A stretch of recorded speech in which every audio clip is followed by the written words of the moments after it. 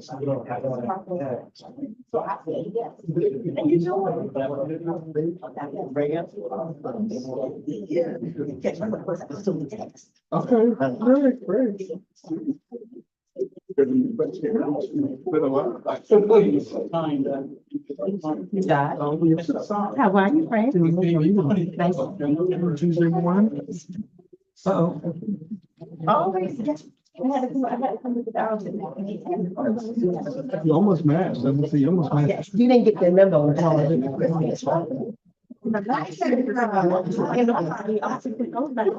was like, cause we thought you on the. How you doing? How you doing? My dog's from the basket still. Hi, good morning, how you doing? All right.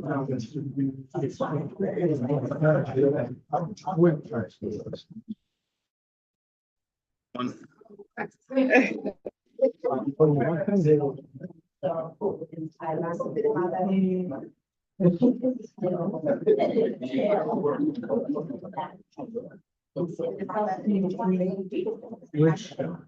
The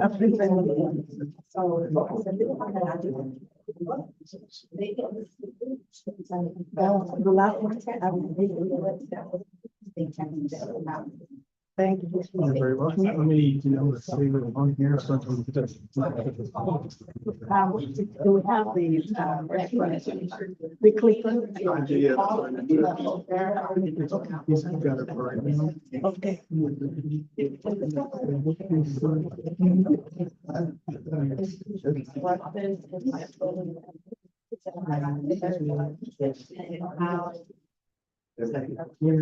Probably when I was disconnected. You're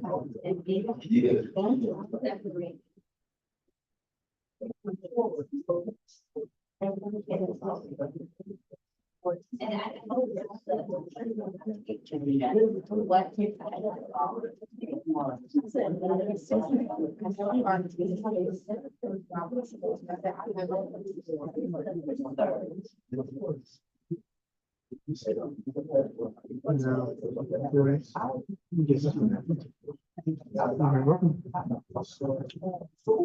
Thank you. You're welcome.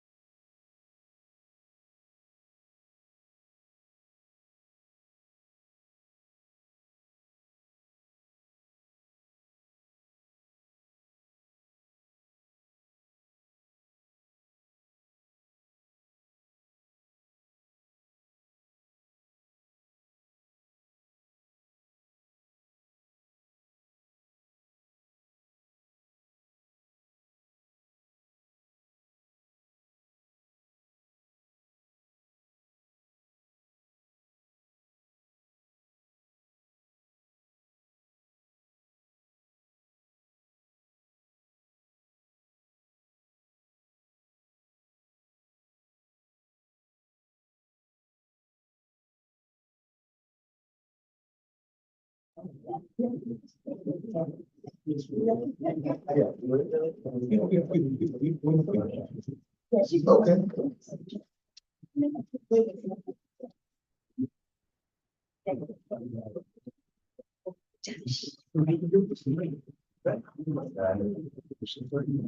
Good morning, everyone. I am happy to see you all this morning. Again, make sure you have your breakfast. Good morning, my virtual crew. I hope that you all enjoyed everything yesterday. So today is day 2, and we have some more incredible speakers. Without any further ado, I would like to introduce Dr. Bennett. Who's going to do our welcome? You see, she got my name show. Yes. I'll take it that way. Good morning, the United States, our colleagues here, and good afternoon, Ghana. Patrick and Felicia and Manu, good to see everybody. For the suggestion that will be fed with a lot of concepts, a lot of ideas on how we can get better. We know that the mission here is to be a better dean, a better director, and a better chair. And in all of this, the key is decision making. How do you translate these ideas into actionable pointers to make you succeed as a chair? In decision making, I want you to have 4 things in mind from what I picked up yesterday. Human factors. In all this, before you make any decision, the first point is what? What you know. So you begin from what you know. The second bucket is what you are capable of knowing, which means you can ask your faculty members, hey, or somebody else.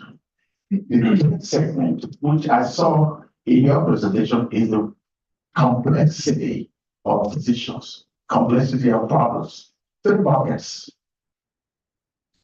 Now, how do you navigate around and about all those issues? The last one is what I call chaos. You do what you know, what you're capable of knowing, complex issues and chaotic issues. That's what you have to navigate through as a department chair, as a dean, and as a director.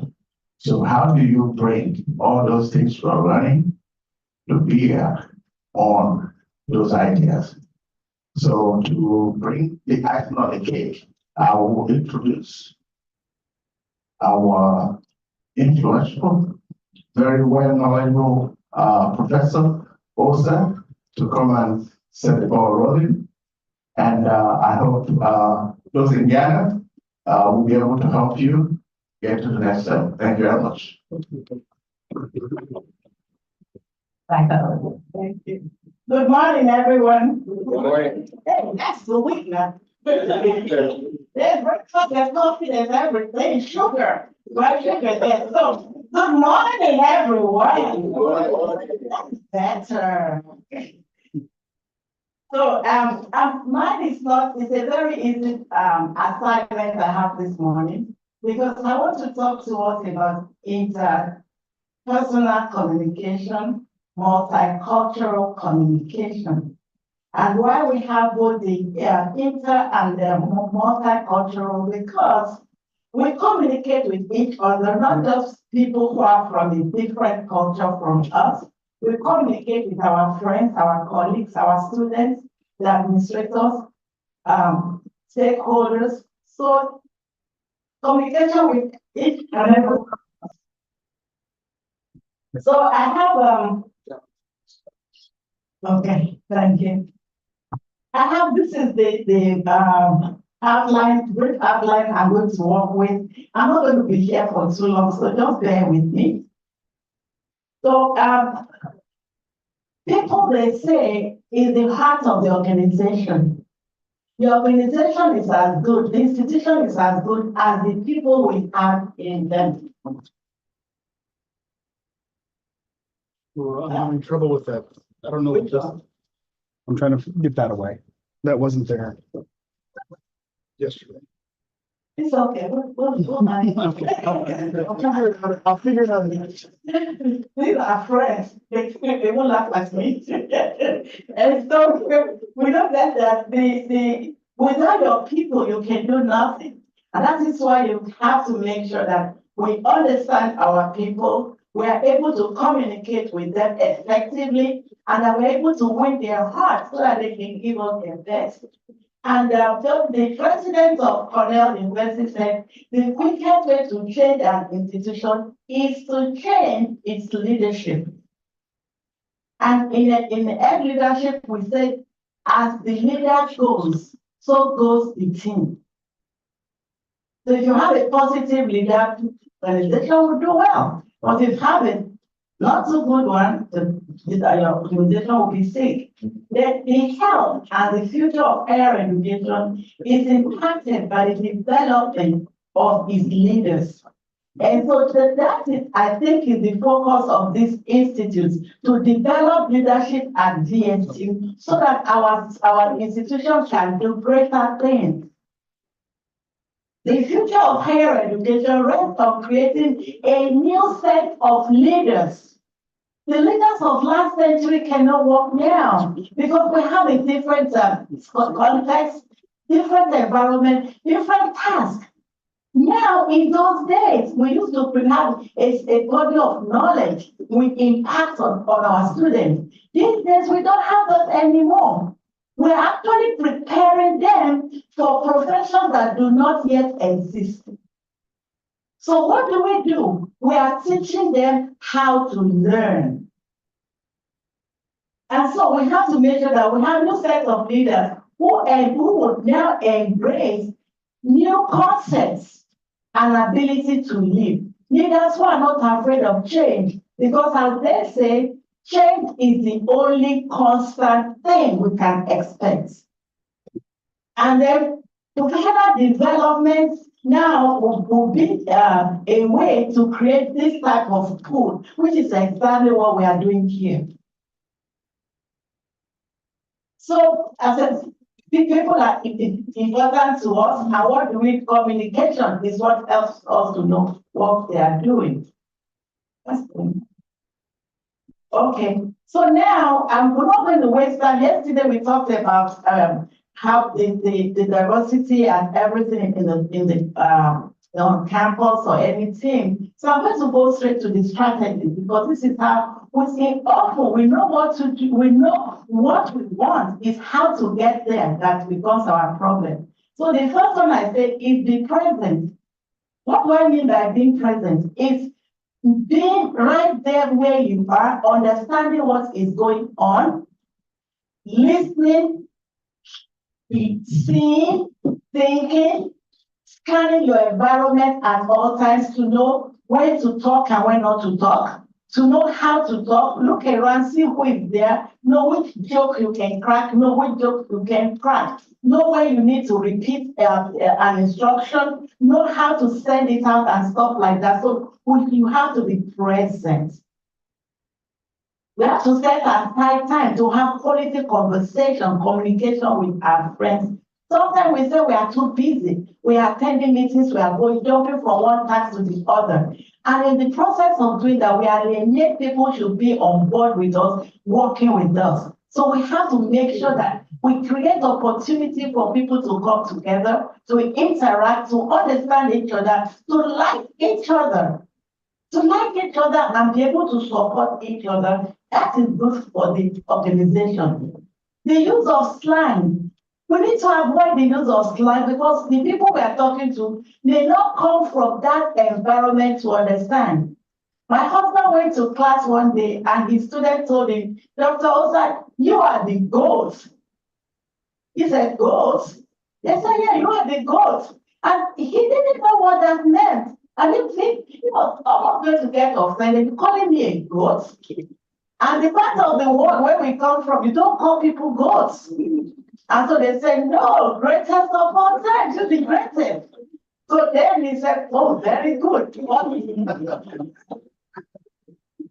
And I remember when we came here, 1976. They said, oh, be careful, they eat dogs here. Dogs? What's that? Because people eat hot dogs. And so these are some of the nuances of the language that we have to be conscious of, that we take care of. We are mindful of the people we are talking to, people in the environment, to use the language, the vocabulary we think they are going to understand. So when I tell you, you the goat, I don't need to insult you. I'm just saying you the greatest. Then we have to speak clearly and no mumbling. Clearly. Let's figure out what we want to say before we open our mouth, so that we are able to specifically say what we want to say, how we want to say it, and pray that it comes out how we want it to come out. Let's give space for other people to speak. I'm sure we've all been in environments where we've been with people who love to hear their own voices. You'll be fighting for can they take a breath? So I can quickly say what I have to say too. Oh no, they don't breathe. They just keep going. They are so interested in themselves. You have a lot to contribute, but how am I going to do it when he's not going to even give me a breathing space? And so let's listen to others. Active listening. We talked a little bit about active listening yesterday, which is just as we said, we are listening for understanding, not to look for the opportunity to jump back at that person, to look for how am I going to punch her, what am I going to say to hurt this person, or to pay that person back, or to let that person know that I'm not an idiot. I know what I'm saying, I know what I'm doing. No, that's not effective communication. Communication, either among ourselves from the same culture or with other people from other culture, we cannot afford to listen because we want to know, waiting for when to jump back on people. No, active listening is listening attentively, trying to understand what is going on. Then keep instructions simple. Sometimes we ramble, people get lost in the process of instruction. And this is a practice that not just professor to professor to students. Sometimes you're asking them to write a 10 paper and the instruction is almost 2 pages long. You lose them. Tell them what it is, short and sweet. Then be respectful.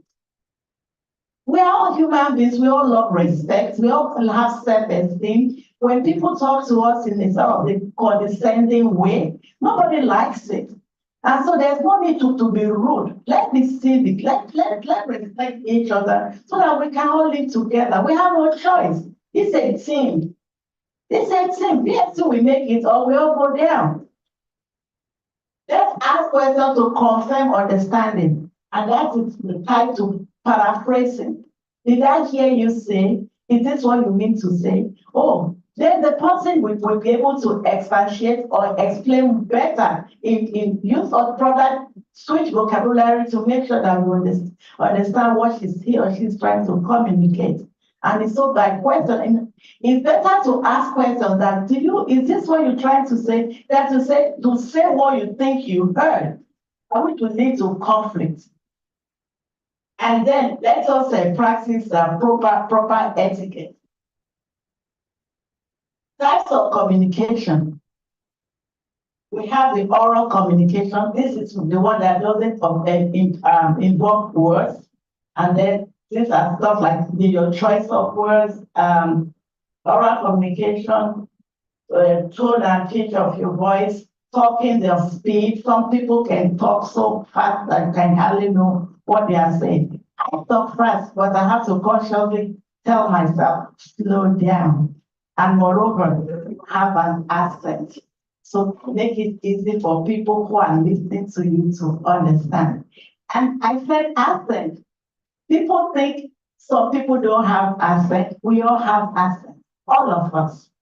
The thing we need to be conscious of is if you are in a place where your accent is the predominant one, that's an advantage for you. But if your accent is in the minority, then you have to now learn some coping skills. They almost left on you. You're the one who is different. So you have to learn how to make yourself understood. So one of my strategies is to slow down. I'm not a slow talker, but I have to train myself to slow down. I'm like, let's not hear what you say. You just talking. And so use of filter words like, nothing behind stuff like that will help the communication. We have the verbal communication, anything that includes words like email, reports, Slack messages, text messages, presentation, emails, and so on. Non-verbal, everything from body language. Yeah, when people are talking to you, sometimes the body language will communicate more of the communication than what we say verbally. When you look at people, one of my professors told me, said, when you are doing presentation, don't look at the eye rollers. You try to say, They said, no, look at the head nodders. They give you steam, they give you air. They don't look at the eye rollers, look at the head nodders. They will help you to go through. They said the lady they are saying, when somebody does that to you, you know you're on the right track, you're doing well. That's what we're talking about. Eye contact. How to make, when we make eye contact, it tells the other person, I respect you, I'm listening. But that has its own downside because in some cultures, making eye contact and looking directly at people's eyes is a sign of disrespect. And this is what, when I was a school principal, that was one of the stuff I had to fight with. Because my teacher to be saying, the child is telling a lie, cannot even look at me in the eye. I said, no, he just show you respect. Not that he's telling you a lie. From his background or her background, children don't look directly into adults' eyes. That's cultural. Then what one is wearing communicates too. If I come here wearing clothes with marijuana leaves and plants, you're going to say, So then what is visible in the background of one's Zoom, and now we all use Zoom. That's another way to communicate. Then active listening, we talked about it more than just listening, paying attention, interested in aspects. Making eye contact, nodding your head, taking notes, saying things that like, I understand you, paraphrasing. Then we have 15 barriers to communication. Emotional barrier, language barrier, these are self-explanatory, physical barrier, communication skills, hybrid work. Now that people don't come physically to the campus all the time to work, now we have to pay more attention to the way we communicate. Then the psychological barriers we have, disengagement, organizational structure. What is the structure? How do we with the channels of communication on campus? Lack of trust, infrequent information, when people feel that they are not in the loop, they don't belong to the group. Lack of unified channel, cultural differences, of course. Selective sharing, when you don't give people the whole picture. And then if you want to send the email to a department or to a group of people, you send it to everybody. By the time they get tired of reading what does not have anything to do with them, they see your emails, they see any communication from you, nobody pays attention anymore. Now, I went quickly through some of the barriers. Now we'll talk of how to overcome some of them. We have to recognize the generation gap we have. Some children were not born when some of us got our doctorates.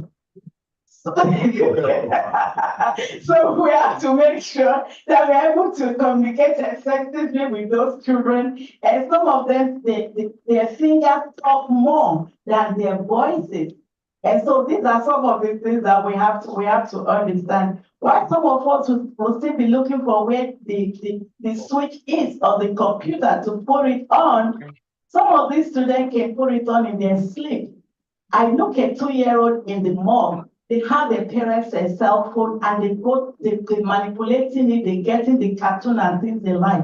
When I was 2 years old, I don't think I knew what that was all about. So these are the type of things we need to deal with. So when our students are there from a different generation, so let us be understanding, even our colleagues. Some of us are old enough to be parents to some of our colleagues. So we still cut them slack and try to play with them.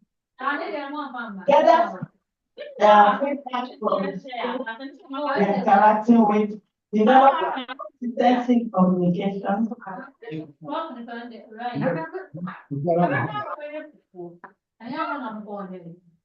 Okay, On Zoom, okay. I got you. So that was you, Dr. Moki.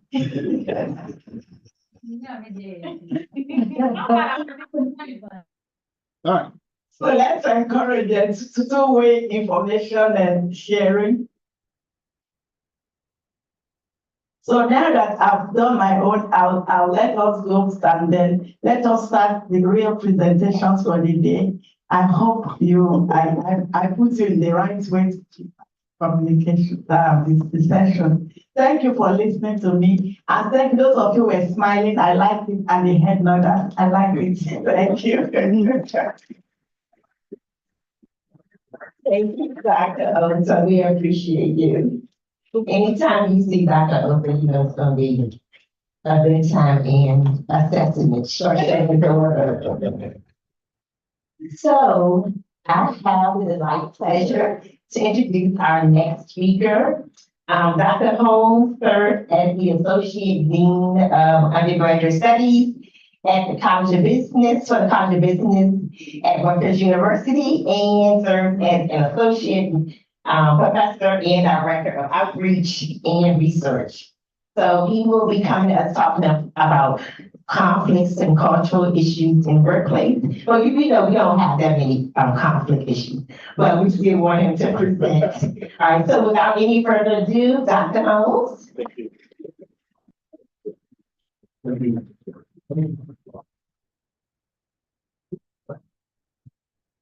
Good morning. I'm gonna help a bit closer to you. That's okay? All right. So I was hoping that Dr. Batiste was here because she serves a special role in my life. She was the person who hired me right out of college for my first job in education. And 20-some years later, she's still hiring me to do some stuff for her. So she was my first principal when I used to teach public schools way back in the day. So I was hoping I could see her here, but please tell her if you see her that I said thank you. I miss her a lot, and she's just a phenomenal person. So today, I'm gonna be with you all day long. So for me, I like to make this as interactive as possible. I'm gonna try to do less talking to you and more talking with you. All right, so if you don't already have something out to write with or to type with, please get that out now, because by the end of this day, I want you to actually leave with a leadership plan so you can start implementing some of these things in your workplace.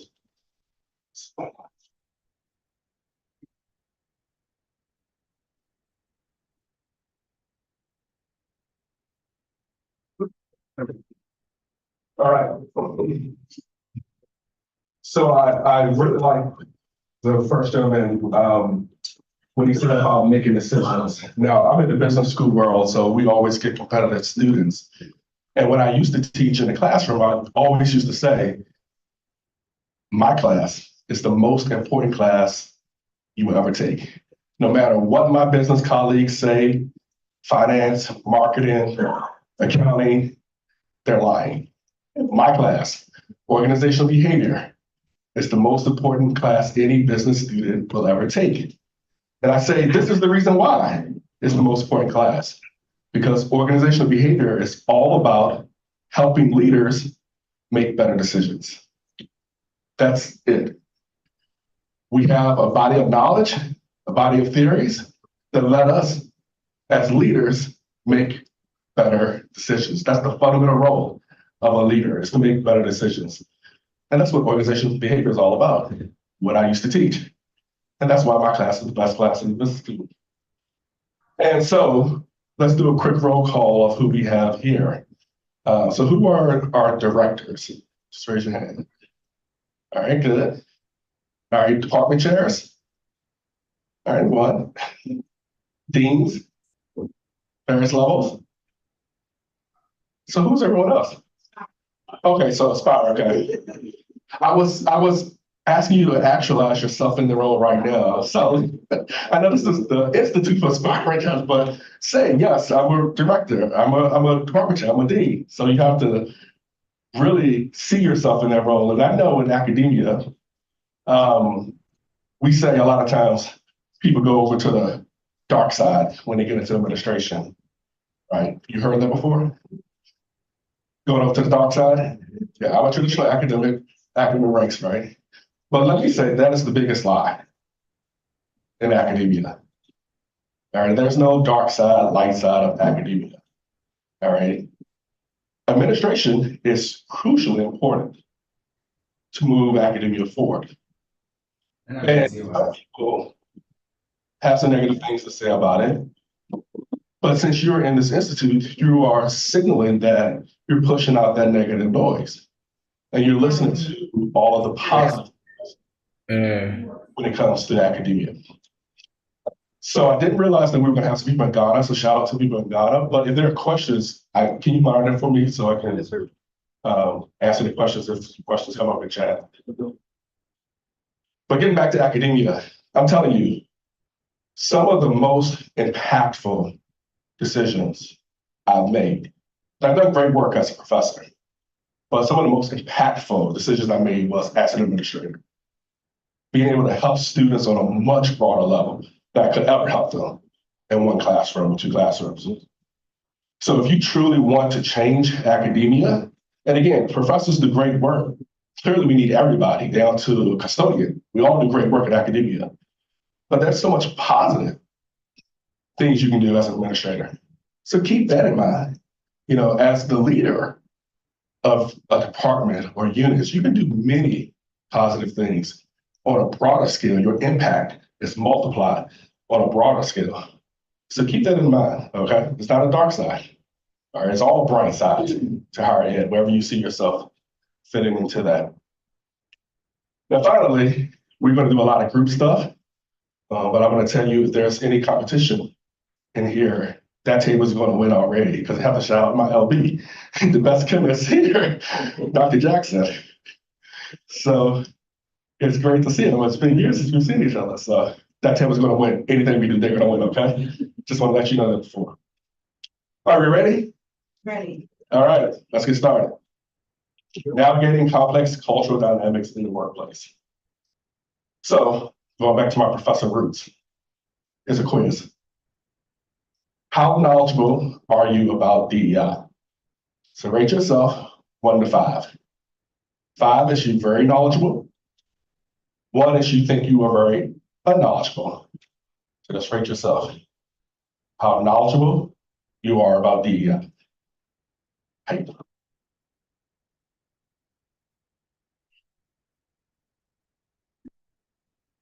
You got your rating?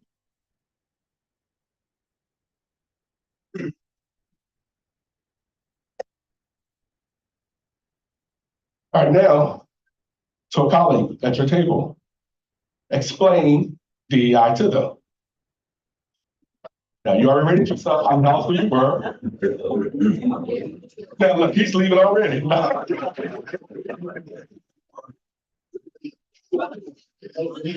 right, explain it.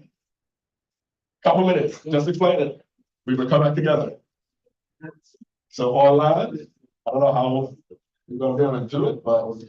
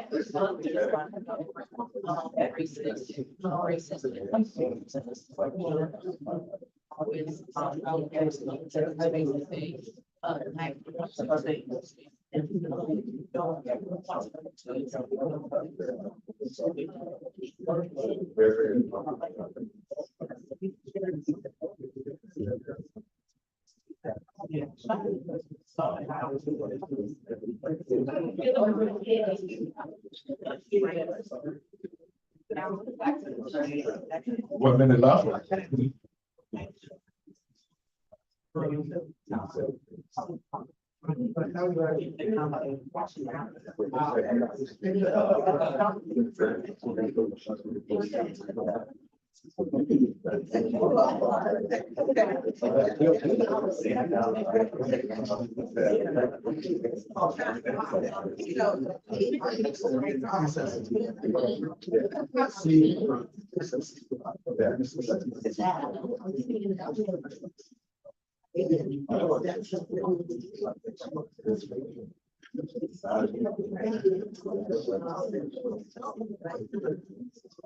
All right, let's come back together.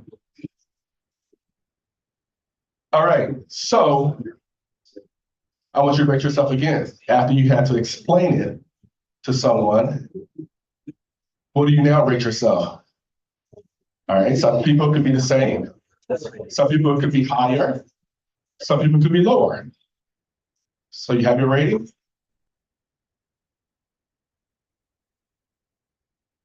All right. So raise your hand if after explaining DEI to a colleague, you rated yourself the same. Okay, good. All right, explain your hand, excuse me, raise your hand if you rated yourself lower after having to explain it to a colleague. That's just scratching the head. Okay. All right, so higher. You want to rate yourself? Okay, come on up.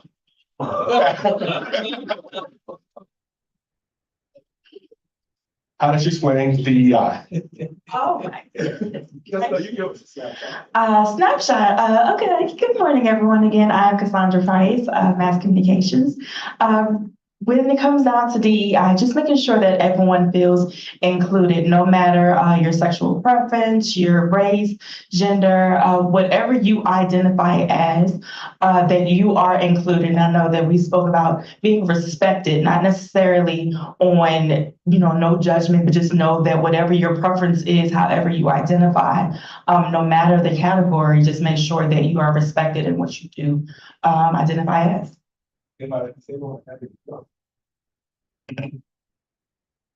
Okay, guess I should turn around. So for me, I kind of broke it down between DEI. So diversity is essentially how diverse a particular department, entity, institution might be based on the population of people who are available to participate in that entity. Equity is ensuring that whenever the opportunities are, all those people who are part of your diverse population should have an equal opportunity to participate in that.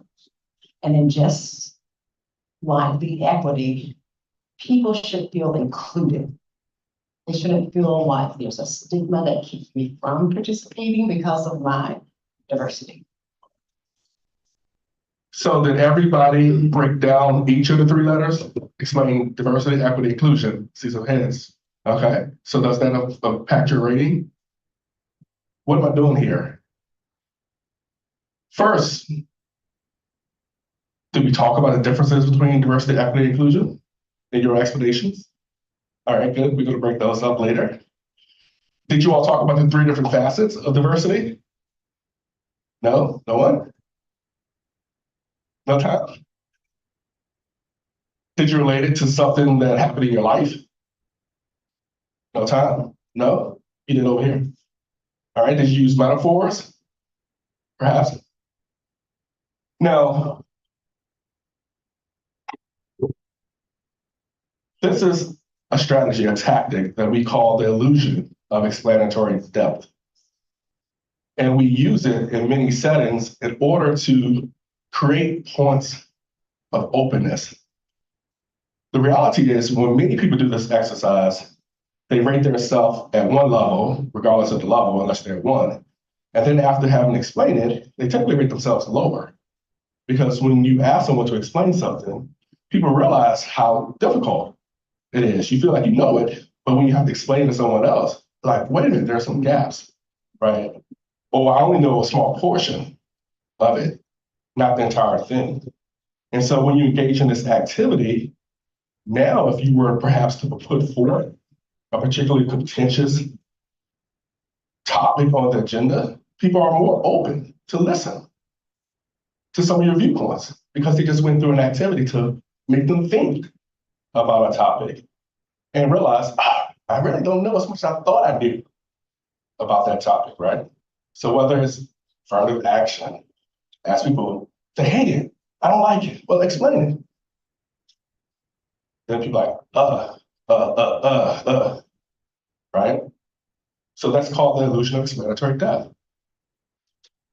Just pick a topic that may be relevant to your department, unit, or whatever. And then just for 5 minutes, ask people at tables to explain that topic to each other. Then afterwards, people will be much more likely to listen to other ideas because you just taught them how to have an open mind. Any questions, comments? All right. So storytelling is really powerful to shift perspectives. And in leadership, you're going to have to tell a lot of stories, and you oftentimes are going to have to shift people's perspectives a lot. So I'm sure many of you have all seen these illusions. What are they? Young woman, old woman, right? 2 faces or us. What's the other one? Duck and a rabbit. And the last one? That's actually not an illusion. This is a lesson that I learned when I was studying abroad in Mexico. How many continents are there in the world? 7. 7. Is 7 a number? Yeah. Do numbers lie? It depends. It depends. What does it depend on? How it's presented, the accuracy of the number? Okay. All right. So would you say 7 is pretty accurate? And it's presented? 7 continents. Pretty accurate, right? Okay. So does this number lie? Not just asking him, I'm asking everybody. Not just you, everybody. It conceals how so? It's just one way of thinking about geography, political ramifications, cultural ramifications. All right. It's splitting as opposed to one thing. Okay. So how many continents would you say there are? I've never really thought about like the way that places are started. Okay. People would. All right. Good. All right. So my mind was blown when I was studying abroad in Mexico. We were just having a conversation one day, and the professor just mentioned the 6 continents that we have in the world, and I was like, wow, 6? Where did that come from? He's like, yeah, there's 6 continents in the world. I'm like, well, we were taught there's 7 continents. How are there 6 continents in the world?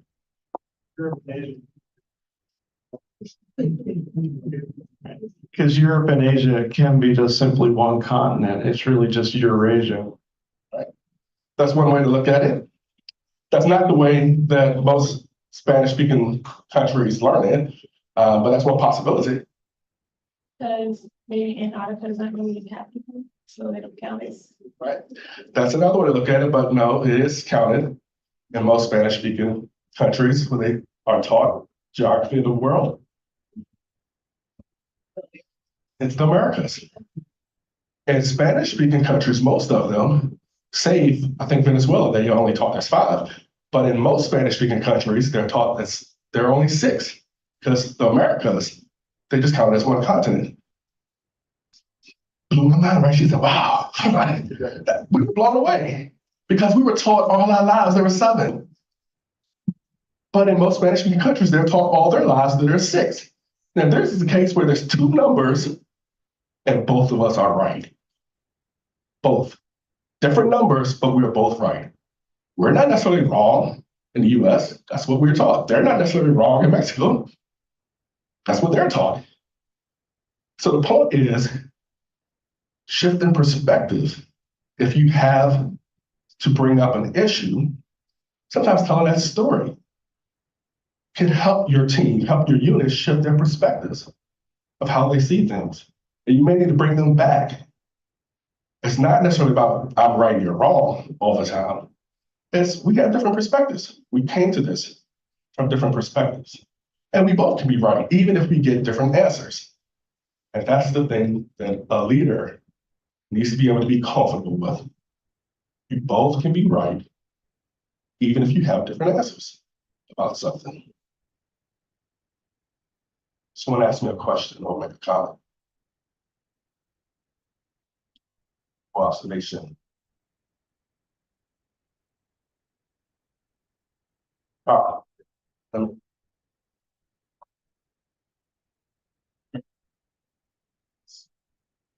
So 100% agree. However, in a classroom, I would highly advise my students or my child, they're in their classroom learning world geography. You're sitting in a US classroom. So when the professor asks you or it comes up on a test, know the context in which you're being asked. Sitting up in here in the US classroom, there's 7 continents. So.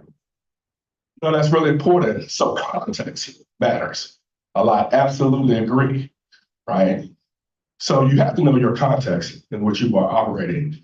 But the broader point about sometimes being okay sitting with the comfortability that people may arrive to different conclusions. And you both could be right in that situation. Now, I talked about the 3 different facets of diversity before. This is a pictorial representation of those 3 different facets. The facet that most people talk about when they explain diversity in the management world, we call that variety diversity. So variety diversity, these are differences in a type, kind, or category. So those are like social identities, race, gender, sexual orientation, religion.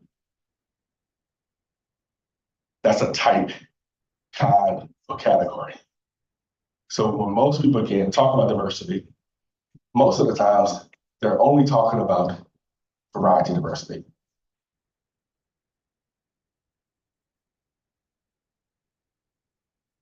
And this is a pictorial representation. So if you were to say there's minimum variety diversity, and that's the middle, then that means there are all circles. That's minimum. If you were to say there's moderate variety diversity, then you throw in a couple other shapes, some triangles, some squares.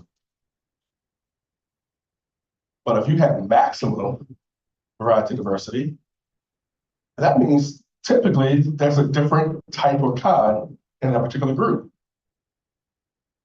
So what can you deduce from this pictorial representation already? It's like maximum variety diversity. It's kind of like having one that is different from every other type. What can you deduce already from this pictorial representation about maximum variety diversity? And again, variety is what we typically think of as race, sex, gender, religion, things like that. That's what we typically think about when we say diversity. But that's only one facet. That's just variety diversity. People are not so. Diversity will look different depending on where you are. You know, so even though you would strive to have all these different types of diversity, you may be in an organization that doesn't even have one of the groups that you would think, you know, would need to be in the group. So for example, at an HBCU, our diversity looks a lot different than what it would look, say, at UVA. A lot different. Thank you for that.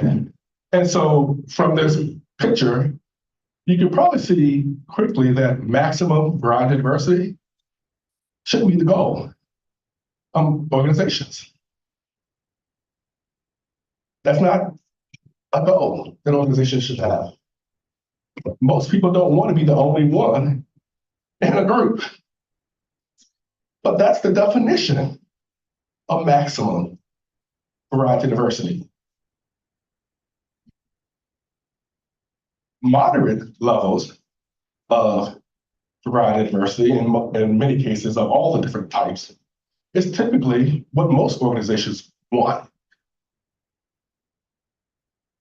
It's not just me by myself. I have a lot of different people who are like me that I'm in this group with. But there's other people who are different from me as well. That's moderate variety diversity. Everybody understand that concept so far? Any questions?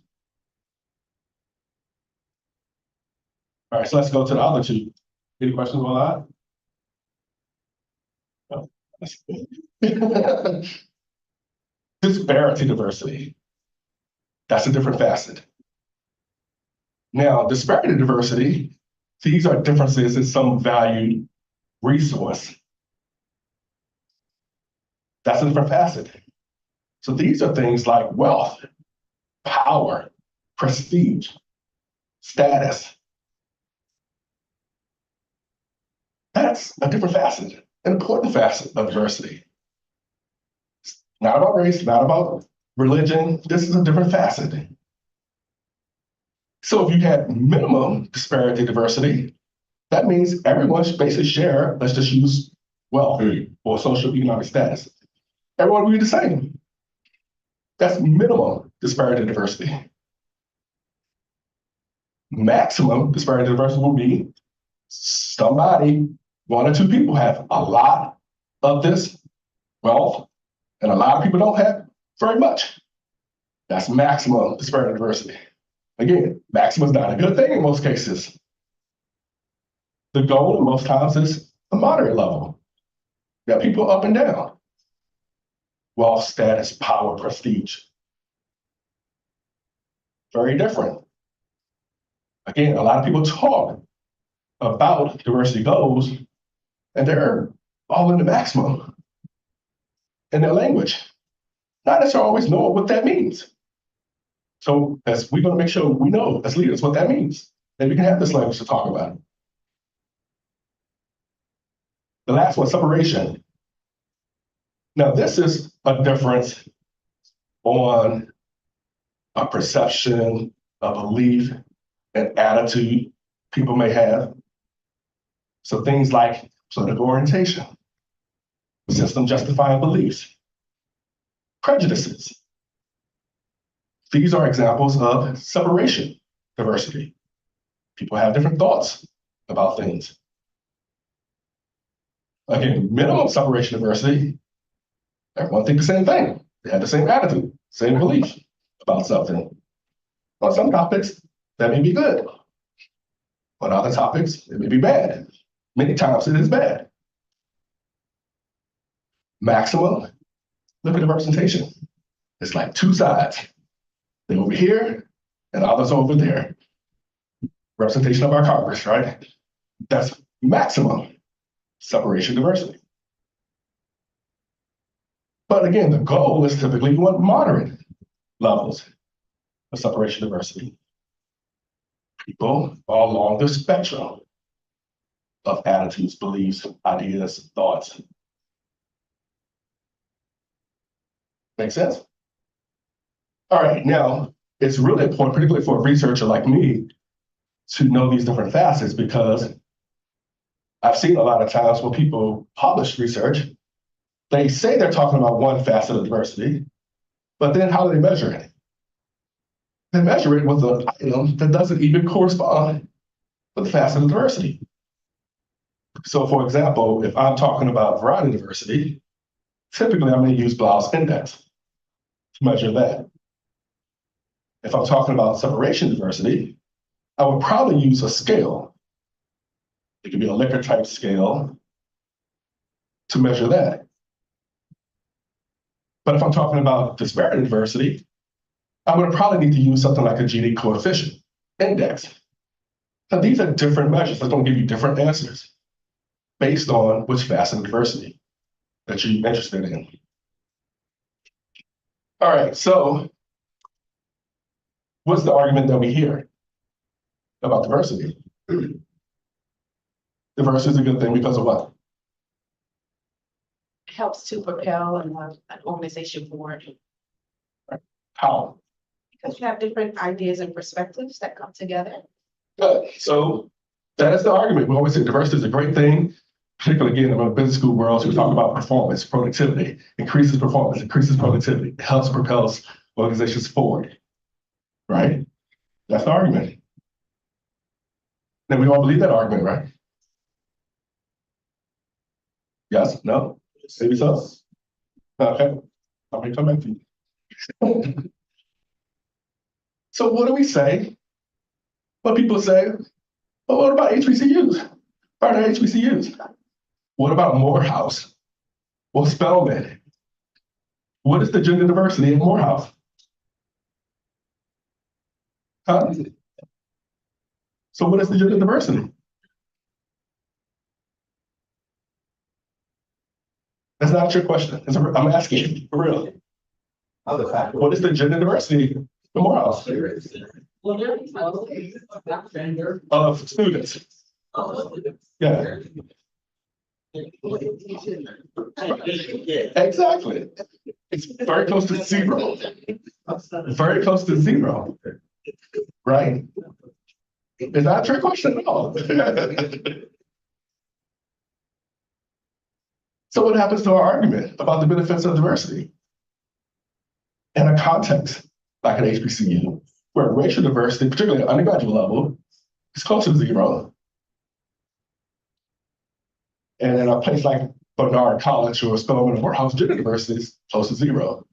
What happens to our argument about the benefits of diversity? Exactly. And that's why knowing the three facets is important for leaders. So yes, on gender diversity, it may be zero. But do you think everyone who goes to Morehouse is going to come from the same types of family, have the same amount of power, prestige, status? You think they think the same way, same attitudes, beliefs? No. So while variety diversity could be zero on that facet, there still could be moderate levels of separation and disparity diversity. And you can still draw the benefits from those other facets of diversity. You have to know how to respond to the critics because they raise these questions all the time. I don't have to tell you, you're an HBCU, right?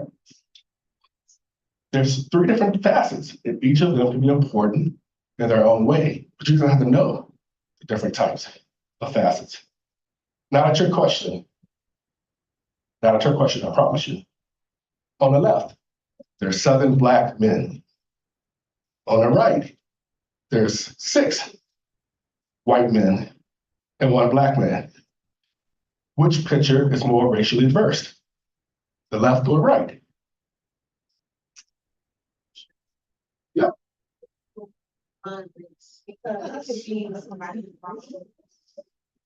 Racially diverse. On the left, there's 7 Black men. On the right, there's 6 white men and 1 black man. Which picture is more racially diverse, the left or the right?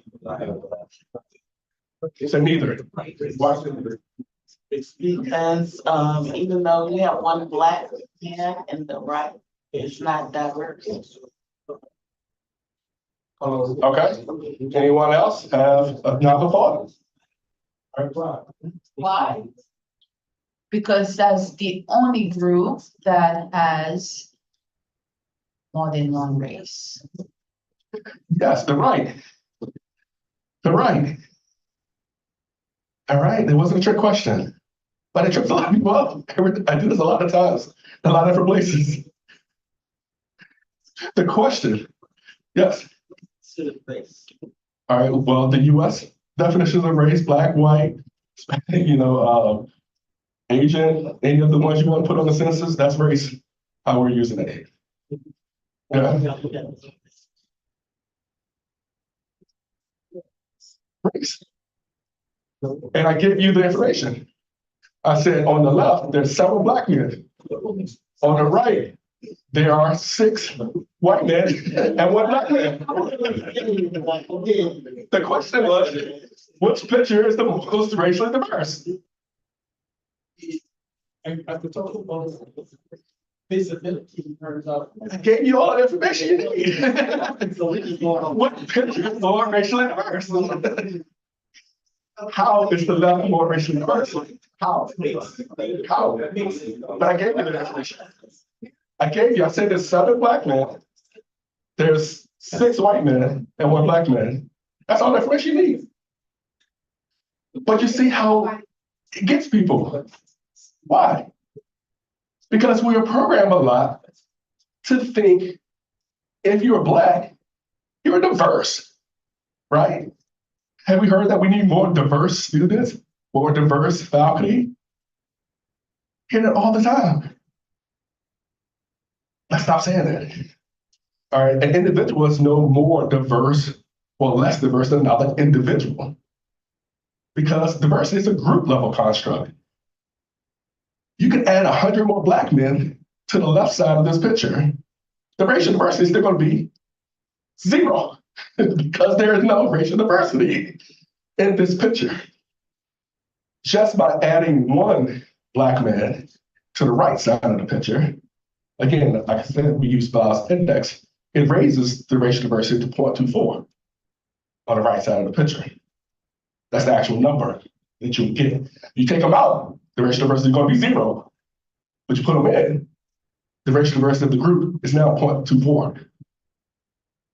That's how diversity works. It's a group level construct. It doesn't reside in an individual. Okay, so you have to think about your group when you think about diversity. Now here's the kicker. Representation is different than diversity. I'll give you an example from my world. I'm in a business school faculty. Racially and ethnically, we are really diverse as a faculty. We have professors who come from all over the world. So we represent a lot of races and ethnicities in the business school. But I'm the only African-American tenure track professor in the School of Business. We're still racially diverse as a school, but representation is a different story. So it's not just diversity numbers that you should care about, because when you look at your diversity numbers, you're gonna look really good on any facet that you are interested in. In most cases, race ethnicity is an important facet. Sorry. Oh, faculty, white faculty. Yeah. Yeah. My work, yeah. And so we just hired our first Latinx faculty member. That's tenure track. Right? So as a leader, we could increase our racial ethnic diversity numbers, but not hire any more African-American faculty or Latinx faculty or Native American faculty, but we can still make our numbers go up. How? By hiring people from different ethnic backgrounds. Your diversity numbers are going to continue to go up, and you're going to look great. But that may not be the goal. Representation It's different. See how that works? So as a leader, you need to ask questions and sometimes ask some hard questions. Oh, I see you have great diversity on racial ethnicity. But what about underrepresented groups? How are they faring in your data? Because your numbers can look great. So representation is another conversation. It's related, but a different conversation you need to have. I want to pause for comments, reflections, questions. Yes. At my previous institution, I taught at Towson University, and every year the dean had a series of meetings with new faculty, and one of the meetings they would bring in not just the first year, but second year faculty. Anyway, so I was in my second year, and during this meeting, I'm looking around the room, and we have a couple of Asians, we have some Indians, obviously we have white. We even had 2 white professors who had French accents, and me. And I looked around and I said, what is wrong with this picture? But in the context of what we just learned, yes, it was a diverse faculty, but it wasn't representative. And just this has changed my whole perspective on that experience that occurred a number of years ago. I would like to think, though, at a university, especially if you're looking at it from a department perspective, you would be more concerned about diversity in the faculty, maybe credentials or the subject matter. So, for example, like in hospitality management, if we are heavy on faculty who are just concentrating on event management versus hotel or restaurant management, then we would want to maybe diversify our faculty from that particular perspective.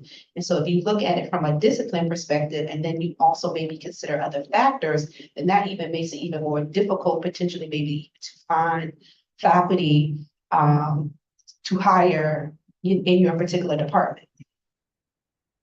I'm glad you brought it up. So here's your next pop quiz. So she mentioned discipline, background, right? As an important factor in her particular department. Which facet of diversity she's talking about? Variety, separation, disparity. Say it loudly. Variety. See, I told you they got it all the time. The table's gonna win. Variety diversity. Why? Why is it variety diversity? She's talking about what?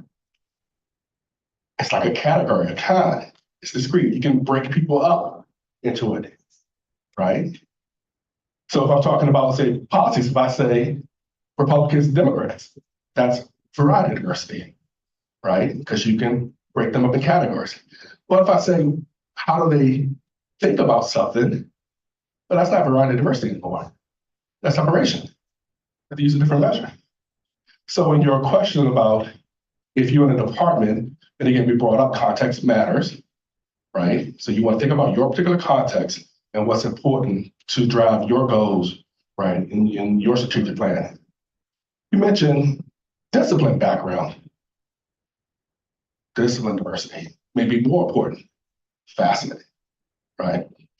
And so you have to go back to your strategic plan for your unit, department, or whatever, or university, and look at what are the goals that we said we wanted to accomplish in the next 5, 10 years. Most places have accrediting bodies that tell you what are the things you need to teach across the curriculum. And if you see gaps in those things you have to deliver, and in this particular case, discipline diversity may be something that's going to be most important for you. But it doesn't have to be either or. It can be both and.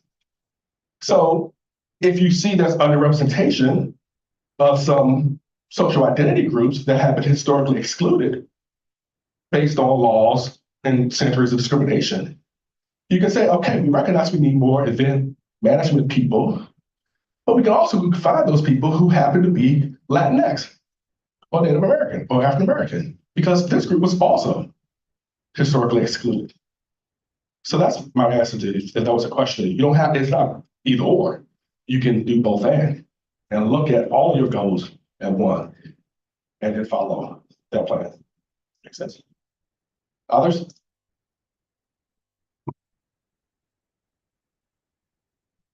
That rub anybody the wrong way when I talked about not using diverse that way anymore. So I know we hear it a lot. Yes.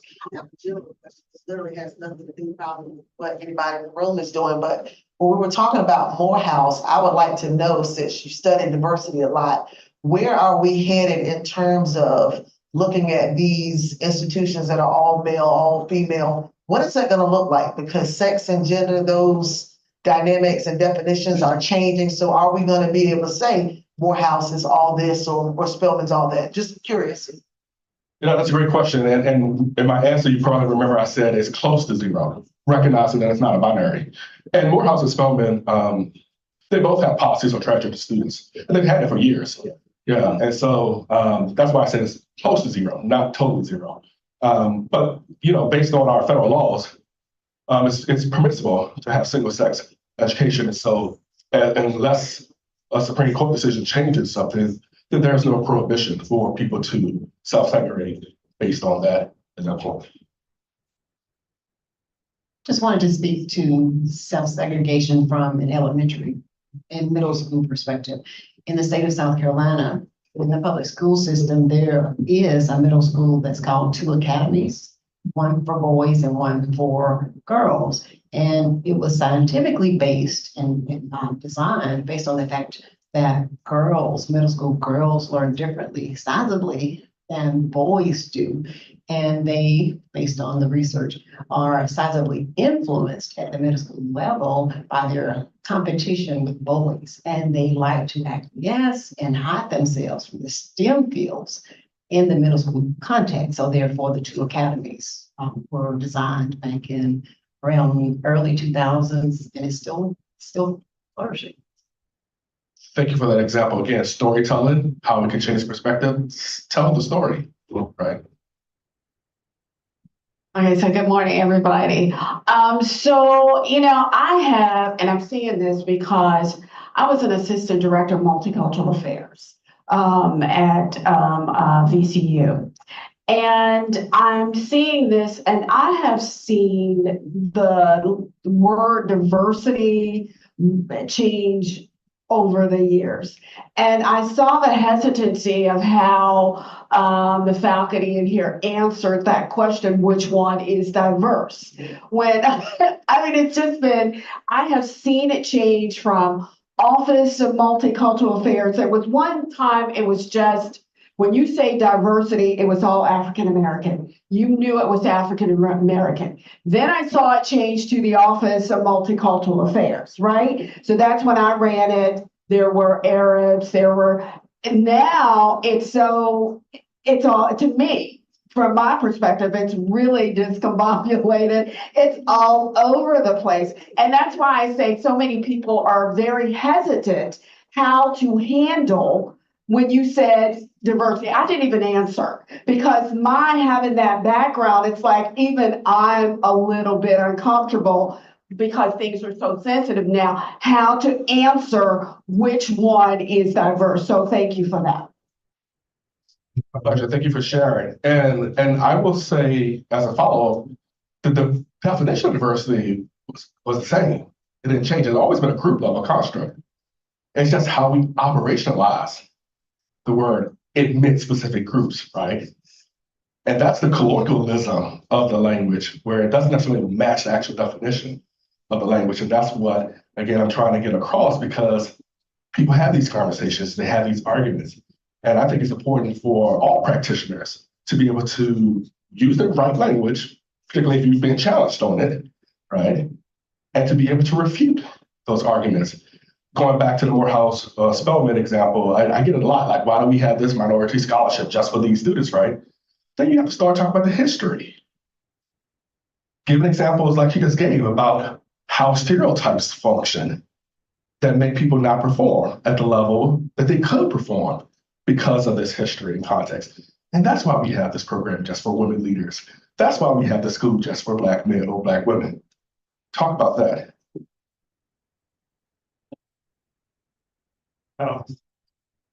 Yeah, I think a couple of my colleagues might have been hesitant in terms of answering the question. Might come down to the idea that while diversity is a group level construct, the idea that it can't be used to identify individuals might create something of a problem. A group level construct makes sense in terms of ultimately what categories each of these individual men would fit into. But the question, I think, is who placed them in the category? Is it being exposed? Is it being imposed externally? Maybe just simply based on skin color. If we take a look at the 7 individuals on the left, they appear to be Black. We take a look at the 7 individuals on the right, 6 of them appear to be white, 1 appears to be Black. And we impose that label on them externally and therefore conclude that we've got 7 Black people, 6 white people, and 1 Black person. Or does it matter how, in fact, individually these men would identify themselves? Are we imposing this from outside and above? Because in the past, there's been a disturbingly long history of that. Or in fact, are we taking into consideration how they would identify themselves and then in fact applying that at the group level? So to your point, if we were having a philosophical conversation about how they identify themselves, then that would be a relevant question. But my question was just, what's the racial diversity of this group? And I gave you the information. I said there were 7 Black, and I said there were 6 white. And so there's nothing wrong with 7 Black men in a picture, and 6 white men and 1 Black man in a picture. Now, and that misunderstand your question, because let me tell you what I heard too. What I heard was there are externally imposed groups and categories, but some of them men in this picture may not identify with that group, right?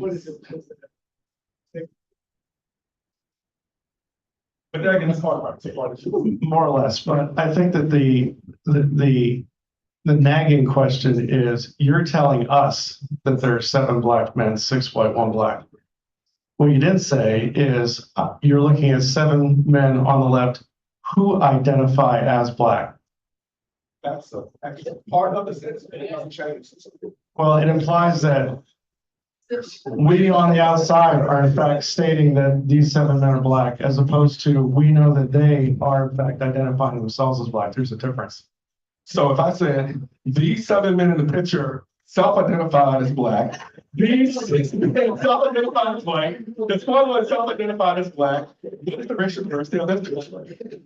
The answers that would be the right picture. Okay, so thank you.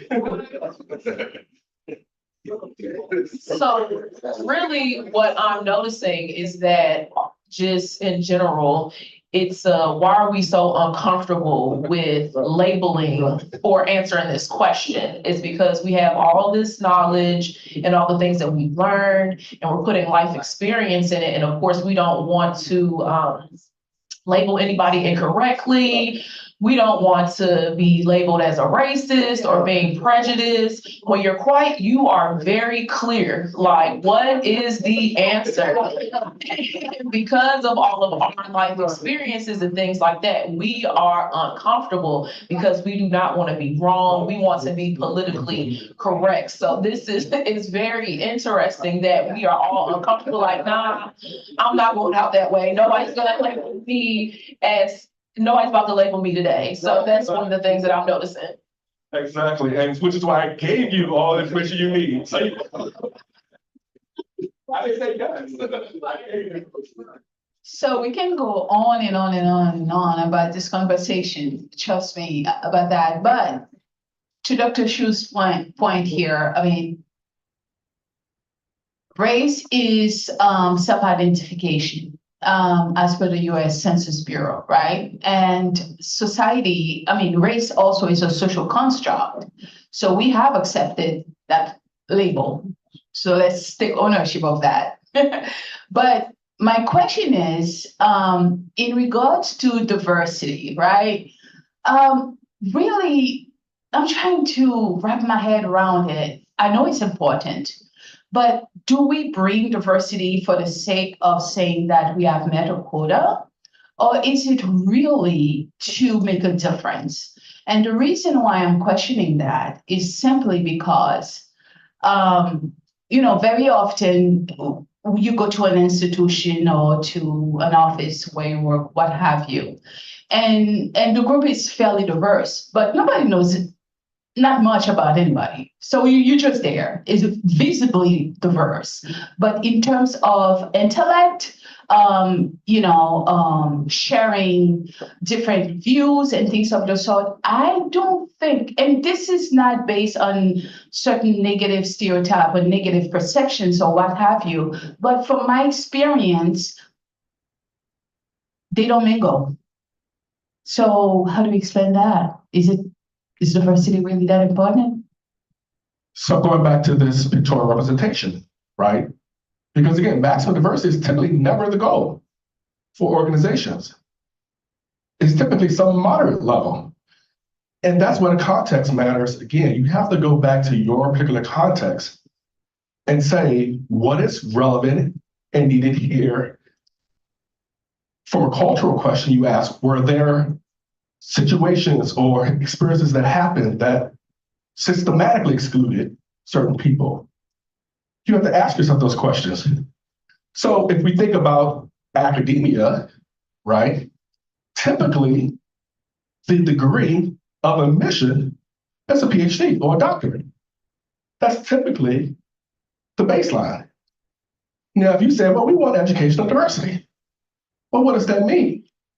It could possibly be discipline related, but someone else could say, well, we should give people with master's or high school diplomas or just bachelor's as well, because that increases the educational diversity of a group.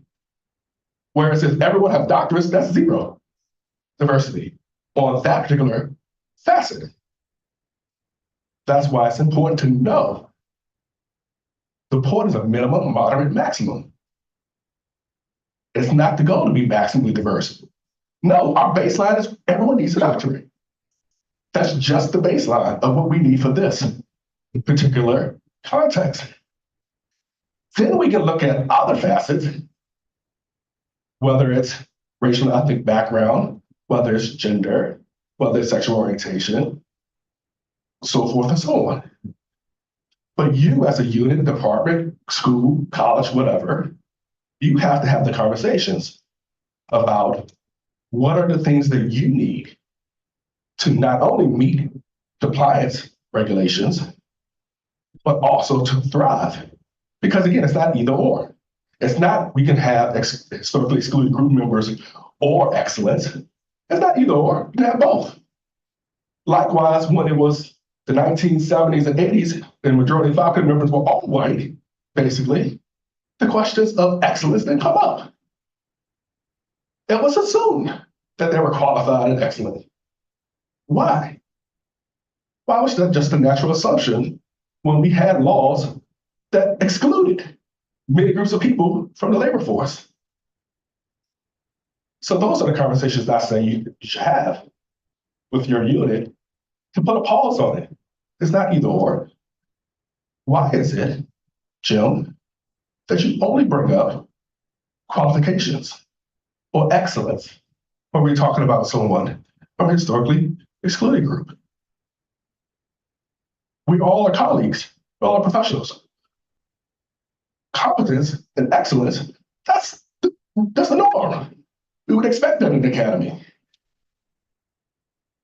Have those tough conversations. I want to ask another challenging question. When we think about diversity, I mean, we got to think about it. We're at an HBCU. Everybody here, I'm Dr. Faison anyway, by the way, I didn't introduce myself. When we look at these diversity issues, we have to kind of look at the institution, the way they were founded. And I keep using UVA versus VSU as an example. If we look at predominantly white institution in Virginia, excluded people of color, they excluded women. But then if we look at the way that HBCUs were founded, they were founded for out of that exclusion. So let's fast forward to where we are now, okay? Look at this room. If we look at this room, these are all people who are in leadership. You will not see this room at a PWI. You may be one of a few people in the room. So when we're moving forward and talking about leadership and how we want the landscape of this university to change, do we want it to change? I had a student, for instance, say a couple of years ago, I've been here 7 years, and she's like, Dr. Faison, why are these other people here? This is our university, okay? This is some very real questions we need to ask, because if we look around, the landscape of this place is changing, okay? So what kind of diversity do we want? We want white people, but we want white people who are for the mission of this HBCU. And so that's a lot to think about. So what do you in terms of how white do we want this thing to get? How diverse do we want this thing to get? Because I think HBCU should remain to a certain extent true to its foundation. We can go to a point where we're not there. Right, and there are also HBCUs that are majority white now, right? But to your point, that's why the context is really important, right? You got to have these hard conversations with people in your units because the history matters. The mission matters. And so you can make goals about we want our racial and ethnic diversity, and in the Virginia State situation, it wouldn't be historically excluded. It would be just underrepresentation, right? And so you can set goals. I think someone had a question about quotas before. And I respond to that question similar to as I did before in terms of, one, we are in the United States. Let me just say, other countries do DEI differently, and other countries actually enact quotas. It is legal for them, and they have made a lot of strides. But because we're in the United States, quotas have been seen as a bad word, negative word. Don't use it in the US, all right? We had a quota system before. Everyone had to be white to get in the door, right? And so that's why the conversations are important to have, these hard conversations to talk about history and say, why are we uncomfortable now? Why? Why are we uncomfortable now when we know we historically marginalized, excluded groups who have made this possible? My PhD from the University of Alabama, African Americans couldn't even go to that school until 1965. They were paying taxes to keep University of Alabama open. How many generations of people benefited from Black people's labor and money for their educations? But we have an issue.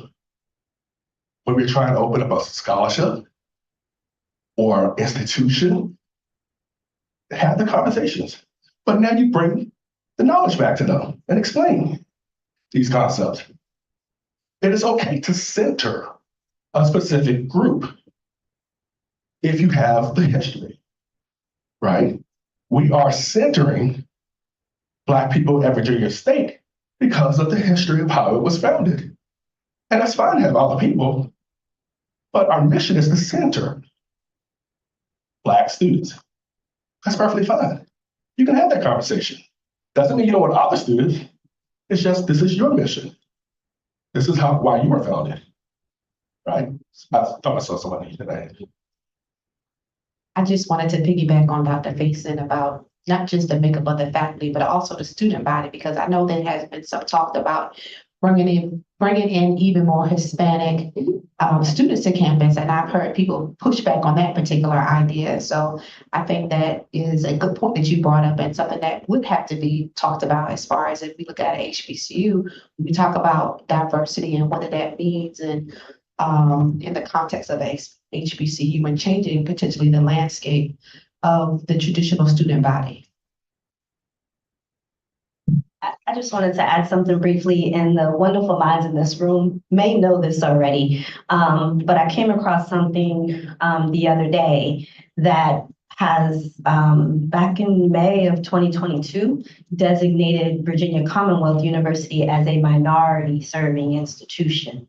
So at the end of the day, while HBCUs are grounded in history, there is a ever-growing competition for those federal dollars based on enrollment. So while we talk about the diverse landscape of where we're going and where we've come from, the bottom line is that those federal dollars are out there based on how the federal government is defining some of those elements related to diversity.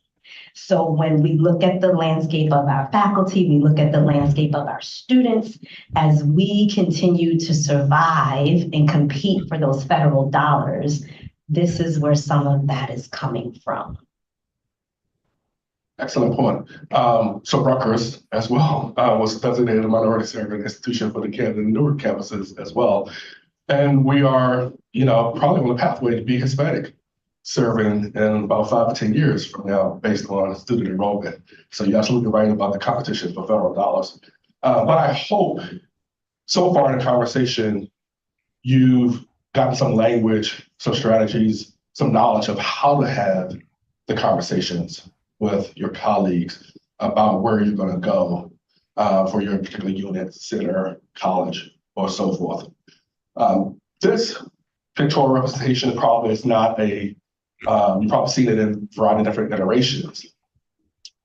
And so fundamentally, what a lot of people say that they base their ideology is equality. We should just treat everyone the same. But we know that that is not the goal that organizations should have. You shouldn't just want to treat everyone the same, because everyone isn't the same. Everyone didn't start from the same point. And so an equity framework says, well, we should treat people fairly. What are their specific needs that they have? What are their starting points that they were on? So in this case, the person in the yellow, notice I didn't identify the person. I said the person in the yellow. I said, this person needs 3 boxes to see the parade versus the other people need maybe 2 or 1. Now, many places, if they are quote unquote progressive, at least try to get to the equity ideology, the framework, so to treat them fairly. So to base policies or practices on some fair justification. Now, the difference between justice and liberation, justice is, well, let's just break down the barrier that was there that made it unfair. So in this case, it was the fence. Let's just break down the fence and we won't need to give people the boxes. See. Now, liberation is taking a step further and saying, yes, the barriers have been broken down, but new barriers pop up all the time. So just because you break down some barriers doesn't mean other barriers won't pop up. And so liberation, the only difference is you got to constantly scan the environment to look for all the barriers that you can continuously break down. And I know it's tiring. It's like we just fought this fight. And we fighting again because new barriers pop up all the time. And so you kind of try to move your unit, center, school across the ideology, right? Now I'll give an example of what Rutgers, if we could take an equity ideology. Parking. Parking can be a headache in many places. What do you do for parking here at Virginia State? How do you pay? What's the amount?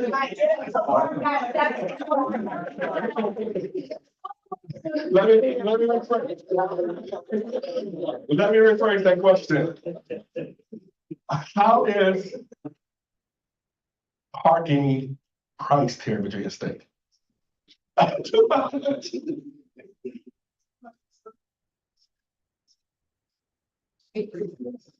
How is it priced? Yeah. I mean, not the actual amount, but like, how is it annually? And it's the same thing? Okay. Okay. Right, okay, so basically it's the same thing based on this category you're in. All right, that's not like that at Rutgers. At Rutgers, so again, we think about frameworks. That would be an example one, a quality framework, right? Everyone basically pay the same thing if they fall in the category. At Rutgers, it's based on a percentage of your salary. And that's a good thing. That's an equity framework. So when you make more money, you pay more money for parking. And so I don't know the number, the exact number, but it's point something of your salary. And so people who make more money can pay more money. All of us need parking. All of us need parking, but we recognize all of us don't make the same thing. There are some people, for example, say our dining staff, our custodians. It's a more burden for them to pay for parking than it is for a highly paid professor like me. So we subsidize other people on campus based on a percentage of our salary. That's an example of putting an equity framework in principle to help all of us in the community. So I don't mind paying much more for the space that I get than someone right beside me who paid a lot less for that space. That's how you put the principle to work. So, Okay. Okay, exactly. So I guess I have two questions. Well, number one, I'm impressed that you said I'm a highly paid professor. That was a real flex. No, my real question is, what is the percentage? First, what is the percentage of the parking? And the second question is, do you still have, like, is it assigned parking, first come, first serve? Like, how's the, okay. Yeah, so if I'm not there at a certain time, I don't get a spot, regardless of what I pay. But I don't know the percentage, right? It's like a point something, and I forget because a long time ago. But the dollar amount is probably $700, $800 for the year. So for me, it's not that big of a deal. But a custodian, they're not going to pay that much, right? So they may only pay $15 for the year. But we still have to maintain the parking spaces. We still have to provide it. And so that's a way you put the principle into action that's going to impact real people, right? But I forget the number, the exact number. I just know every year I'm going to raise parking goes up about space stuff. But that's fine. I just wanted to make one clarifying point based on VCU's MSI status. Although it is an MSI, it's not based on the number of African Americans who are enrolled or minority students who are represented in Virginia who were enrolled. It's based on its Asian minority population, which does qualify it for a massive number of grants. It still doesn't compete in the same space as HBCUs. Up to the point earlier, that's why representation is a different conversation. Your numbers can look good and can go up, and you not do anything for certain populations of students. All right, so you need to have the representation conversation with some of your units and departments. And again, disaggregate the data, because when you look at the Asian numbers, a lot of times it's Indian, Chinese, Korean, not Laotians, Vietnamese, Hmong, typically very underrepresented. Filipinos typically very underrepresented. All right, and so good point. Now, what all of us did for the pandemic was a form of justice, standardized tests. But when the pandemic happened, most institutions dropped them. We've long known the data on standardized tests, right? And the range restrictions and the different prediction abilities that they had, but we liked numbers and we kept using them. And now you see them use some institutions are bringing them back. Stanford, the latest one, is bringing them back.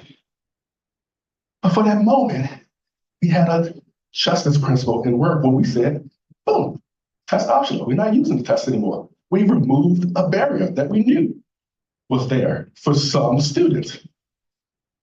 Now, taking advantage of that opportunity, I pushed it through our undergraduate curriculum committee to make that a permanent policy for Rutgers School of Business, we permanently made it test optional. Like I said, we had the data a long time, but the test didn't give us any greater predictability. We were just using them. They didn't predict any more accuracy than the GPAs for the students who came. That's where you can use your influence to institutionalize changes. Just know the process. For us, it was getting my undergraduate curriculum committee on board, presenting the argument, presenting the data, and saying, this is what we need to do. And they voted. And they were permanently test optional. The only school at Rutgers that's permanently test optional. College of Arts and Sciences, School of Nursing, they didn't choose to vote on it. But that's, again, when I talked about the impact that you can have as an administrator to change broadly the landscape of your unit, your center. That's the importance that you can have. So it's important for people who are equity-minded, justice-minded, liberation-minded to be at the table making decisions. Because if you don't, the decision can go the other way. And I can't tell you how many students we've helped just by making that change. How many students who perhaps wouldn't have been at Rutgers had it not been for that.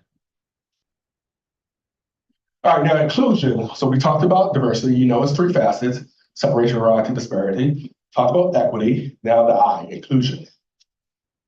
I get this a lot, you know, inclusion. What is it? All right, that's the definition right there. It's creating an environment where people feel welcome, respected, and supported. And they can fully participate in ways that do not unfairly marginalize important social identities with the relevant aspects of diversity. Now, all of us are different, all of us are unique snowflakes. I know that. But there are only some relevant aspects of our social identity. Case in point, I just told you, I went to the University of Alabama. We hate people who went to Auburn. Oh, see, that's fighting words right there. That may be important to me as a part of my identity, but that's not a relevant identity for an organization. I can't tell my boss, look, I'm not getting work with anybody on the team who went to Auburn. Not gonna happen. But you're supposed to be an inclusive environment. You're supposed to accept me for who I am. Lies. That's not what inclusion means. Inclusion doesn't mean you're supposed to accept anybody and everybody based on anything they can fathom. It's only about unfairly marginalized identities and relevant aspects of diversity. My Alabama identity is not relevant to that organization. So I can be in my feelings, but that's not the organization excluding me. And I get that question a lot. So I said, I like to say racial epithets. And if you don't let me say it in my workplace, then I feel excluded.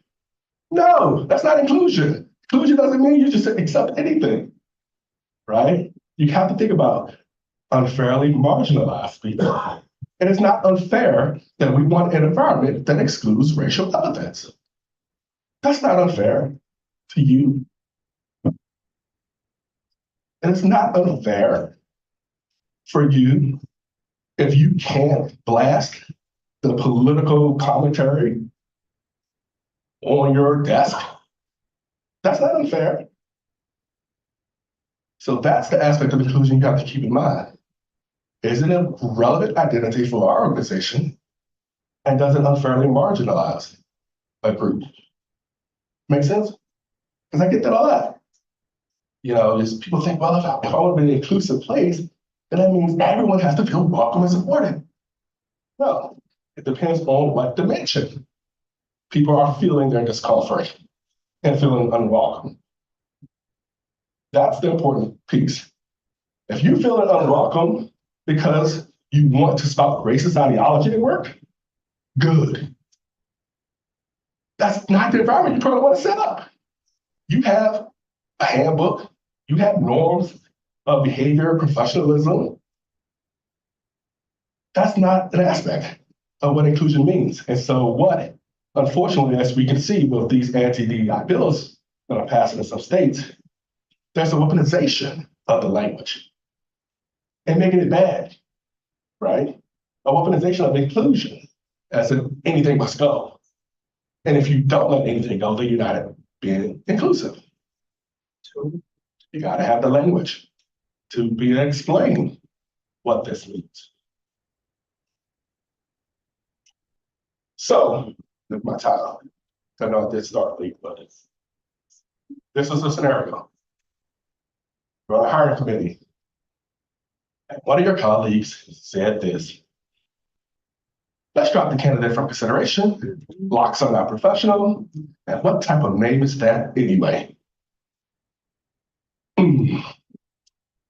What do you do? And I'll put the disclaimer, this has never ever happened in the real world. None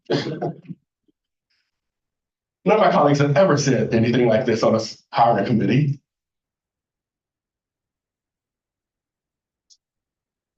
What do you do?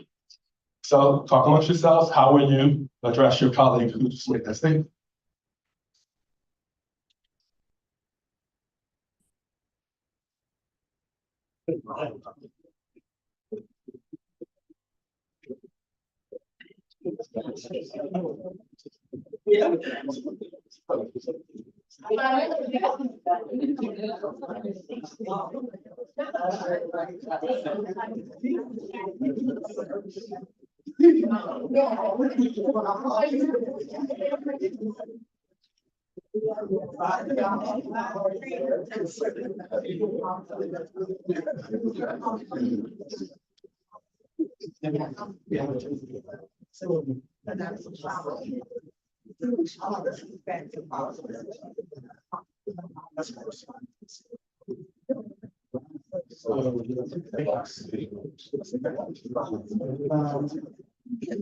There's a question.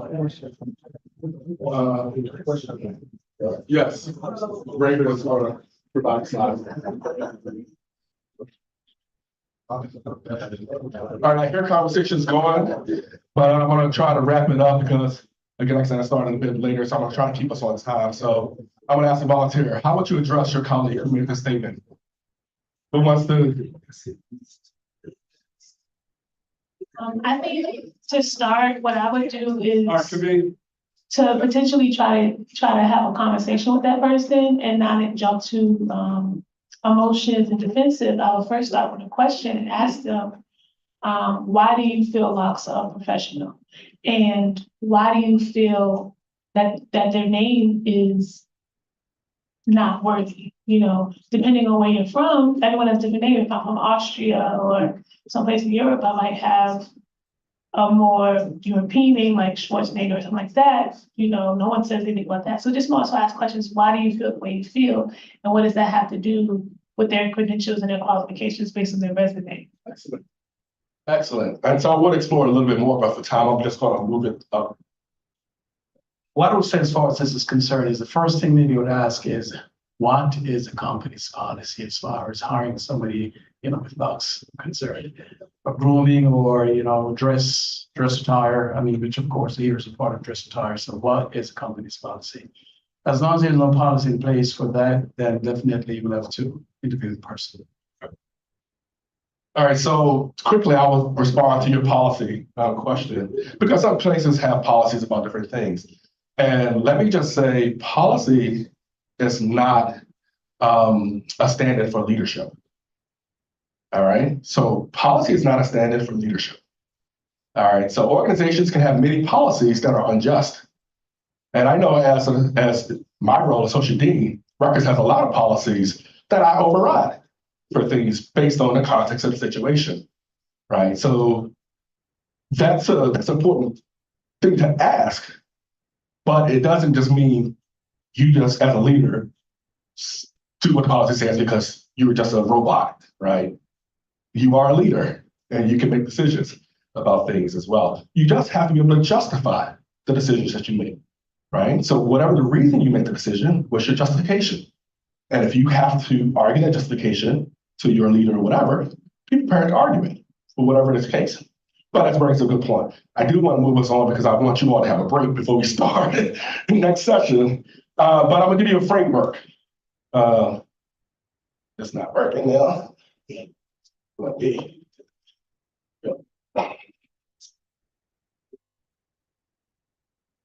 What is that?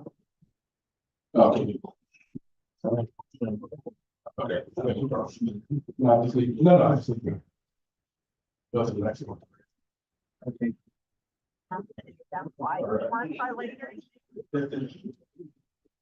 All right, so the framework. As you mentioned before, clarify what you heard. You want to be curious. You don't want to respond judgmentally, just be curious. Clarify what you heard. Then if they disagree with your paraphrase, ask them to clarify. If they agree with your paraphrase, then just explore their intent behind making that comment. Then explore the impact. Share your perspective, and then ask them to rethink or change their behavior. So that's a framework that you can use when you're perhaps hearing offensive remarks. So, an example, I want to make sure I heard you correctly. Did you just say you want to be curious? You're inviting them into conversation. Did you just say, right? I want to make sure I heard you correctly. There, you got to wait on their paraphrase. He said, well, I'm glad I misunderstood you because comments like that can be, and that's your opportunity to invite, right? You got lost.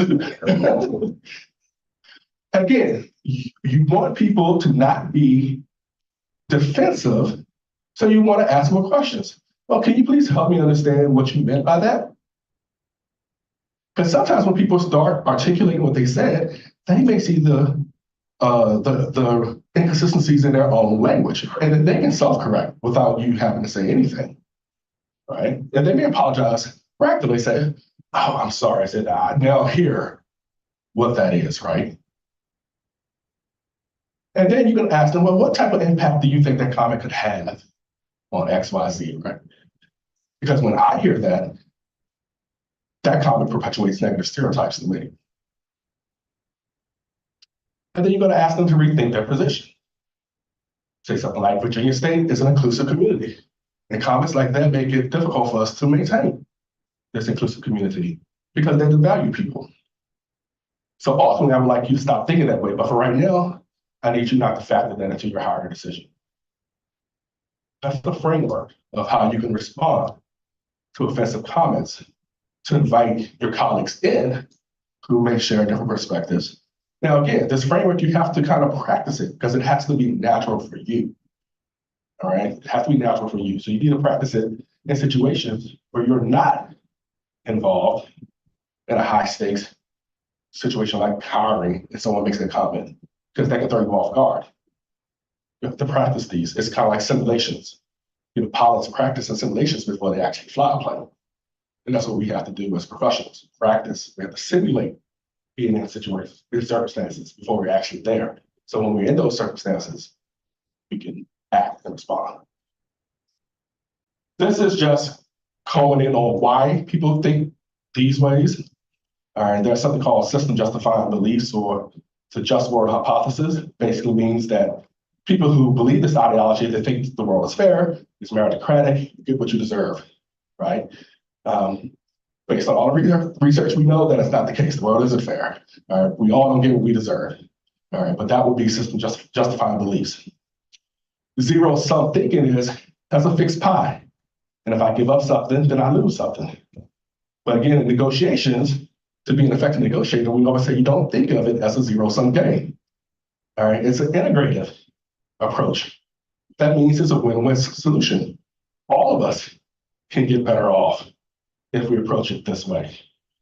So that's the response to the why. Why is it that DEI is hard for some people or they want to fight against it? Many times it's because they either have a system justifying belief or just world beliefs. And they think it's a zero-sum game. If I give up something, that means I'm losing something. And in fact, that's not how it is.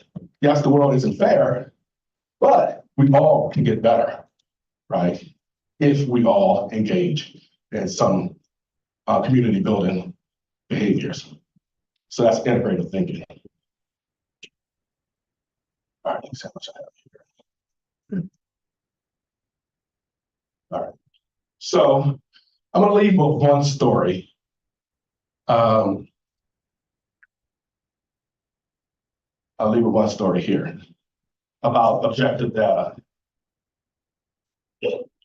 So I hear all the time that in order to enact DEI or to be more effective, you need objective data. Because people think objective data is the panacea to bias. It is not. And I knew this, but it really hit home when I was working on one particular study that I was doing. I was examining how people respond to social identity threats in the workplace. And in this particular study, for whatever reason, I had a lot of attorneys. And it wasn't a study about attorneys, it just, my sample happened to be a lot of attorneys. And if you know anything about the legal field, the pinnacle for us, like it says tenure, but for attorneys, the pinnacle of their success is making partner. That's what they strive to do. Now, in my particular study, as I was doing these interviews, I noticed a pattern. The women attorneys that I talked to, many times they talked about the sexual harassment that they experienced when they were out trying to get business and new clients. Some of it was quid pro quo. You do something for me, then you make it my account. Others were just other types, just comments, degrading remarks. A lot of sexual harassment they experienced. The male attorneys, zero commentary about sexual harassment. Now, when it's time to decide, people will say, well, the legal field, that's objective. That's based on the number of clients you bring in. They brought in $20 million of clients, the other person brought in 10 million. Well, this other group brought in 10 million. Objective performance. Is it really? Remember our conversation about context? Don't think objective metrics is your panacea for reducing bias and discrimination. It is not. We all work in different contexts. So what male attorneys can do to acquire 20 million, 30 million of business doesn't mean that they're better. First of all, they just have a lot of factors benefiting them from the start. Most of the people, clients are also male. That's homophily, they're similar. A lot of times it can be same race as well that they're dealing with. So that's another advantage, built-in advantage. The women attorneys experience a lot of sexual harassment. So for them to get to 10 million, look at what they had to go through.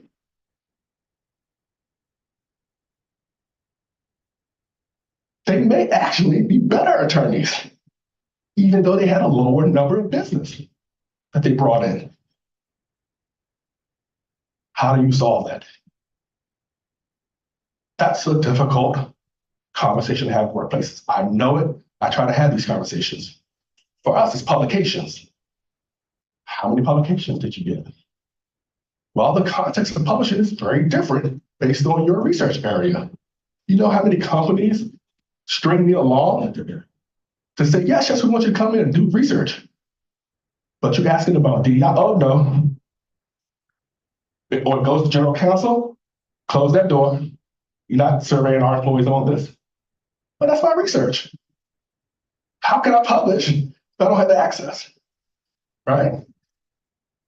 And so you have to have conversations about what is the context in which people may work in your particular environment.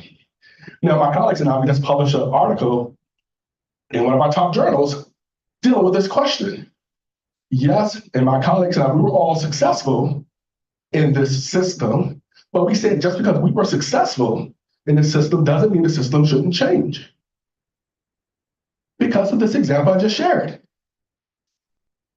Publishing is not the same context. I have colleagues who all they need to do is go to a computer and pull data from a database and they can publish studies. Whereas it can take me years to get enough people, to ask enough people questions to be able to publish a study. So it's not about changing standards for people. It's about recognizing what are the headwinds that propel people to success and the tailwinds that drag people back to not be successful. And how do we then have that conversation to make adjustments?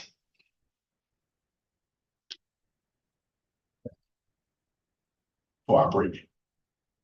Make sense? All right. So I know on the thing we're supposed to start back up 11:15, but I think we want to break. So we start up. So I'm gonna say maybe 11:35, is that okay? So we'll start back at 11:35, please, so you all go and take a rest break or whatever you need to do. Thanks. Great job, Doc. There we go. Refocused. What the world? Why is that like that? Interesting.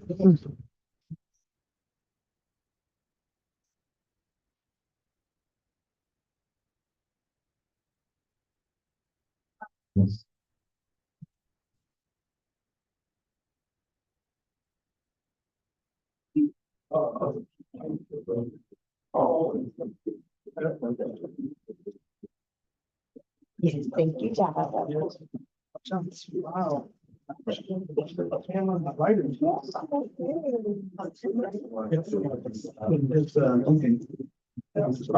can do it. Richard, what was that? What's that? Richard, I thought it was.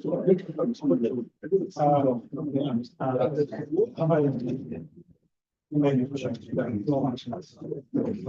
I've done it.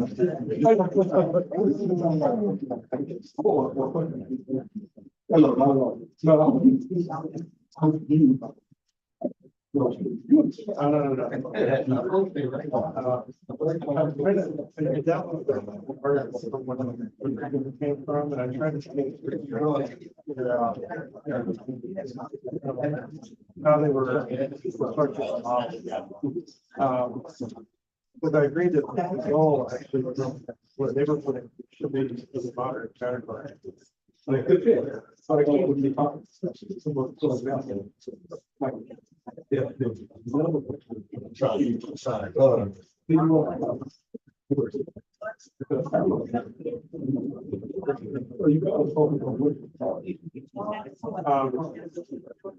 But I'm sure it's Spanish should be already fine, and I'm sure it's consistent with that. It seemed like there was a divergence between how they were schematically presenting variety versus how they were schematically representing disparities. It seemed like if you went across the north, there was a decreasing difference in terms of variety. But as you went across the north, it seemed like there were more differences in less maximum was actually just polarity. So again, so that's the main part how to expect it. And so sure.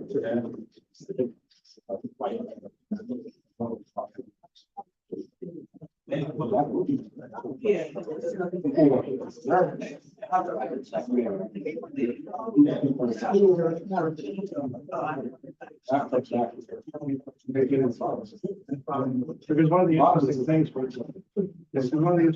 for permitting of Europe is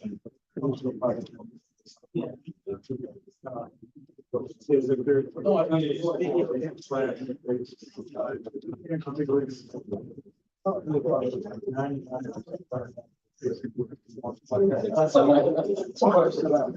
well, and 1% of them were different class, but then they were separated by rank. So you have kings and Ohio with ranks.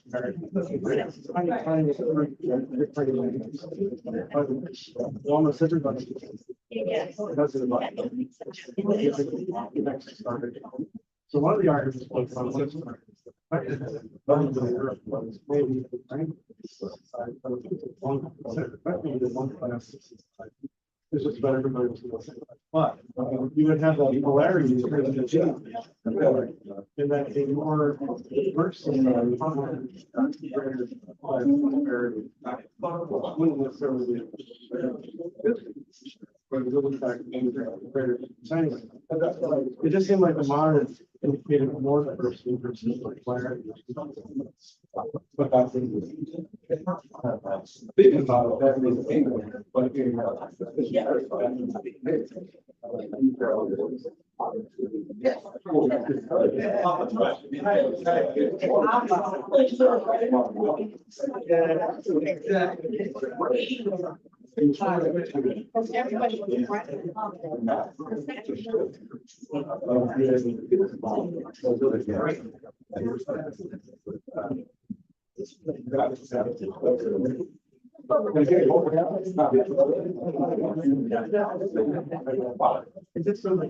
that's what.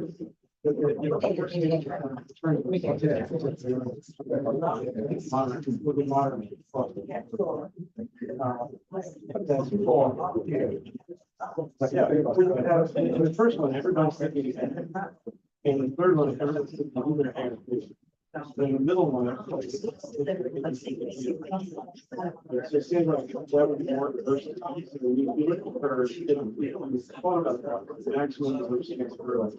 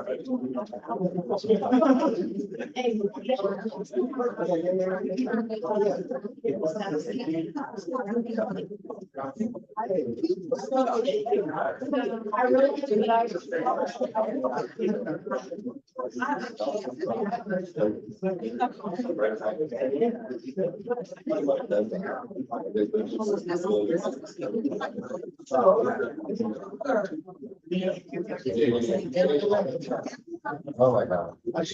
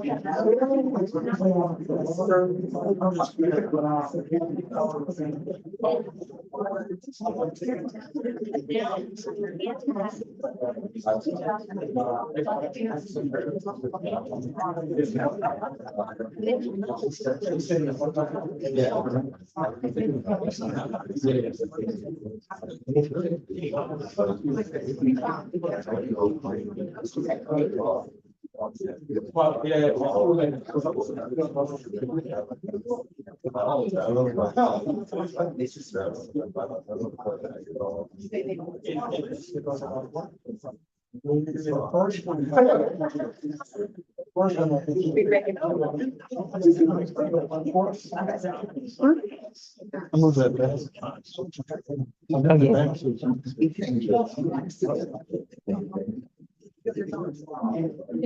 All right, wonderful participants. Hello to my Zoom participants, Donna. Happy that you all are still with us. Can all of us come back together as one, please, so that we can continue this magnificent conversation and dialogue? So next, Dr. Holmes will be talking about leading in multicultural perspective, leadership in time of crisis. All right. Crisis. Thank you so much. All right, so I am gonna try to speed us up because I know now I'm standing between you and lunch. Next break. And so we're gonna talk about crises. Now, what is the difference between leading in general and leading in a crisis? What changes?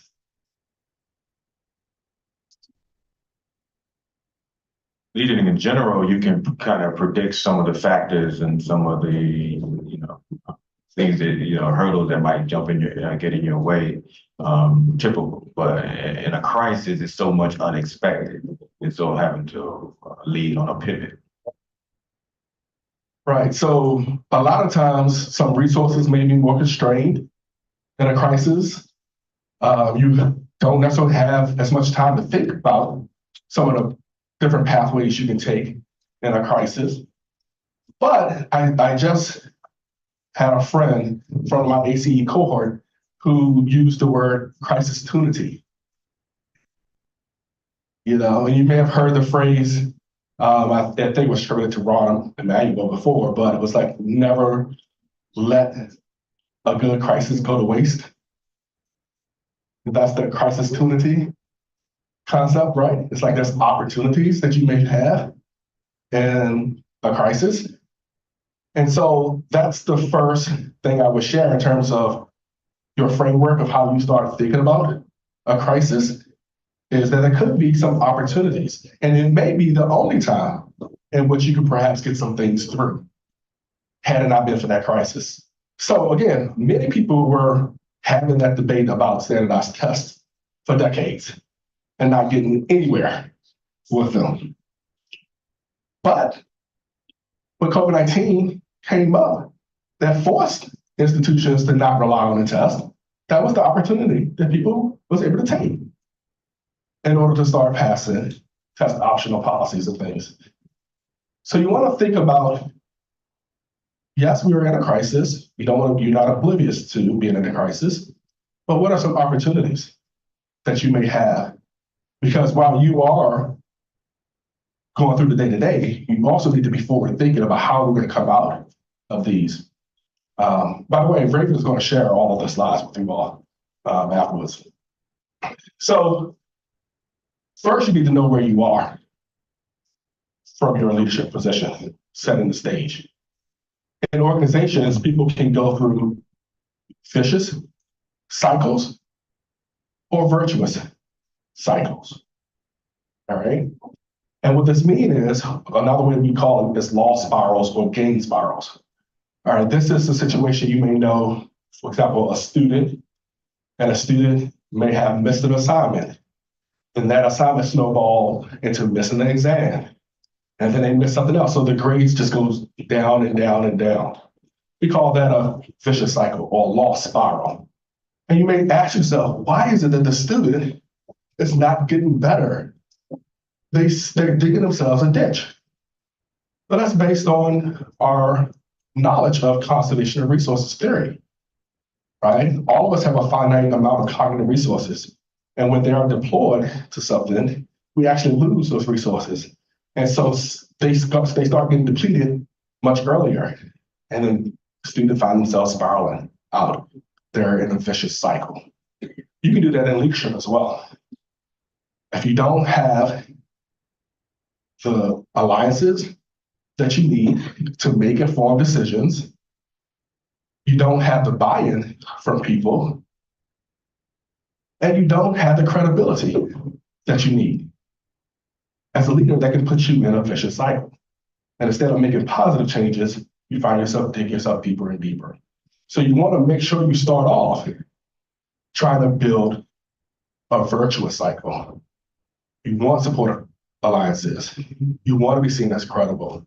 You want to make sure you're making good decisions. You want to have an effective mentoring network because you're going to need mentors and sponsors to lean on when you're transitioning into particularly new roles.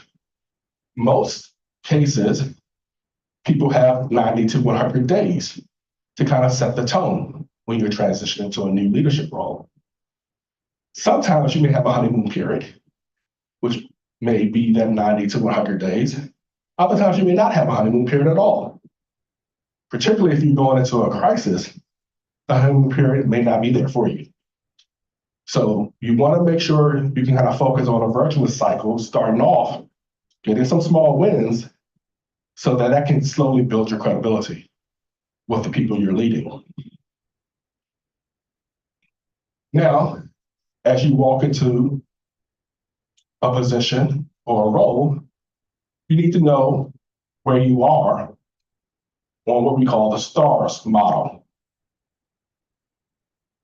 The S is startup, the T is turnaround, A is accelerated growth, R is realignment, and the S is sustaining success. You're a new department chair, you're a new dean, you're a new director. You need to know, where are you? Where's your unit? Where's your school? Where's your college along this model? So in an academic context, a startup would be what?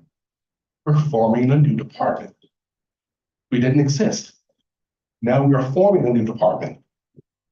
You are the founding department chair, or you could be the founding dean, or you could be the founding director of a program. You are in a startup mode. You have the ability to assemble the people in many cases. You know the capabilities. But the challenge of being in a startup, a lot of systems aren't in place. And when you think about it from a multicultural perspective, casuistry plays a role in how people think. You know, what is casuistry? All right, the official definition of it is specious reasoning that people use to justify their decisions. Now, how does that play out in action? Well, back to another study I conducted on testing this. So I wanted to have a way in which people could understand how social identities impacted their selection decisions. So I designed a study to test for casuistry. And so in the study, people were randomly put into conditions. All right, say for example, the first job was a construction manager job. And it was a woman candidate. And the woman had an MBA, but less work experience. And then the other condition was a male candidate, and he had less formal education, so just a bachelor's, but more work experience. Who do you decide to choose for the construction manager role? Who do you think most people decided for the construction manager role, the woman or the man? Man. Right.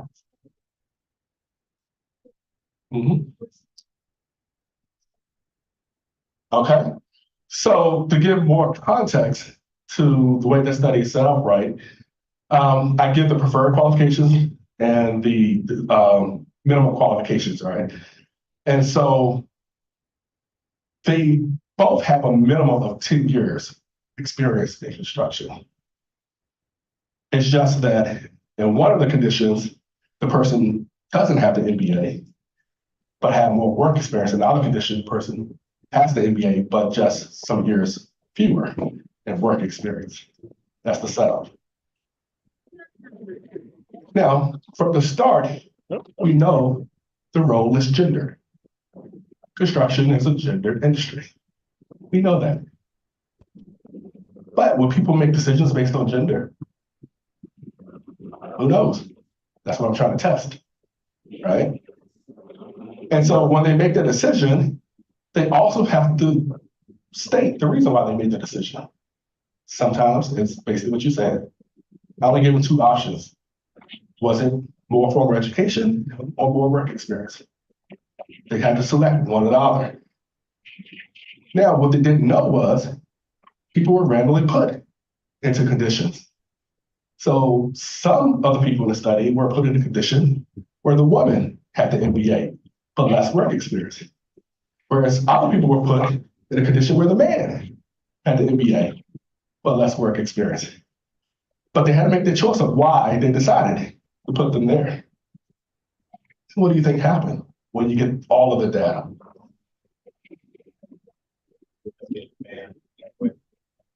So, two things happen. Most times than not, most people choose the man. Now, if they happen to be in a condition that he had an MBA, they say, oh, it's because of the MBA, and I value higher education. But if they happen to be in a condition where he had the more work experience, and they said, oh, it's work experience, that was more important to me. Now, both of these answers are bona fide occupational qualifications. Hard to argue against these in a court of law, because they're both bona fide occupational qualifications, education and work experience. But this study teases apart how people are making a decision. Gender had to impact, because if it didn't impact their decision, then you would see equal numbers, roughly speaking. But it was clear that impacted. I had people make 3 different decisions over and over.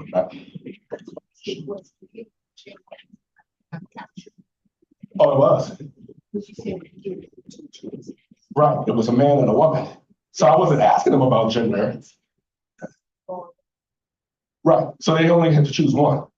They could only choose one.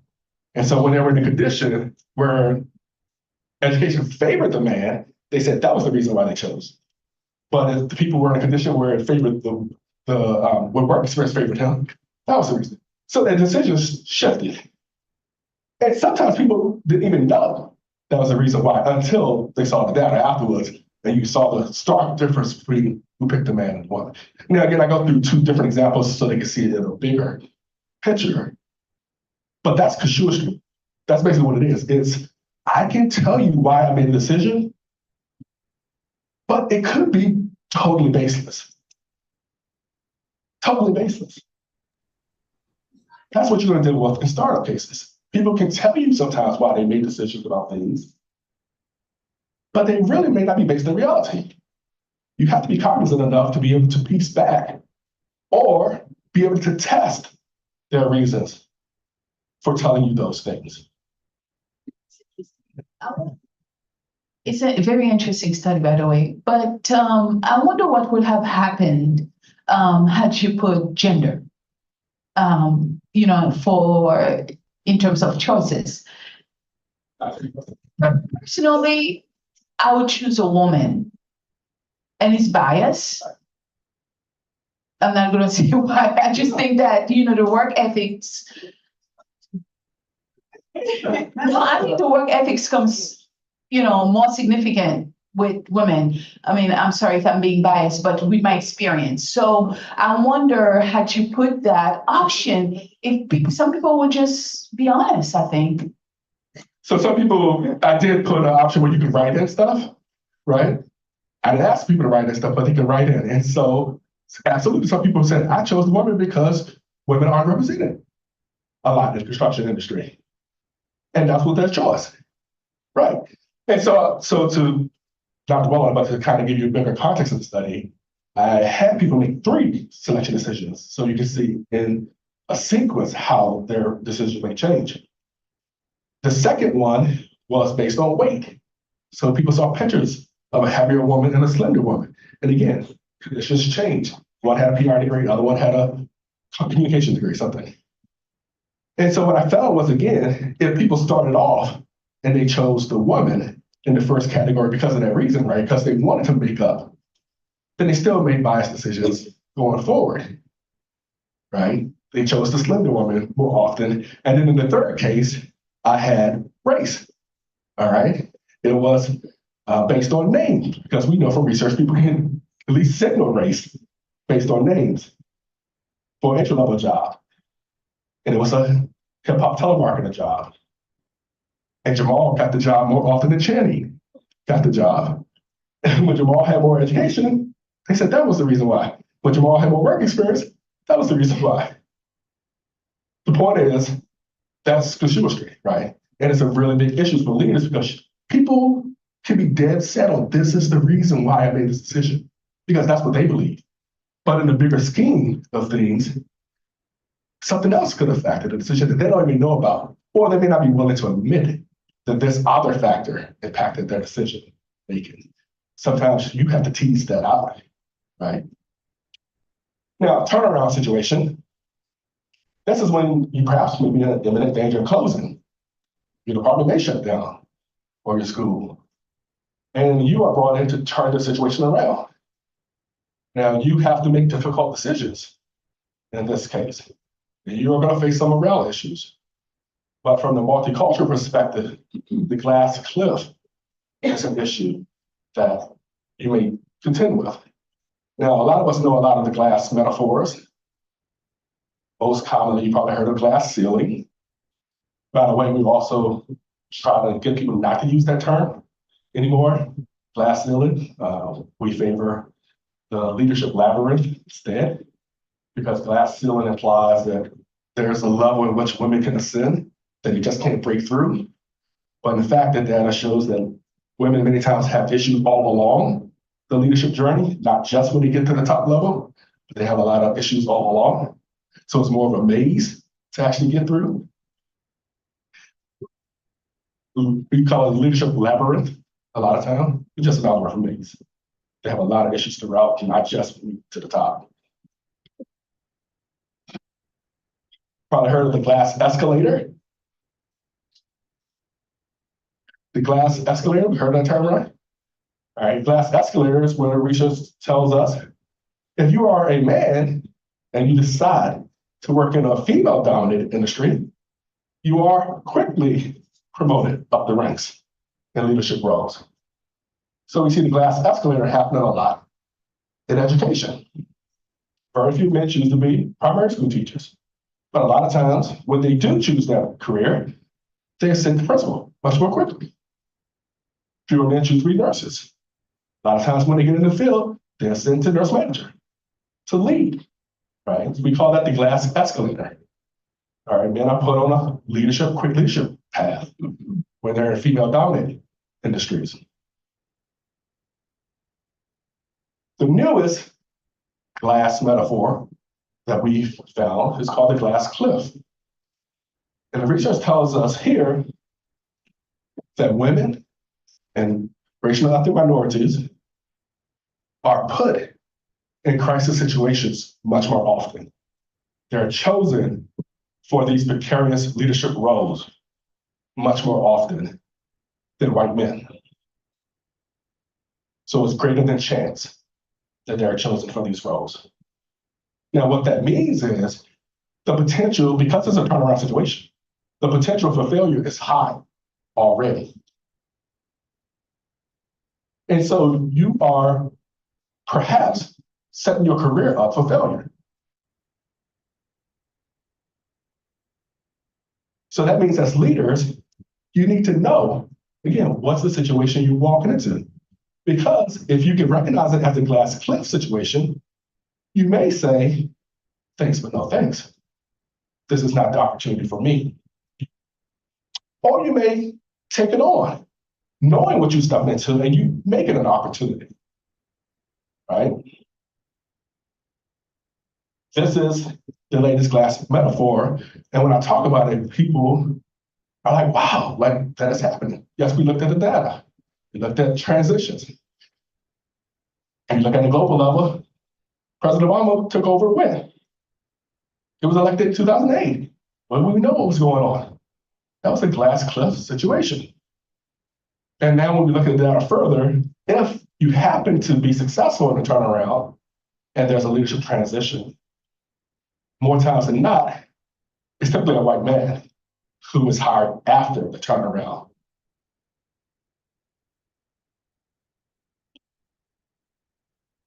A lot of the people making the decisions, some of it is unconscious. They may not be thinking about it.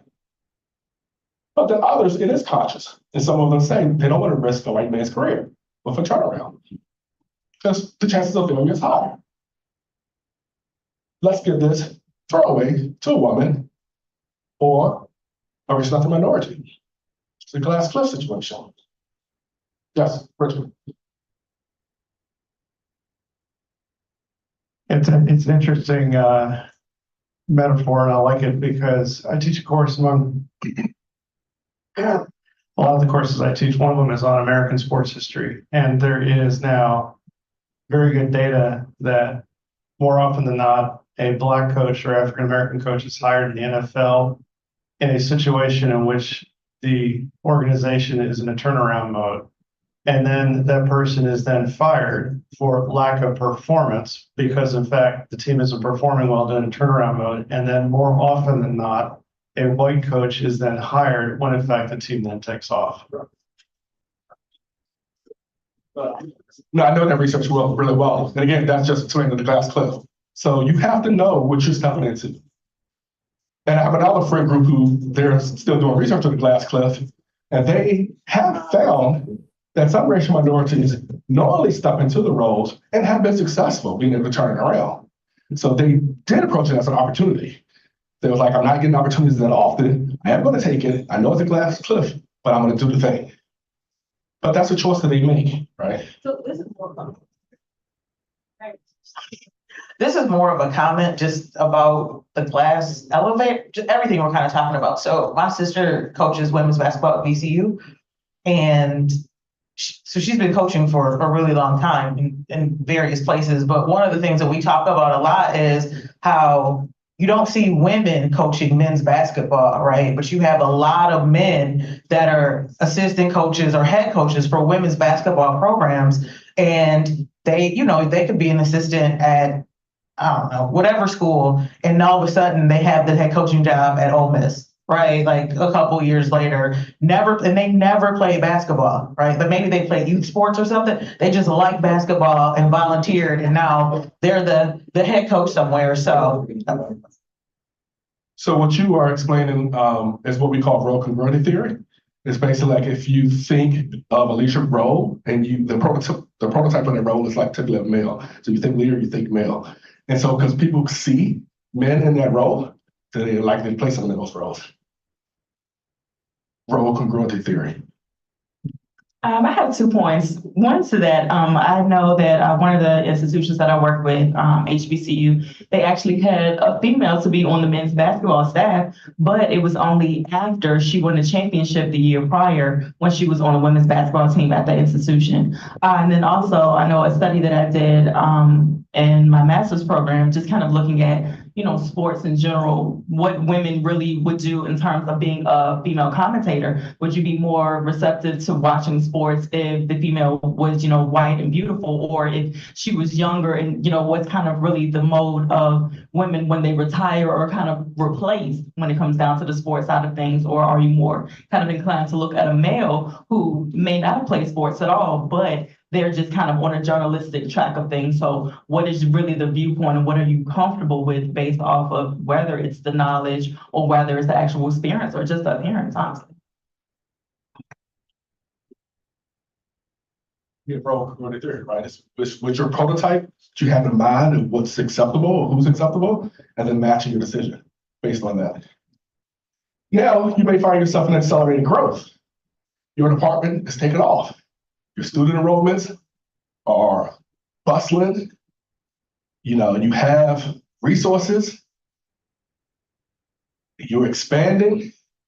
Your challenge in this case is going to be, do you have capacity? And from a multicultural perspective, it's going to be perhaps a misattribution of success. People may say, well, the department's success is not based on what you are doing. We were already in an accelerated growth. You're just riding that wave. And so as a leader, you have to be able to now identify, well, what are the things you are contributing to this? So as you can see, along this continuum, there's challenges all along. Challenges turn around. If you do it well, it's going to be challenges for you. There's just different types of challenges. Realignment, or you may not be as successful as accelerated growth, but you do need to re-energize people. All right, you may need to restructure an department. Now your issue here is, like before, people could misattribute the success of the department. Now they misattribute the decline because you're in the leadership role now. And so people may blame you for the decline. Well, you just got into the role. When I took over as associate dean in 2020, since 2018, our undergraduate enrollments were declining by 20%. And of course, we know what 2020 happened, pandemic. So undergraduate enrollment took another decline. But again, I go back to the data, I can see the declines that started in 2018 on. But that's an issue you have to deal with in a real alignment. People may say, you're the reason why this declined. But in fact, it could have predated you being in the role. And then the last model you're going to find yourself in, perhaps, is the sustained success model.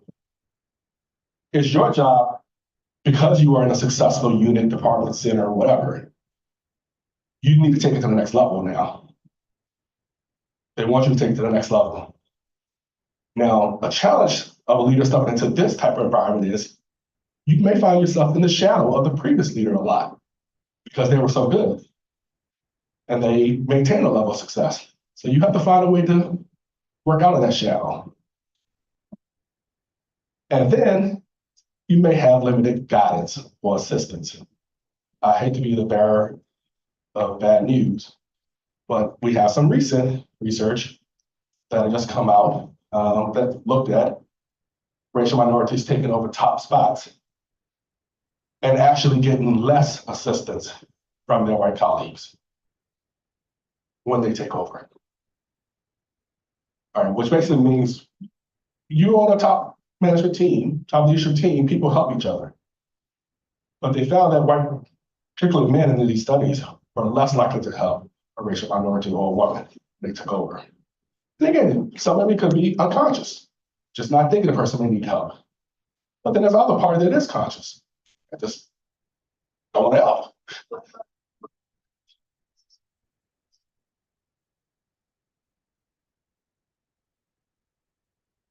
So are you asking if you are taking over in a homogeneous, racially homogeneous group, would you still see the effect when people not wanting to help?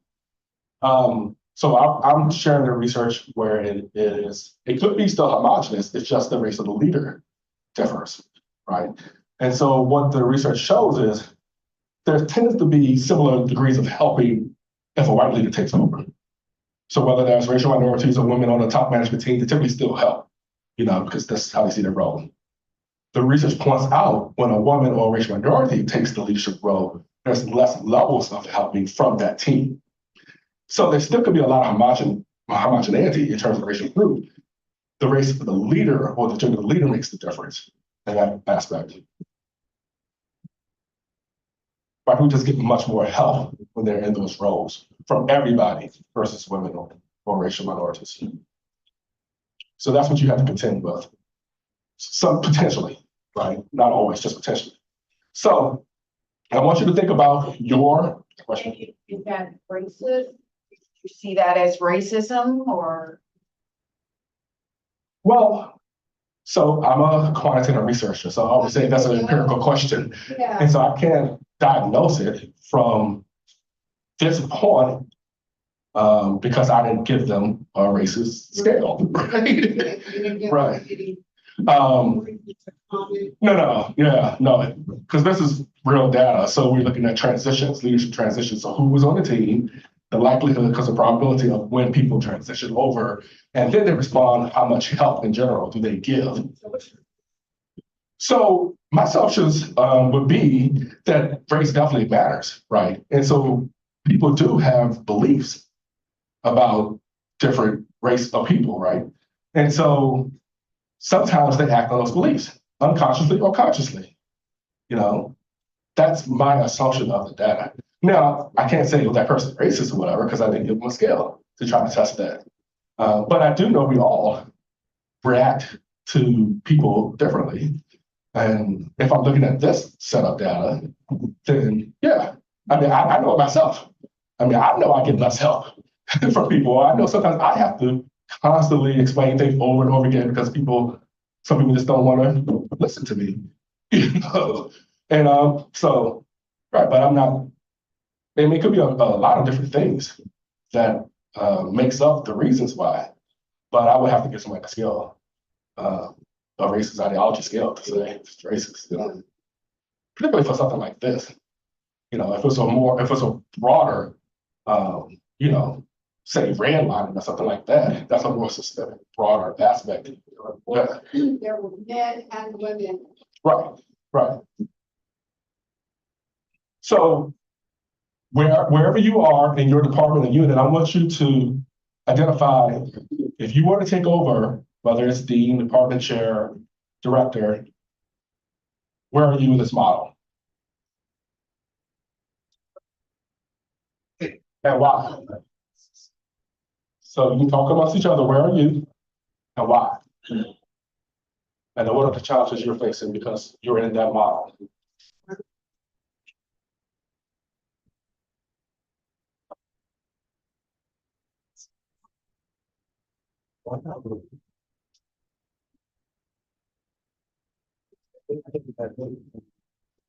Why?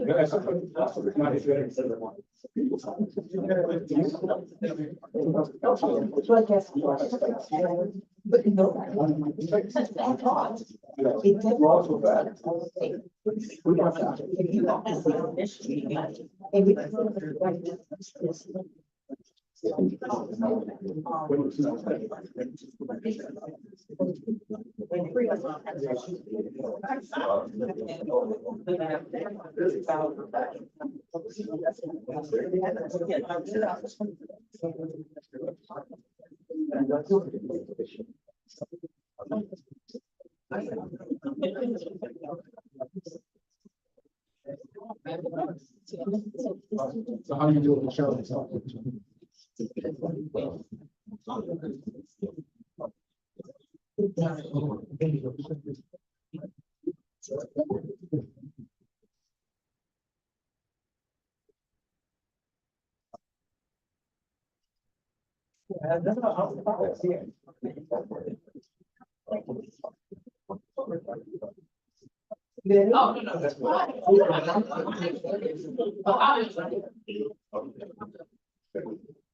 All right, I'm gonna give one more minute and then we're gonna share out.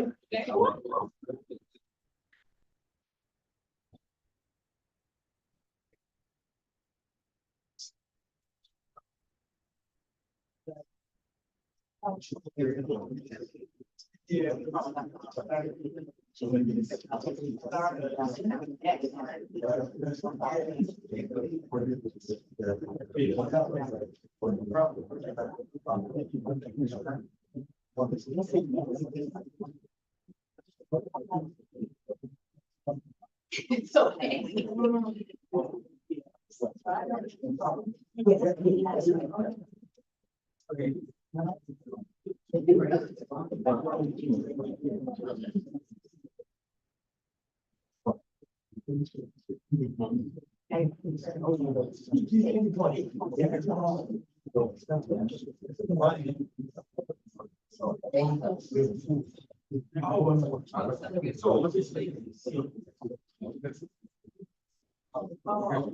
That's just the first one. Just the first one. Yeah, that was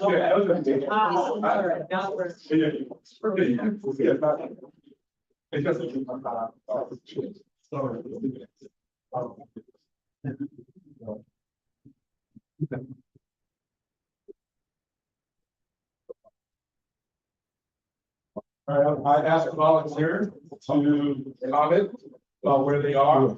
Who's gonna share with us? Okay, it was like I was voluntold. Okay. It's fine. Hello, everyone. Brittany Short, Department of Social Work. So, I said that I am in the category of accelerated growth. Our social work department is growing rapidly. And we are just opened a master's program. We have a trauma informed focus, also what we were talking about yesterday. That's a shameless plug. So, and the BSW program is growing rapidly. And I say that because just looking at the numbers, we have about 50 incoming students that are declared social work majors, and that's big for us coming from. So I'm a graduate of this very program, and my cohort was about 15. So now to be a 50 coming from the pandemic and people coming back and really getting back into that mode, I would fall into the category of accelerated growth. As a leader dealing with the challenges, I'm more of a take them head on type of person. I like to be enmeshed in it, if that makes sense. Mm-hmm. So if someone says, well, It's just happening. I would agree, because we work from a team effort in the social work department. So we all put in what we want to get out, pretty much. And so part of that could be the amount of time you're in the role, right? So if you are, again, stepping into the role, of course, the growth isn't yours, but as you mature in your role, you do want to start identifying how you contribute to the success of the program. I see today. It's a question. I think one thing that Art and I actually, talked about, it comes down to what's the perception of what you within the department looks like, as well as what the perception of the outside audience and the consumers and like who we're serving. So are we really just trying to fix, the construct of what we already have based on our views, or is it based off of what actually needs, the needs for the students?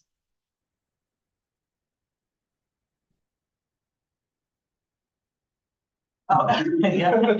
So mine was just a response to social work. I don't remember your, tell me her name, Brittany. So Brittany, at the end, I think I heard you say, I wouldn't take what is mine, right? And I was thinking to myself, but a man would, he take all the credit for even if they didn't do anything, they would take all the credit, all the success, and put it all on their resume and TV and everything. So take the credit. Take the credit. Take that. I learned that. I would take credit. I'd be like, yep, just like the man. Take the credit, ladies. I definitely agree. I think it was more on the lines of me saying that the time of it, like just stepping into it, but I definitely agree with you. When the time comes, yeah, I get it. It's that they were thinking about me in the role, and so that's why they had so much success. Yeah.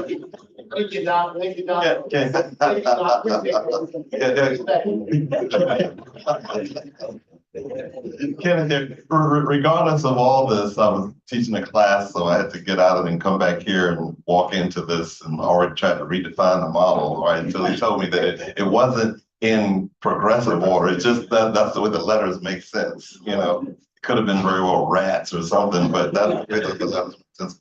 But I just want to remind everybody that when it comes to, stepping into a position of leadership, that's what you were alluding to, stepping into a position of leadership and how you would do what you have to do to make it work. Just always remember from a military perspective, the 3-year rule, and that is year 1, observe what is going on and implement the plan. Year number 2, try to implement the plan as best as you can. And year number 3, evaluate the effectiveness of the plan you implemented and make adjustments. And so it irritated me for the 30 years that I worked at Fort Lee. It always irritated me that somebody would come in and say, we got to hit the road running, and they didn't know which direction to run in, or they would leave their fecal stain, and we civilians would just wait until they left, and we would wipe up their fecal stain and stench, and we go back to doing things the way we knew that they worked. So there. Thank you.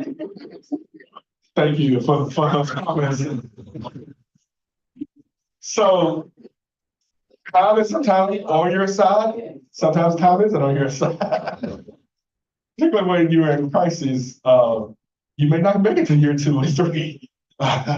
So you want to ask yourself, does this issue impact us? Do our key stakeholders expect us to be involved in the issue? Are we credible on the issue? Right? And then do we have the ability to influence? So you have to make a crisis assessment first. Know where you are in your development of your unit, center, school, whatever. All right, so you know where you are in the STARS model. I'm glad you pointed that out too. It's not a progression, it's just to help remember. It's a mnemonic device. You just remember STARS more easily. But then if you find yourself in a crisis, you have to make this assessment. All right. You don't always have to respond to every crisis because it may not impact you. Many times organizations make these crises for themselves. They didn't need to be a crisis. So you want to talk with your team and answer these 4 questions. Then you want to calibrate your response to the crisis. You want to know when, what, and how for your response. When issue does not impact us or key stakeholders, then no message. You decline to comment, no response. Low relevance. If specific members of your community are impacted, then you can reiterate your unit mission or values, and then you can send a statement to the targeted communities. If the university needs to know your position, then you want to create a unifying message to reiterate your values and purpose. And in your response in this case, you can send a proactive all-university message. Now, of course, this is dependent upon where you lie in the institution, right? President, provost, dean, depends on where you are. So you just reframe it to what your sphere of influence is. And then if you're in a situation where you are desiring to lead on an issue externally, your message then is going to include your holistic values for the external audience. And then you want to send your messages externally, media, other external audiences, and thus forth. So you want to go through this assessment. Is it a low impact crisis, high impact crisis? How does it affect us? The when, what, and how your message. Assume from the start that something may get leaked externally, whether that's a screenshot or anything. Just assume that other people, other than those intended, will also see your message at some point. So keep that in mind.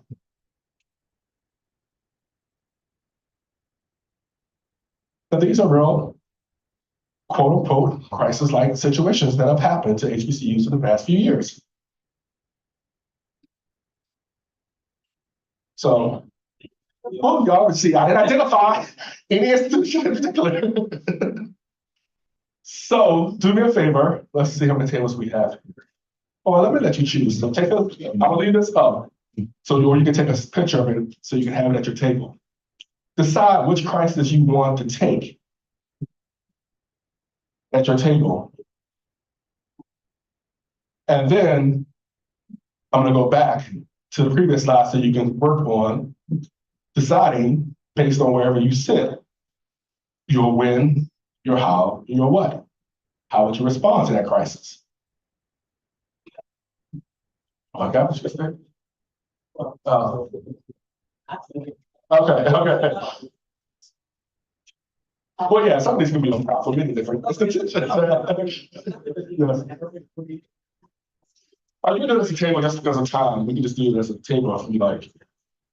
So we kind of speed through it. So pick one, and then I'm gonna turn it back. So you can take a picture of it if you need it in front of you. And then I'll turn back the slide so you can decide who, what, when, and how you're gonna respond to this crisis. Pick one.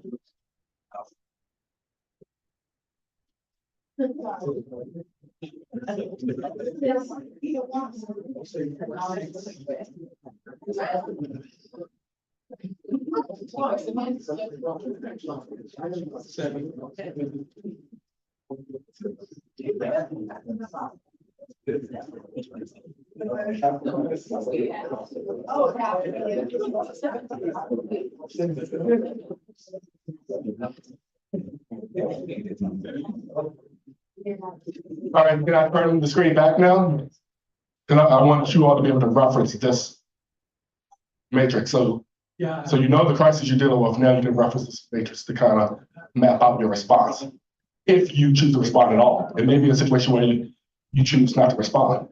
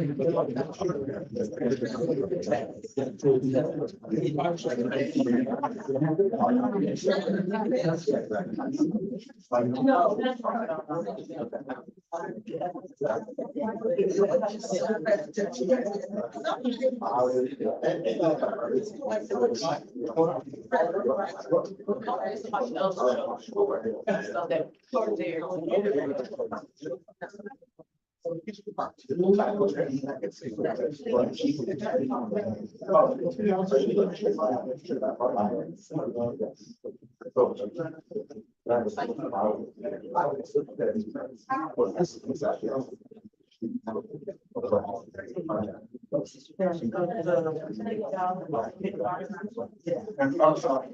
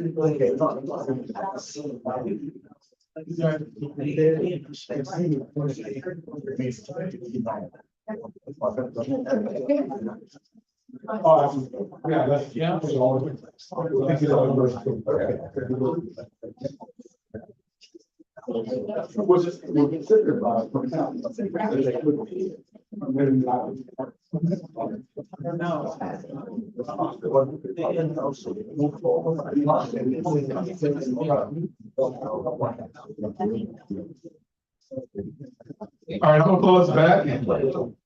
I know we could talk about this more and more, but again, I'm cognizant that you probably want lunch.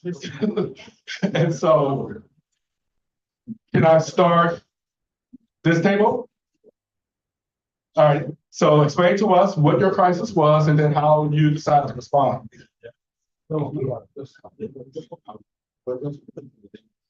Yes, at our table, we talked about the $200 million donation that was given to a certain school that was rescinded then, all right?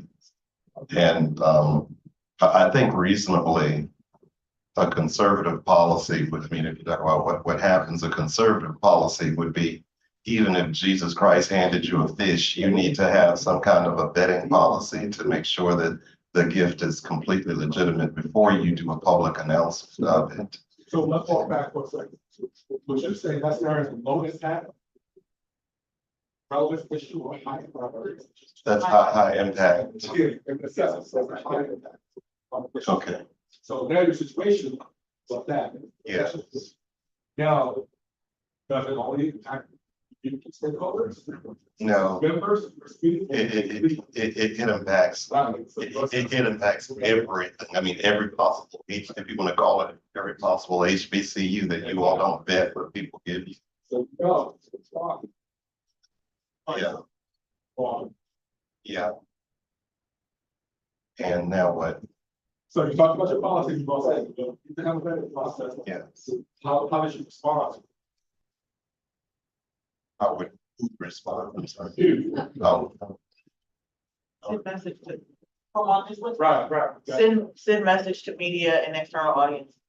That is something that is what people are going to expect an external response. And so typically where this response comes, the level of this response comes. For the board, right? Or the president. I would say the president, because the board would hold the president accountable for accepting the gift, even though the board is the board. Absolutely. All right, so thank you for that. Over here. To speak. All right, so we chose the professor quitting mid-semester and was teaching 2 classes. And we went with kind of a low impact, which is specific members of the community are impacted, which are the students. So we took the stance on reiterating the mission and values to the students and send a statement or message to them, just determining how we would fix the problem. Right. All right, so you gotta, again, you don't want to make something that's not something. You gotta assess where it is on the continuum. That's only impacting a specific group of people. Don't make it more than what it is. Okay, so we picked a housing shortage at the university in the upcoming fall. And there's effectively 2 different problems here. One is an actual physical space issue with regard to where to actually place the students. But then there's a connected problem with regard to the media coverage of the idea that the university is being mismanaged in some way because we don't have enough housing for students. So it's a high impact event. And it requires a response to the university community in terms of what's the mitigation plan with regard to space. But it also requires a holistic values message to the external audience, which is the media, which is that this isn't an example of mismanagement. It's an example of the university's vitality in terms of growth, because this number of students actually want to be here, right? And then this response would probably have to come from the president or the president's staff. Thank you for that. And it's possible that the president's staff, the president or chancellor could respond. But remember, the president's or chancellor's voice is really powerful. And so you want to be cognizant of when the president responds. So I think it's an opportunity as well. I agree. It's an opportunity for someone like the president to make a comment that HBCUs have not gotten their fair share of money, compared to other state institutions that are predominantly money institutions. So it could be an opportunity to get that money for that housing. Possibly, right? But I also want to make the statement about the weight of the president's or chancellor's voice as well. And so it is okay. My point is, it is okay to use other people of your leadership team to make statements as well. So perhaps the I don't know what you call it here, but in some places it's either the vice chancellor of student affairs or the vice chancellor of residential housing or something that's on the leadership team as well. That message could also come from that person, that individual, because it's within their specific domain. And it's not constantly dragging the president or chancellor. So just want to bring that up. Use other people in your leadership team as well, and not always have everything come from you as president or chancellor. Rush development. At what point is it appropriate for their times? Let me just play it by ear. So the question is, when is it appropriate for a president or chancellor to speak on an issue? And you know what I want to tell you? It depends. It depends, right? It depends on a lot. Your history, your context, how favorable the media has been to you in the past. Does the president have a charismatic presentation to the media? Or does the president typically fall flat? You know, so there's so many different factors that come into play when you're asking that question. Now, if it's something university-wide in the news, the stakeholders are expecting you to lead on an issue, you have board support that gives you permission, then the president or chancellor, again, depending on where you are, how they call the role, may want to talk about that issue if they want to put the weight of their office behind that issue. But if it's not, like again, you can make a molehill a mountain if you just step into something. If it's not necessarily that case, if again, someone else in your leadership team is in their area, they can handle it, then you may not want to speak on that issue because your speaking on it can make it a bigger issue than what it really is. So you just want to be cognizant of that. Again, all presidents are media savvy. They can make it worse if they talk about something versus having someone else on their team talk about something. We did the chemistry lab fire where the sprinkler system put it out. So we went with low to medium impact. The context was that if we think about our chemistry department is between other departments on different levels. So the sprinkler put it out, then it may impact somebody else. So the audience is a little bit bigger, but it would be contained probably at the college level and nothing beyond. So this actually just happened one of the places I was this past semester. Now, the reason why I would suggest this is a case where you may want to send out an alert, one of those alert systems to the population for two reasons. One, if it's a chemistry lab, then there's possibility there's gases that could be emitted, and that perhaps can create a threat to other people who may just be walking through that area. And the fire that occurred based on that, it's triggered the sprinkler system. And now, in some places, sprinkler systems use what they call black water, which sometimes has sewage in it, right? And so that can present other airborne contaminations and things like that that could play a role. So, you know, the Clarity Act will tell universities what type of messages they need to send out to the broader community when things happen on campus. That's probably one that you want to send out to the broader community just because people walking through whatever, there could be some airborne contamination with fumes or chemicals that could be emitted.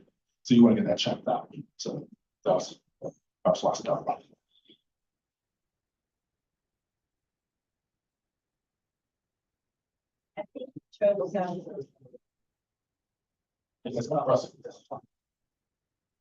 Okay. We chose scenario 5, decline in enrollment by 35%, which impacts all of us.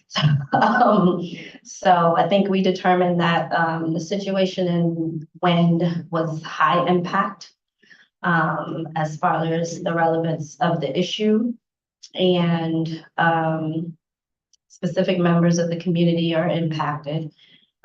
Reiterating the unit and the mission values where everyone at the institution on the academic side or staff side may be attached to a student that impacts their enrollment. And that relationship building is everyone's responsibility. If you know a student and you have not asked them, hey, are you enrolled for the next upcoming semester and why? That is the essential question that changes a student on what they might need to do. and or motivates them to do what they need to do. So that decline in enrollment, again, how it impacts the overall institution, funding, operations, and everything else that goes along with it. The how, sending a statement to the targeted constituents across campus coming from VP of Enrollment Management and or the president to be determined if needed. Sending a proactive message to the university, and should it hit the media, to be determined on how to respond.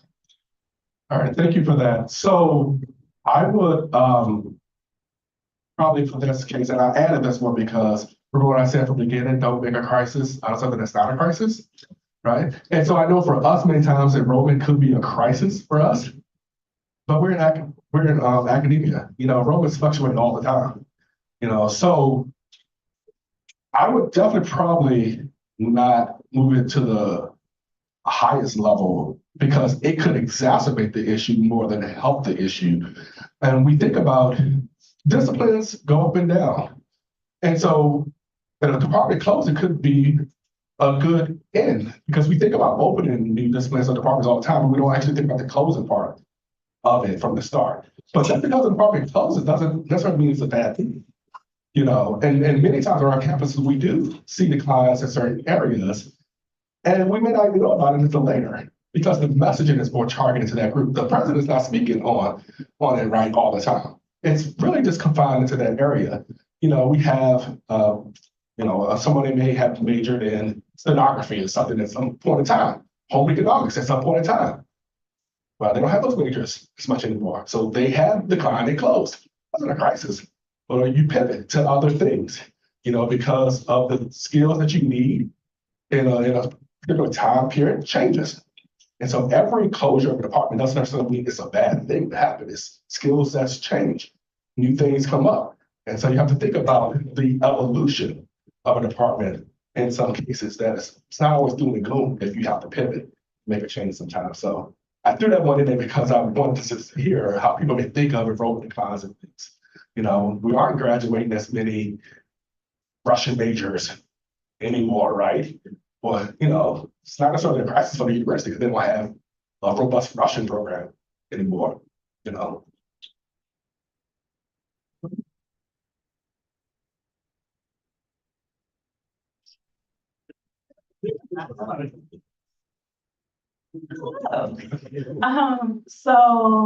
We actually discussed the enrollment, well, not enrollment, but the actual housing crisis in the fall.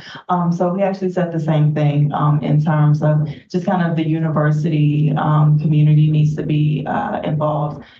Depending on the situation, is it going to be a high impact based off of course, where the students are going to go? But I think one thing that we did discuss as well is just knowing with the university community. And I think some of us who are in the classroom can know that those students who are housed elsewhere, are they going to get to, class late, and what type of leniency do you have for them if they do run into traffic and things like that? So I think just kind of being aware of who's affected. And then of course, to your point, the president really needs to be involved, but knowing that there is a universal message that anyone on campus or within that area can speak on. So now we both want to speak. Okay, so we chose the SACS COC. And so with that one, you don't really have a choice, right? Because the external agency decides for you. So you have to post on your website a very specific statement that's given to you. You also have to release a public press release. So that's high impact, it goes all the way over. So you have to inform all stakeholders. There's really not a question as to what you should do. There's a procedure for actually doing it. And this lays out the steps nicely about how, again, where you are low or high impact. What do you need to do? Acknowledge the crisis, express empathy, provide shareable facts.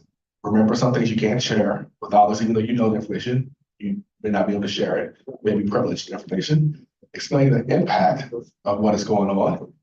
Explain the actions and future actions that you're going to take provide information and support and resources, express gratitude and commitment, and then finally list communication channels and where people can get updates.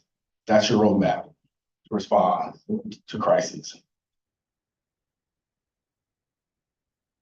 All right, I want to leave this up because there's some resources. I know you're hungry, probably hangry. And so I want to stop it. But again, you are going to get all these slides for all this information. So I hope you have a great lunch.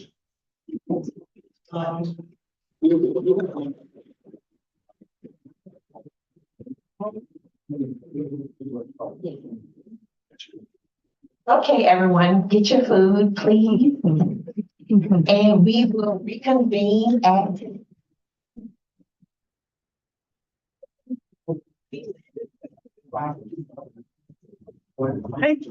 Yes, ma'am. This supplement, they said we can have it.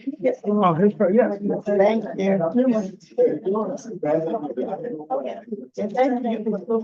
Yes. Doing more work for me today. I did a lot more yesterday. He's doing so much. You see on your schedule, it's gonna be a faculty debate. Time frame, it has like 1 to 2, but I want you all to have some time to kind of digest your food. So we're gonna just, when I get back on the mic, we'll kind of start that. So no worries right now. I spent about 30 minutes eating your food. Please, no naps, just eat your food. I didn't know that's intelligent.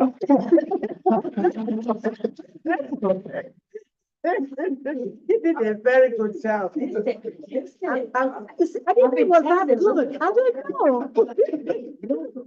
Now I'm gonna put it. No, should be there. Okay.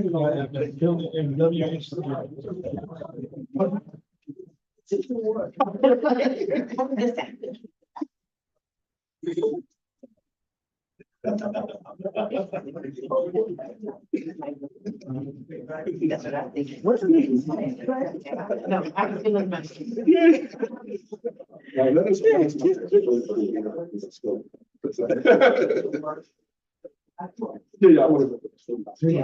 Thank you, sir. Very much.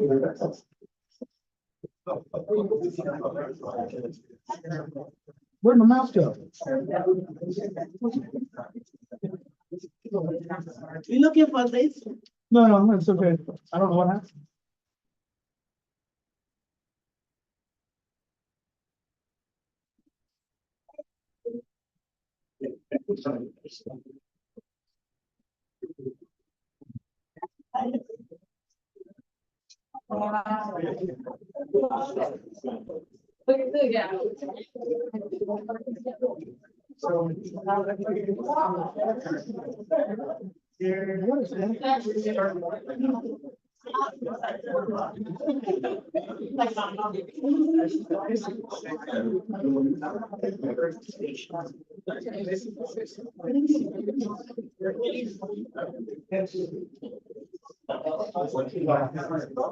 That's why.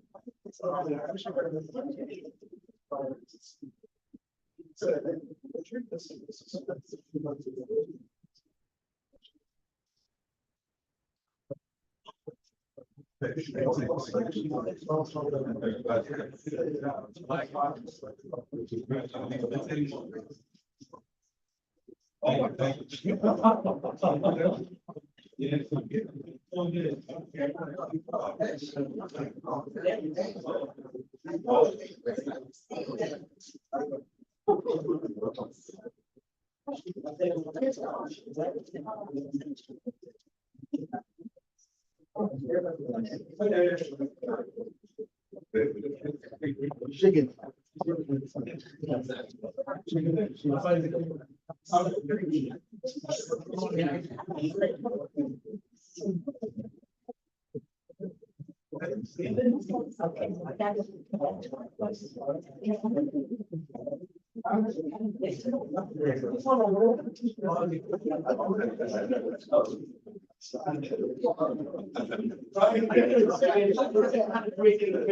I saw it. I was making sure.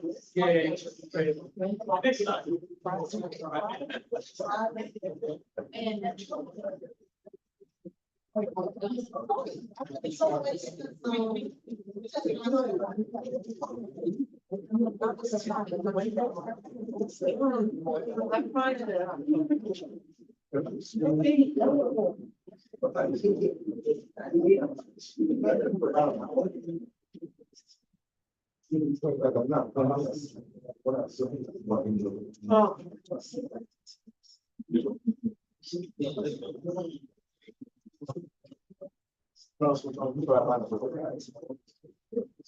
I don't think.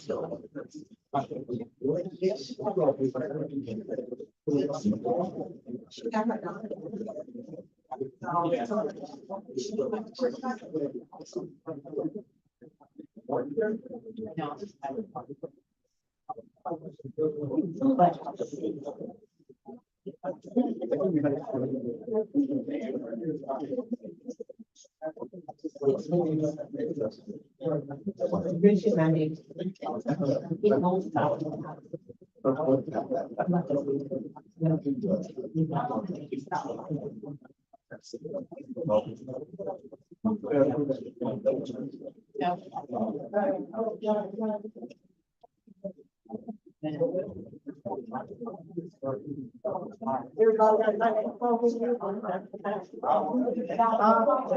Yes, ma'am. I know you're watching out for me.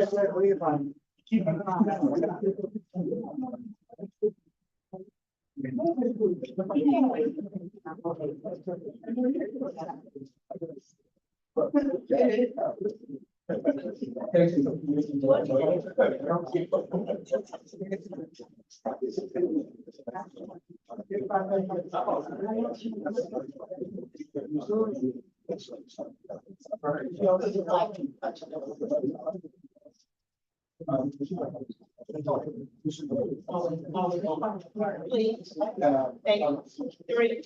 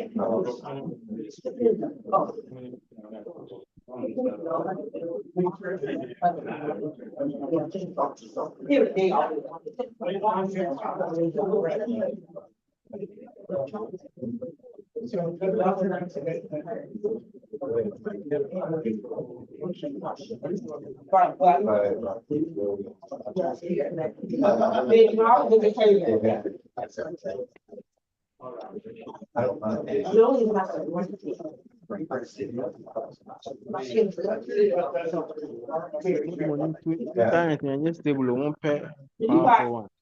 I had any eye.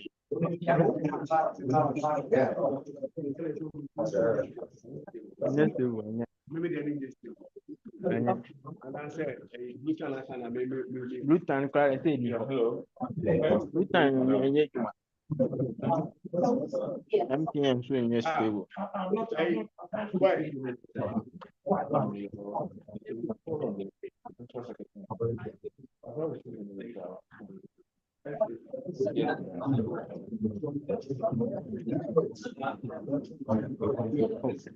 No man has a promo. And your woman, no man, I do. Yeah, I can.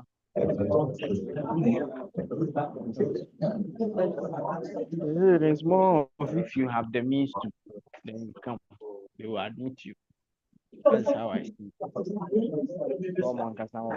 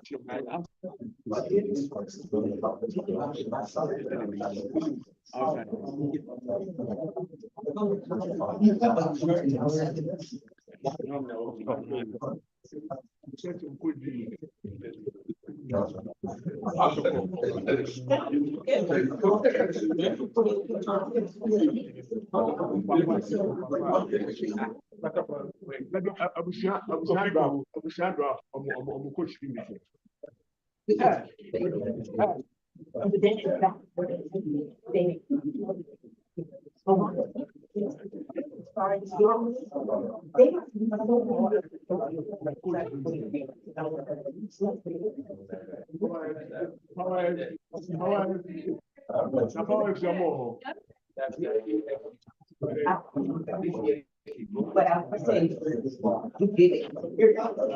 This is the thing, we don't have things.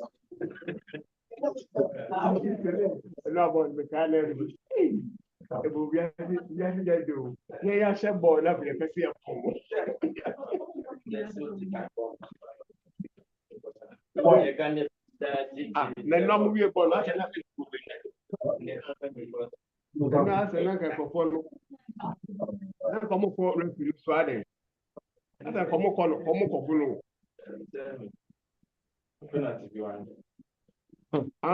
penalty no.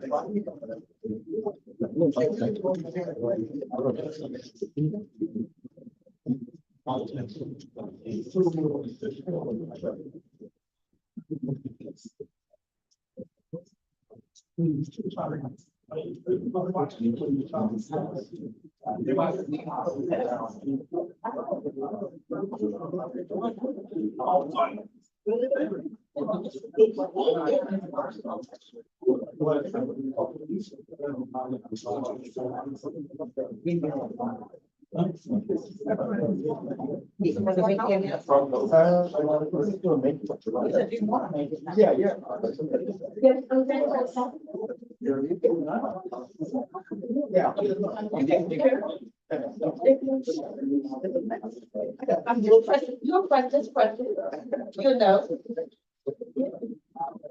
I'm just. President, is it a button? Oh, Josh may have a. I'm gonna get Josh. It's on?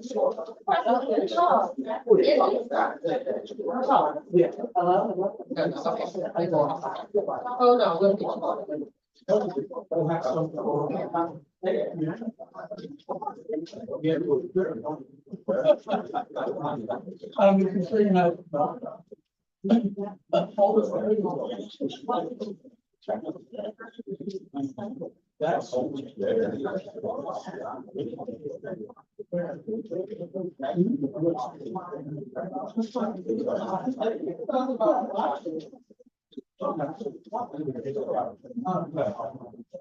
I'm sorry. You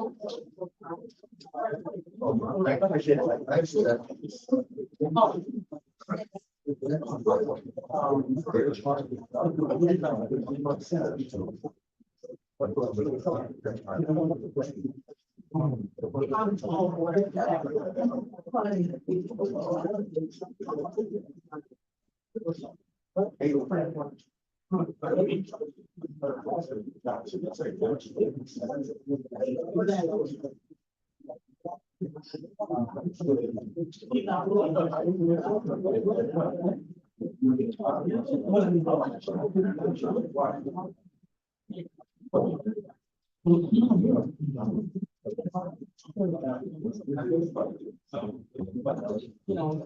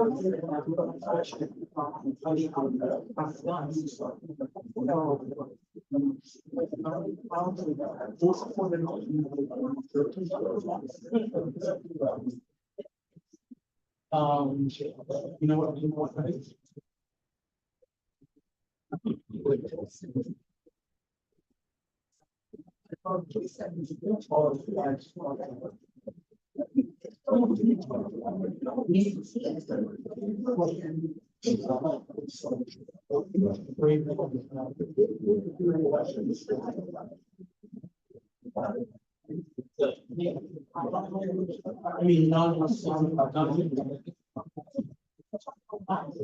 could be a little bird.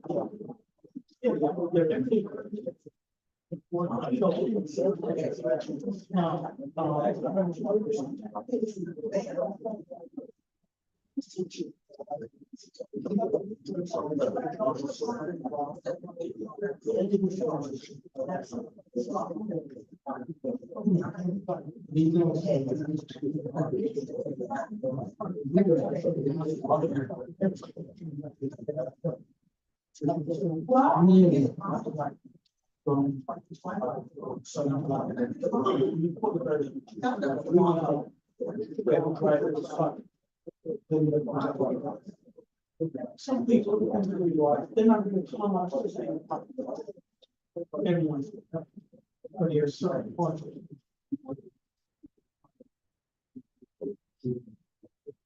Except for the farm. Yeah.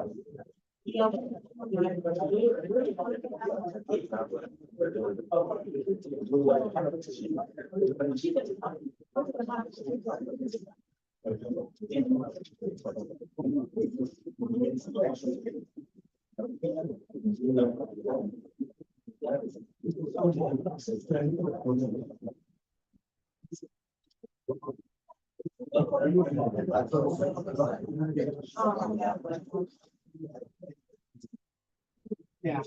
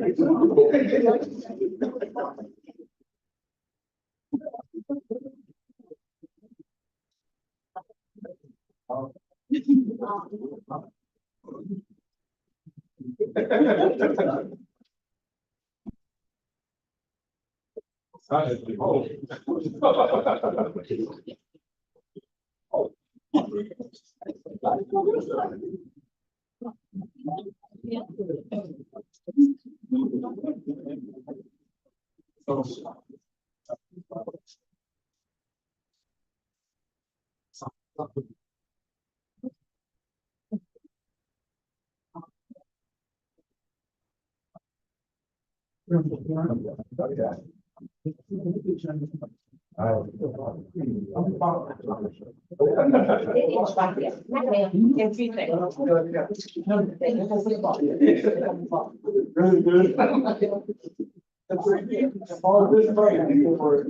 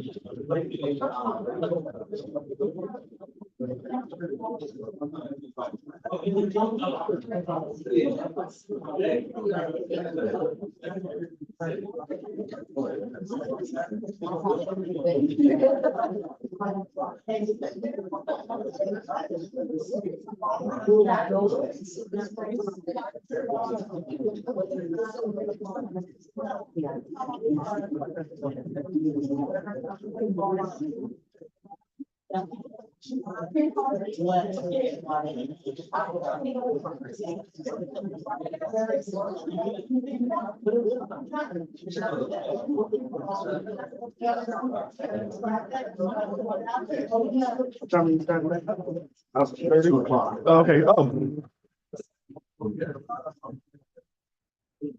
time, that's what I got.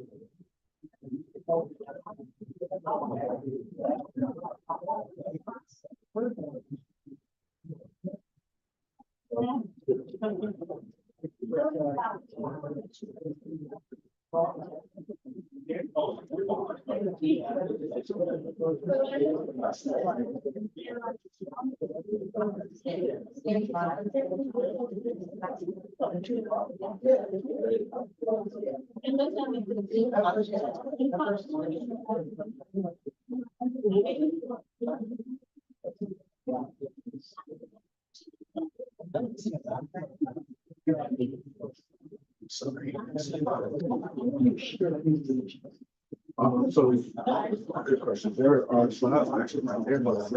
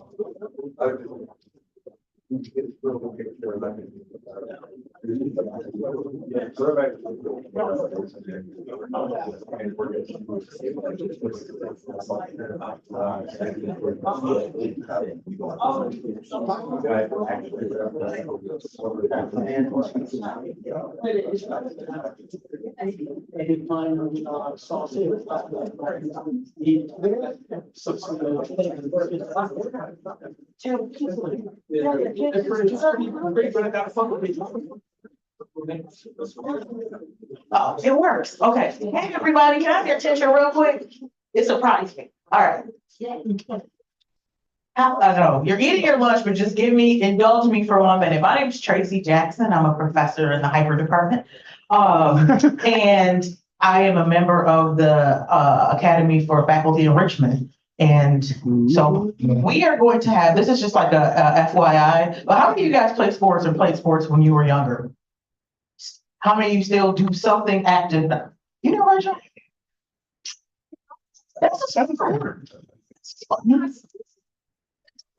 Play sports, do sports now. How many of you guys are kind of competitive still and like to win? Win at all costs. Not at all costs. Okay.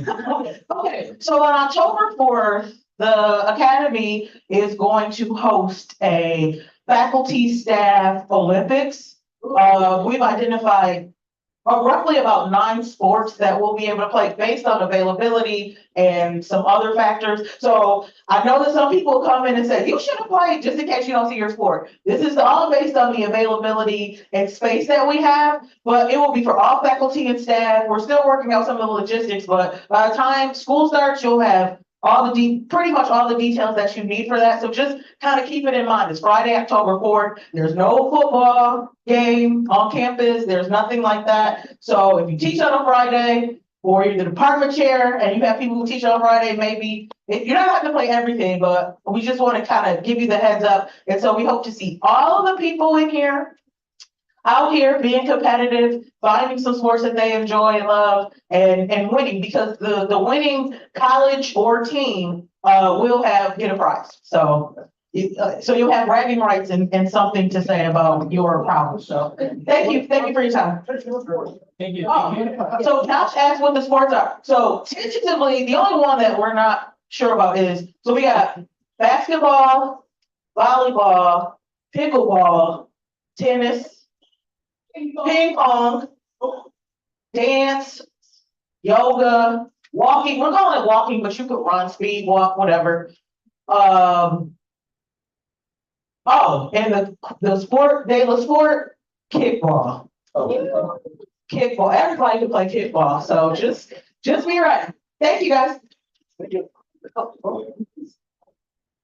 Okay, wonderful people. This is what we are about to do, and I already know that you all are gonna be jumping out of your seat, so try to be calm. We're gonna have a debate that's going on, so you look at your agenda. So in essence, for about 20 to 30 minutes, what I want, we need to figure out who wants to be part of the debate. And I'm sure the Reginald F. Lewis College of Business probably wants to be part of the debate. So I won't even look at that table because I already know they want to be part of it. All right, so for each debate topic, so the topic is going to be cause and effects of educational disparities, HBCUs, and OWL. Ready or not? Artificial intelligence, that's where the OWL comes from, okay? Now, for each debate topic, a faculty team will consist of a 3-person team who will debate the affirmative and a 3-person team who's going to debate the negative.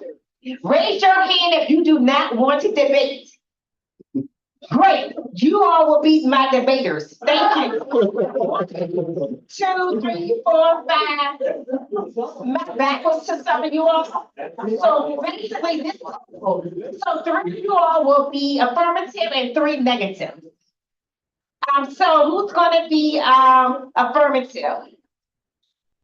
Okay, you're going to be negative. Okay, so Dr. Lewis is going to be affirmative, and then Dr. Shawn is going to be affirmative, and my honors college is going to be affirmative also. Negative will be Jackson, Mike Tennis, Claire, and then my other friend right here. Thank you for volunteering. So I'm going to give you about 7 to 10 minutes to get your stuff together, but you all have to separate because it will be a winner, and I don't want you all hearing what the other one is discussing. Yes. You weren't even paying attention. Who's your group, Doc? Yes. Yes, exactly, affirmative.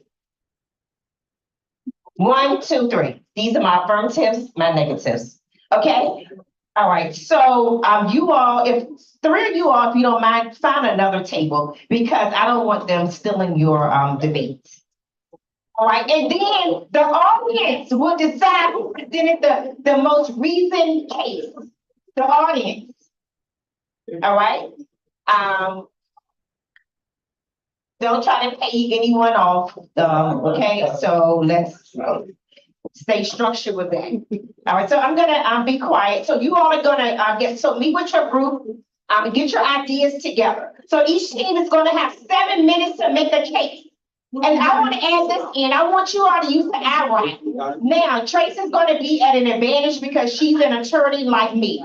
The ADRAC is I stands for issue, R stands for rule, A stands for analysis, C stands for conclusion. So what's the issue at hand? What are the rules? Analyze and then conclude. Do it that way, the ADRAC.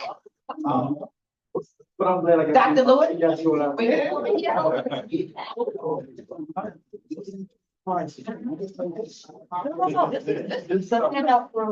Oh, okay, so it's the one with the house one? No, not a. So I guess you're gonna give it to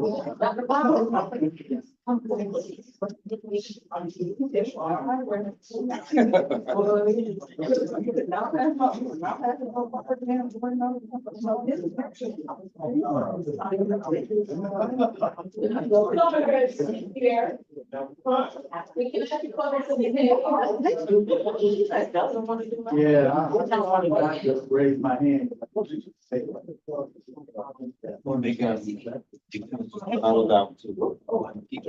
You can't. I did not want to participate. That's already. That's a problem. Okay, it's a question. I'm gonna turn my mic on because I don't want to say get some answers out of me. Yes, Tracy, what's your question? I'm asking for Dr. Gibson. He wanted to know what we were in the negative. Oh, So basically.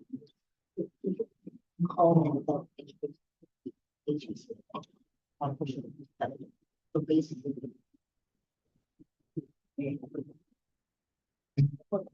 We're against it. Yeah, we're. Okay.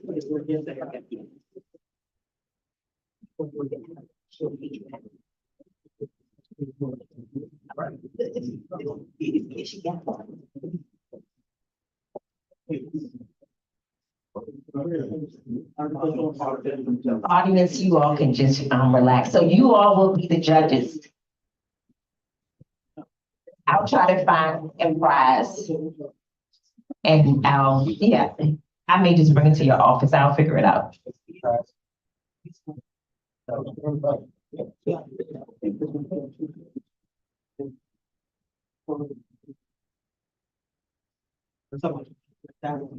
It doesn't have to be vegetable. What you say? More. The debate is going to start at 1:45, so that's 12 minutes. And each team will have 7 minutes to debate, and then 3 minutes for a rebuttal. Okay. So what's our?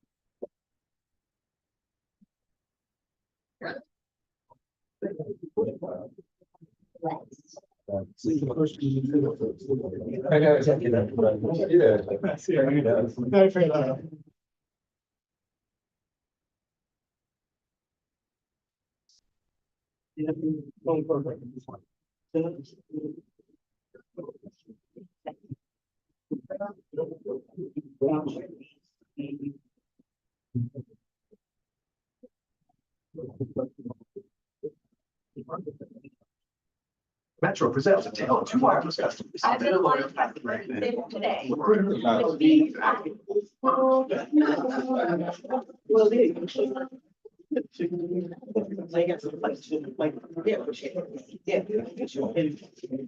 It's so cool. Nobody's very quick on it. Basically trying to AI more a problem. The only one. No, one year, 1 my here.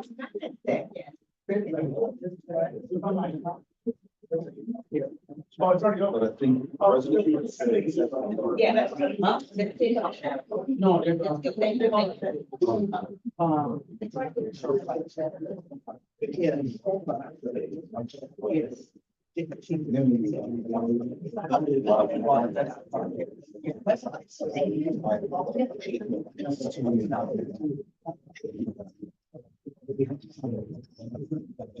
Yeah.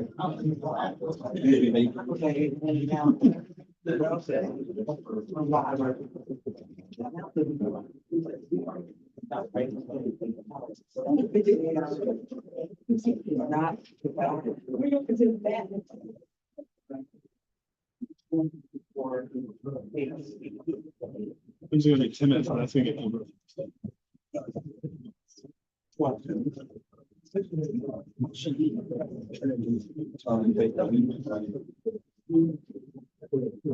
I'll just need different ways to treat basically.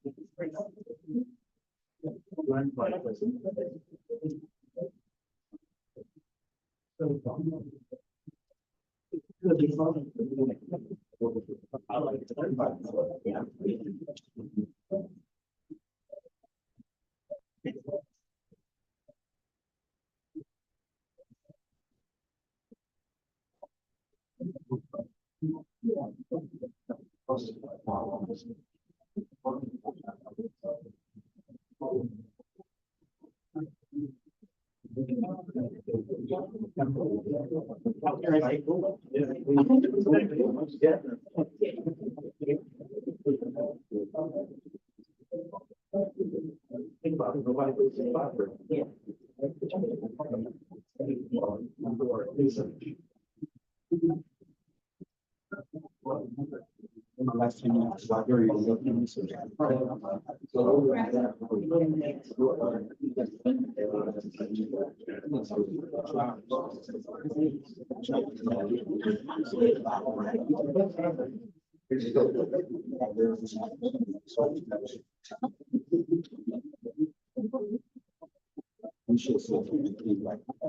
we should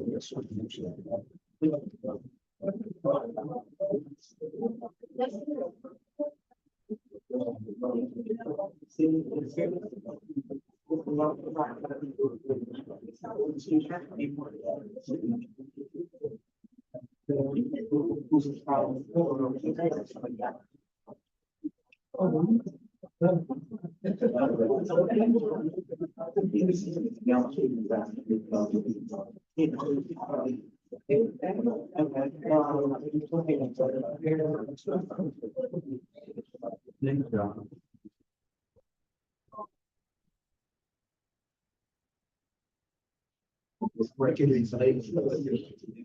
Maybe even relationships where we're being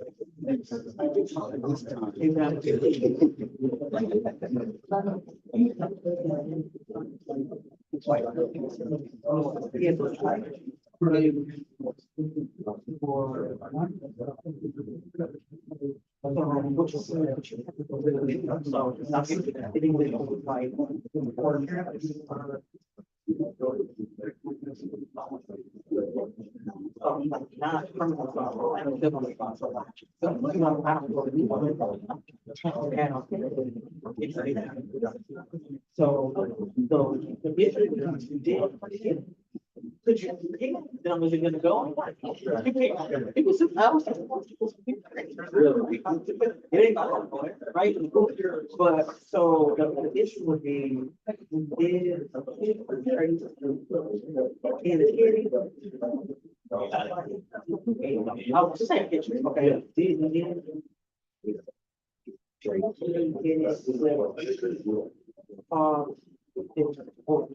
was there an example of that?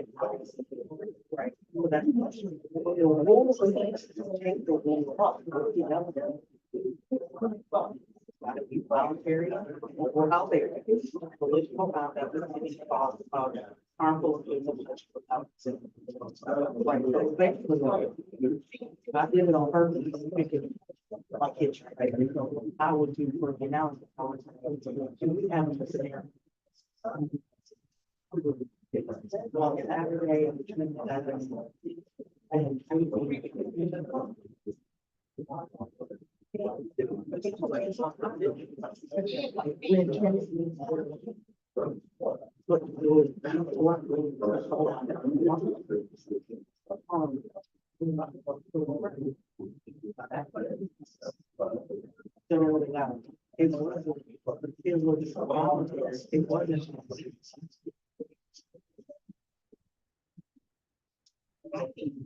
was about the fact that will because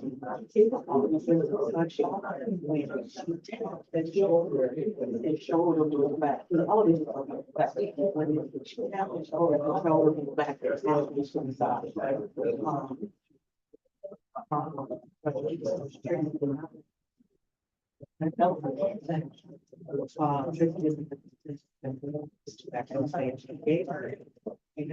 wasn't a privilege. The privilege is like, if I was trying to finish your education, right? Like, you know, things about it, right? I can say, and there was no privilege. Whatever in that apartment, therefore, crazy was therefore, what we do is that change. So it's like, hey, but you have no, right? Like, you look, I don't think, with that, you can't move all the other. But you can have, right? You know, that's simple. If simple is like, there's a great matter. Totally the project that they should do that. I told you some while I had Right.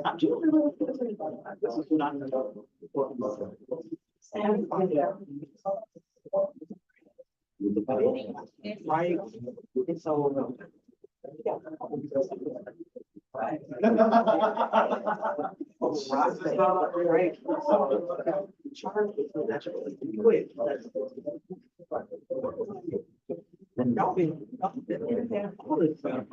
There's no way that they're going to.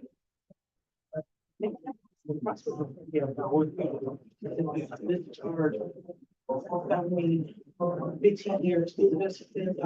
So we never.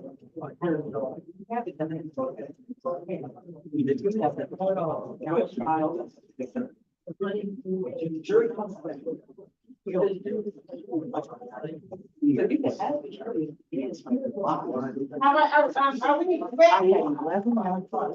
I'm guilty, but the one person who's able to defend them, that people are not ready. And they all change their vote, yes, you know. One person was able to defend them. Is this the one that's working? I can say, We're ready to start. And this will be time. Josh, will you, be in this time, please? Okay, wonderful. All right. We're ready? Yep. You all look scared. Can we, start this? Can you guys? Oh, I can read it once you get to your seat. So you can read it. Can I get an agenda? Jerry, my right. We'll jump in. We'll jump in. Trust me, I promise, I'll jump in.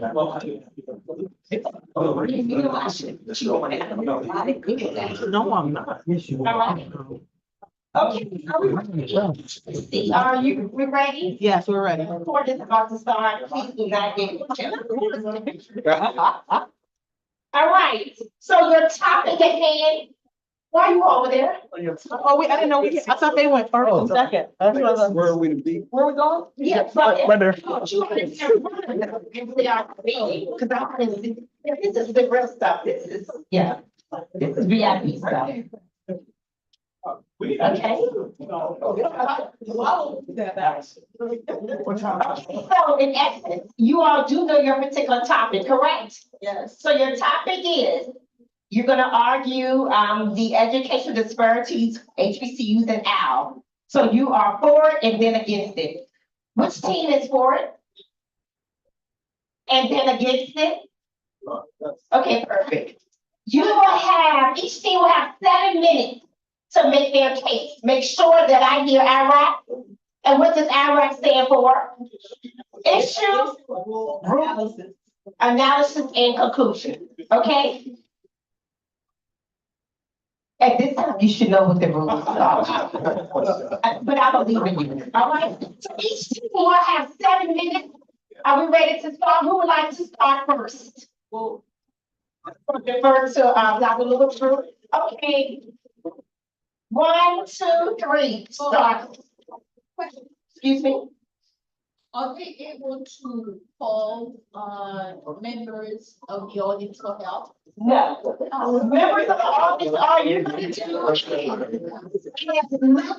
and pray and make sure that whoever, yeah, that's all you're doing. Don't shout or anything, none of that. Please.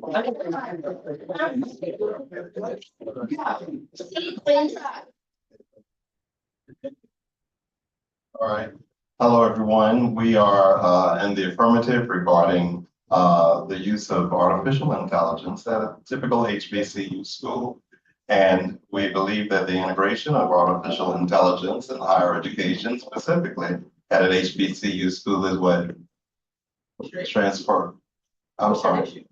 Our issue is that, can I go on? Our issue is that the use of artificial intelligence will enhance and transform the learning process at a typical HBCU school. Not an issue, but go ahead. Well, I'll listen to you, but you are.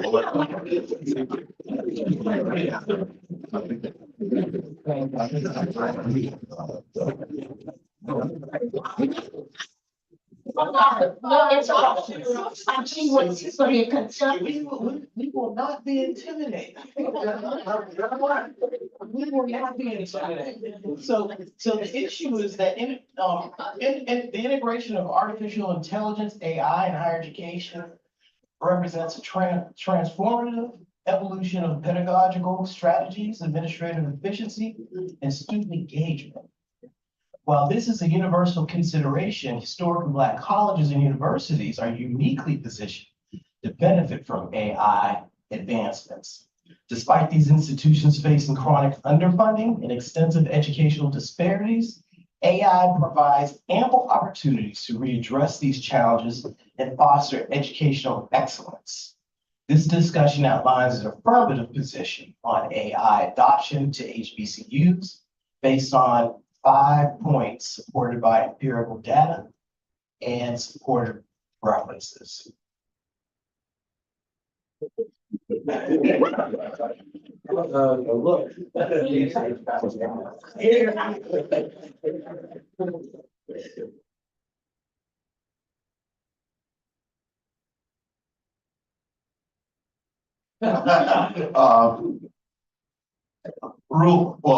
Our first point there for the back up.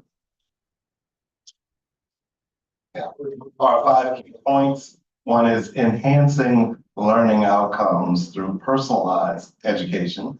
AI technologies detect individual student learning patterns to tailor personalized educational experiences, particularly valuable at a typical HBCU, where we have a diverse and often underserved student population. Personalized learning helps address varied educational backgrounds and learning styles. Improving administrative efficiency, AI can streamline numerous administrative tasks such as enrollment management, classroom management, scheduling, financial aid processing, and academic advisement. For advancing research capabilities, AI-driven tools can support HBCU faculty and students in expanding their research capabilities. For fostering student inclusion and retention, AI can play a significant role in identifying at-risk students and intervening promptly to foster inclusion and retention, and expanding access to educational resources. That one's the easiest. That AI-powered platforms can make more extensive array of educational resources accessible to HBCU students. And then those would be our 5 rules. Our 5 analysis include personalized education. Studies have shown that AI, I don't have my glasses on. Studies have shown that AI in education can significantly improve learning outcomes.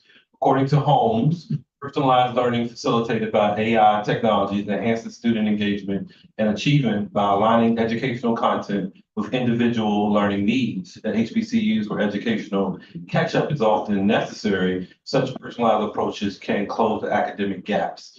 Let me add to that, ad-lib with that, human interaction cannot be taken away from AI. And I think at an HBCU where you have a lot of people, students that want to express who they are, they will be able to enhance that, as they say, because they'll be able to have their own creativity to really be able to take out a lot of the fluff and really make it their own. So the AI will help them with research and keep up with the time so that we won't be behind the Virginia Techs, the UVAs, and the Michigan States of the world that have more money and have more resources. But these students will be creative in a way, just like according to Forbes, this has already happened before. Cars did not replace horses and buggies overnight. Over time, the automobile had far-reaching social implications. So for all those negatives out there that says AI is ruining the student, eventually the student will catch up and their creativity will suffice. And the one more point about that is that remember that AI and artificial intelligence and machine learning requires training the machine. And so you need a diverse population of people to train the machine so that you get the full story of whatever it is you're talking about. Without that at the school, you do not have that opportunity. Histories can be erased because those persons who are training the machine are training it from their perspective and not considering other people's perspectives in this diverse, inclusive, and equitable environment in which we are to live. 1 minute left. You can conclude, please. AI is necessary. AI is necessary at the HBCU, particularly. I go back to everyone must be, those who are going to participate in the AI process must understand the necessity to train the machine to tell the story that it is supposed to tell. Otherwise, you will have a warp to the story. You will not have a complete story, period. There will still be a lot of biases in there. And then out of respect to our Ghana partners as well, we want to keep up with the global marketplace. We have to look at the big picture and not just look at the small HBCU level. We want to make sure that our students can compete in London, Ghana, Tanzania, or wherever it may have you. That's the affirmative. Thank you for the affirmative. Thank you.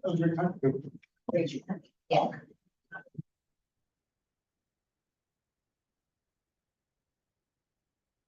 Are we ready for the negative, or are we shaking right now? Well, we just wanted to thank them for giving us a history lesson, by looking on the computer and pulling up all the information. You definitely proving our point. So we'll get started. Thank you. It's your 7 minutes. We'll start now, even though you need to give additional information. Okay, Please so proceed. our issue, which we know it has to be posed as a question, not a statement, is AI a valuable tool for HBCU students? Okay, that is our issue. This is a question.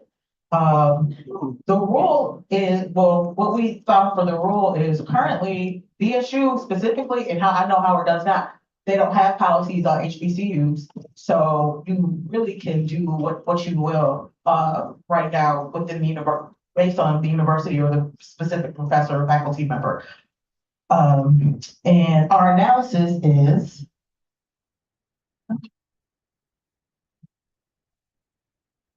It interferes with the learning process for a student. But let's make sure we understand what the assignment was. The assignment was for us to find out how does it affect HBCU students, okay? So we're talking about it interferes with the learning process. It causes students to be more dependent on its can't reach your hand, right?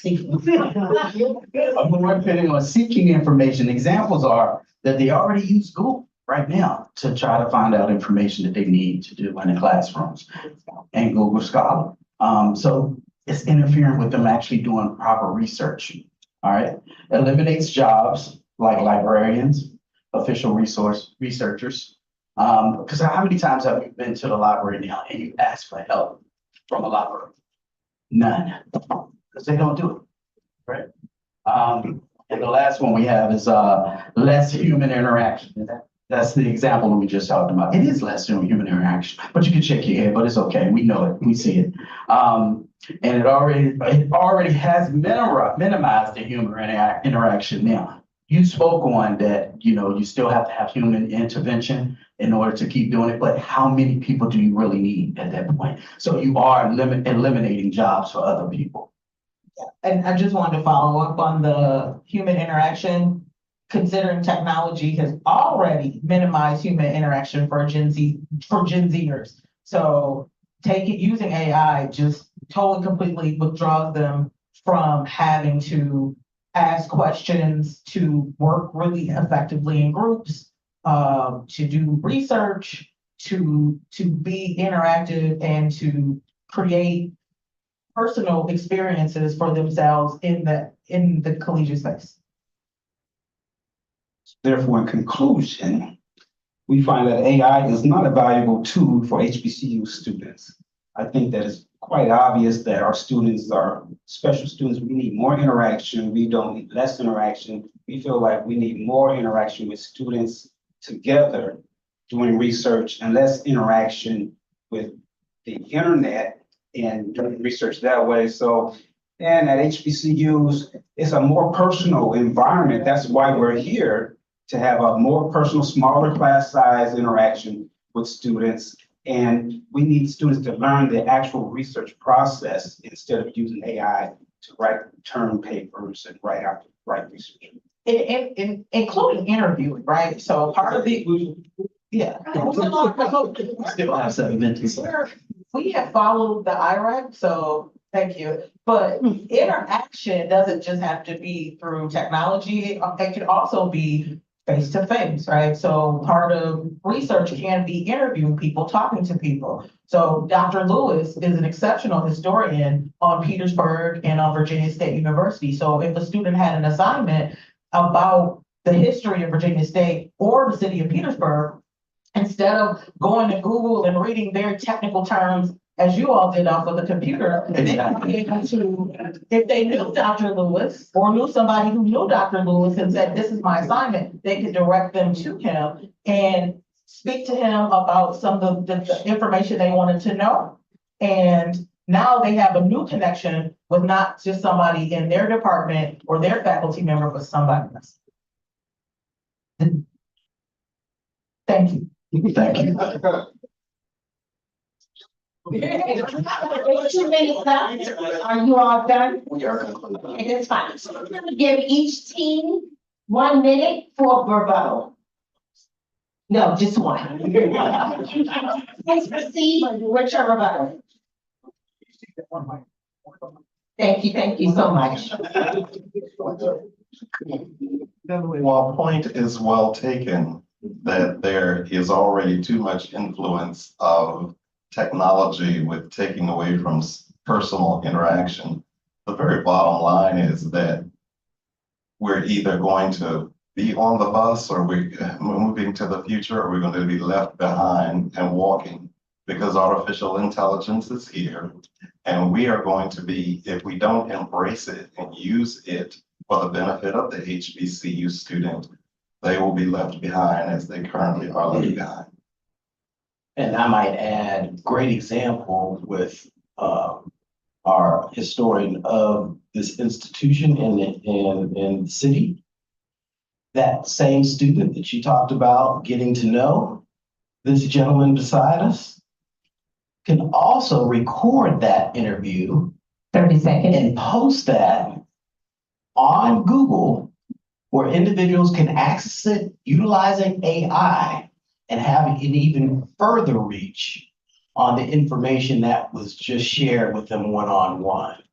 Again, enhancing and understanding how we can leverage the use of AI, which is significantly important. And we don't want to be the only in the room that don't like rap music because it's not our time. Thank you. Next, rebuttal, and you can start now. All right, you know, you're actually, every time you guys open your mouth, it just seems as if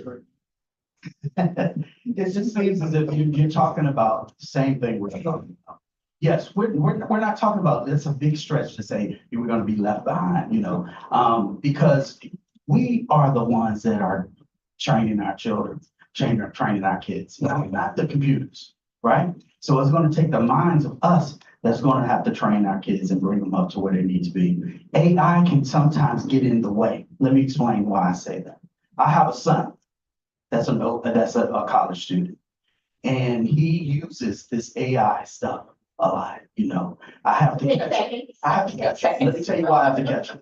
Because a lot of times he's using it to get ahead and not to learn. Okay, and that's where the problem is.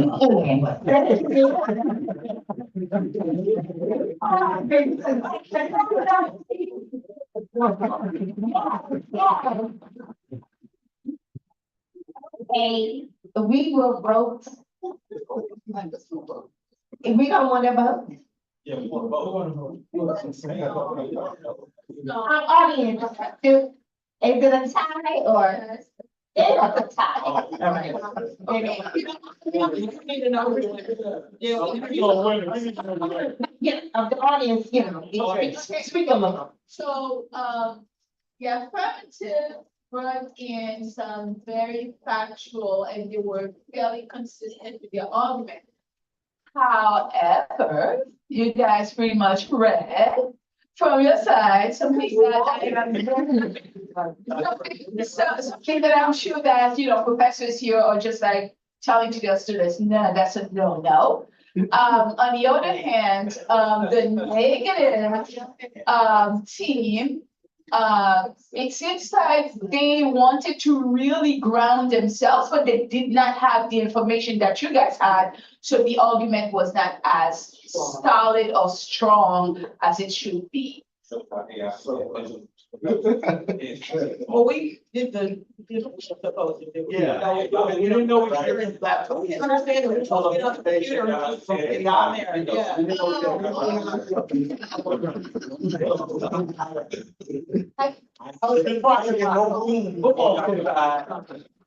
All right, it's a tie, so we appreciate you and thank you so much. I appreciate you all. Wonderful. All right,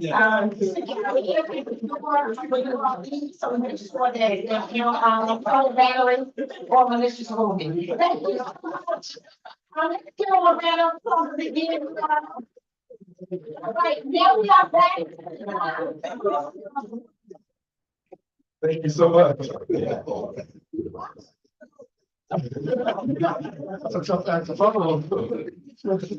But I'm glad that you all got to engage in that because it is after lunch.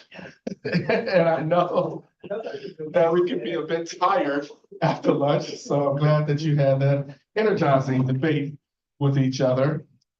I feel like I'm triple B chairs. Something like I want to move them out the way. So while Josh is pulling up my slides, I'll move these out the way. So I won't trip up.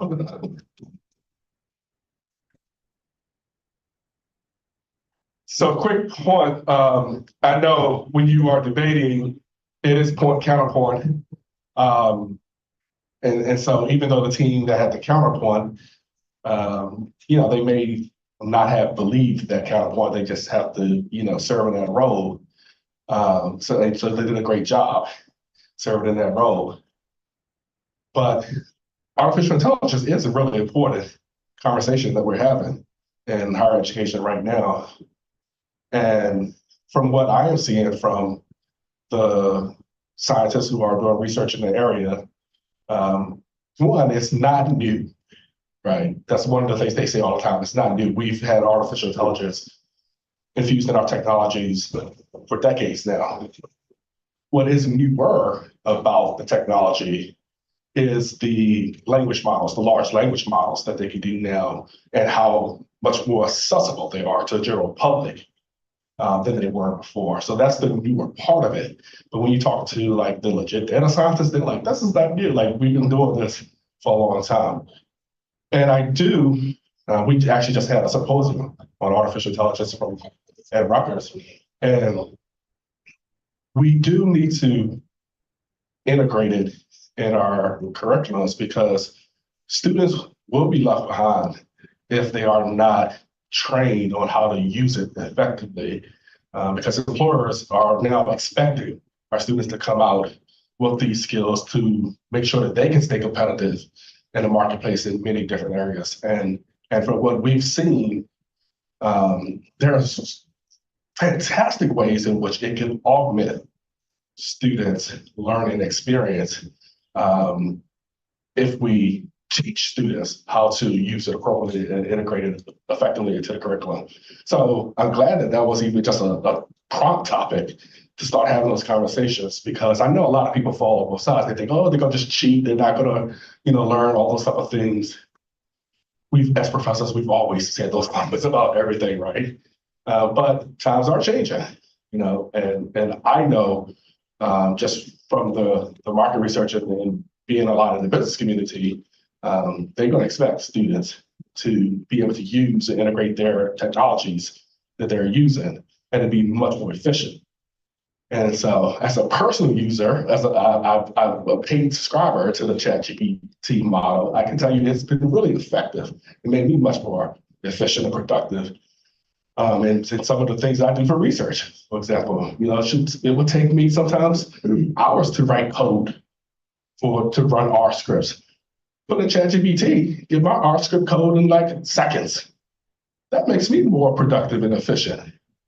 Now, I have to know what our code is. So it's not like it's stopping me from learning the information. It just makes me more efficient in doing work. It's like before, we had someone mentioned go to the library to check out the book or whatever. But now with computers and stuff, we have a database. We can just do it from our office or home.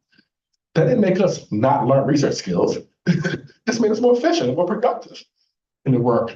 And so kudos for that conversation. You all done a great job with that. And AI is going to fundamentally change a lot of how we're doing some things.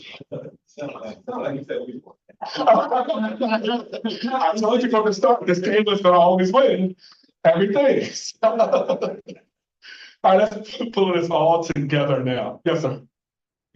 Raise an interesting point about. You raised an interesting point about remembering to teach the concept first and understand it, and then use the AI or whatever to help enhance it. And I encounter that all the time being a statistics professor. And everybody runs to R, and everybody runs to software, and they plug numbers in and they get a printout out. They don't know what the hell they're looking at, all right? And so in my case, I'm very anal in teaching steps 1 through N to get from the research question through the analysis to the research answer. And then I say, you're never gonna do this when you're sitting at your research cubicle. You're not gonna do all this handheld cranking math, but you at least now know when you see an ANOVA table and a critical F and a calculated F, and how looking at those two numbers will tell you what decision to make as to whether the program was effective or not effective, and you will understand that. But some folk haven't gotten there yet. And they go, why do you need to do that? Just run it through SPSS or run it through R. I hate R. I still hate R. I will always hate R, all right? I'm just saying. But I'll use math and paper and pencil and get you the same answer that R will get you.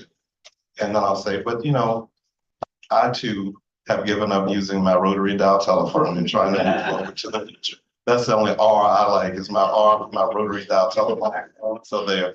Thank you. All right, so we're gonna try to tie everything we learned today together for this last session. So I'm gonna ask you to do more of what we're talking about. And so the first point is about leadership principles. People want to know what you stand for, what your philosophy is as a leader. And I advise people typically to have about 2 or 3 of these principles. And so the principles allow people to understand who you are, but also how you may potentially lead them, and how your principles should inform the work that they do. And so your principles should identify some of your core values. They should align with some unit, goal, or strategy, right? And then they should also be actionable. So I want you to take some moments to try to come up. What are your leadership principles? And we're gonna have some time to share those. And I'll share you mine as well.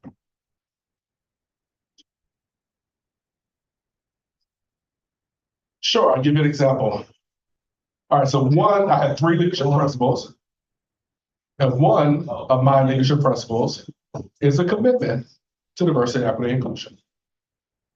That's one of my 3 leadership principles. So the work that I do and the work that my team do, they know that they need to have commitment to diversity, equity, and inclusion. All right, that's one of my 3 leadership principles. I'll share out the 2 later. So I want you to come up, what are your 2 or 3 leadership principles of how you approach work and how you want your team to approach the work that you all do?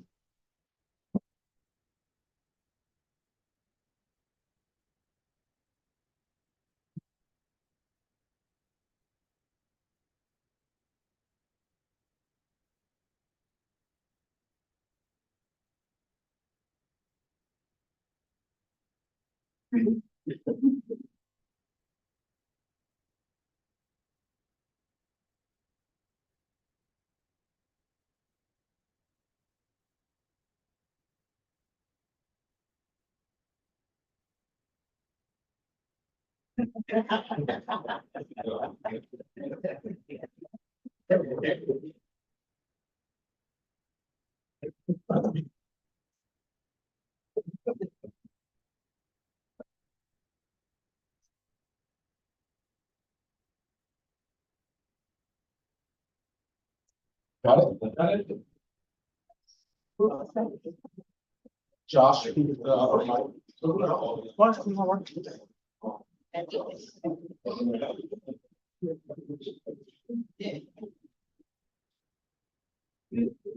right, who wants to volunteer to share their leadership principles? Right here. Okay, I have 6 leadership principles which I'd like to share with everyone. The first one is service excellence. Number 2 is delivering value. Number 3, vision. Not necessarily in right order as maybe I would like to, but nonetheless, moving forward. The 4th one is good communication. 5th is adaptability. And the 6th is high standards. All right. Thank you for sharing those. Okay, so based off of the 6 leadership principles that you mentioned, do you think you can get some sense of what it may be like if you were to work with them? Yes, no? From the 6 principles that he just shared, do you think you could get some example of how it would be like to work with him? Yeah, right. This is all about how do you build high-performing teams, right? So again, people need to know what grounds you as a leader. What might I expect in able to work with you? Now again, I typically go in a 2 to 3 range. They're 6, and if they work together for them, that's fine. Let's hear someone else. What are your principles?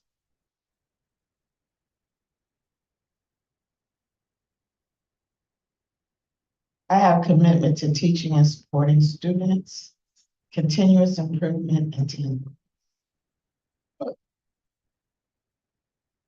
How do you think it would be to work with her? What's going to be the main focus? One of the main focus that may be in her department or unit. Focus on students, right? That's going to be a driving principle. Let's get one more.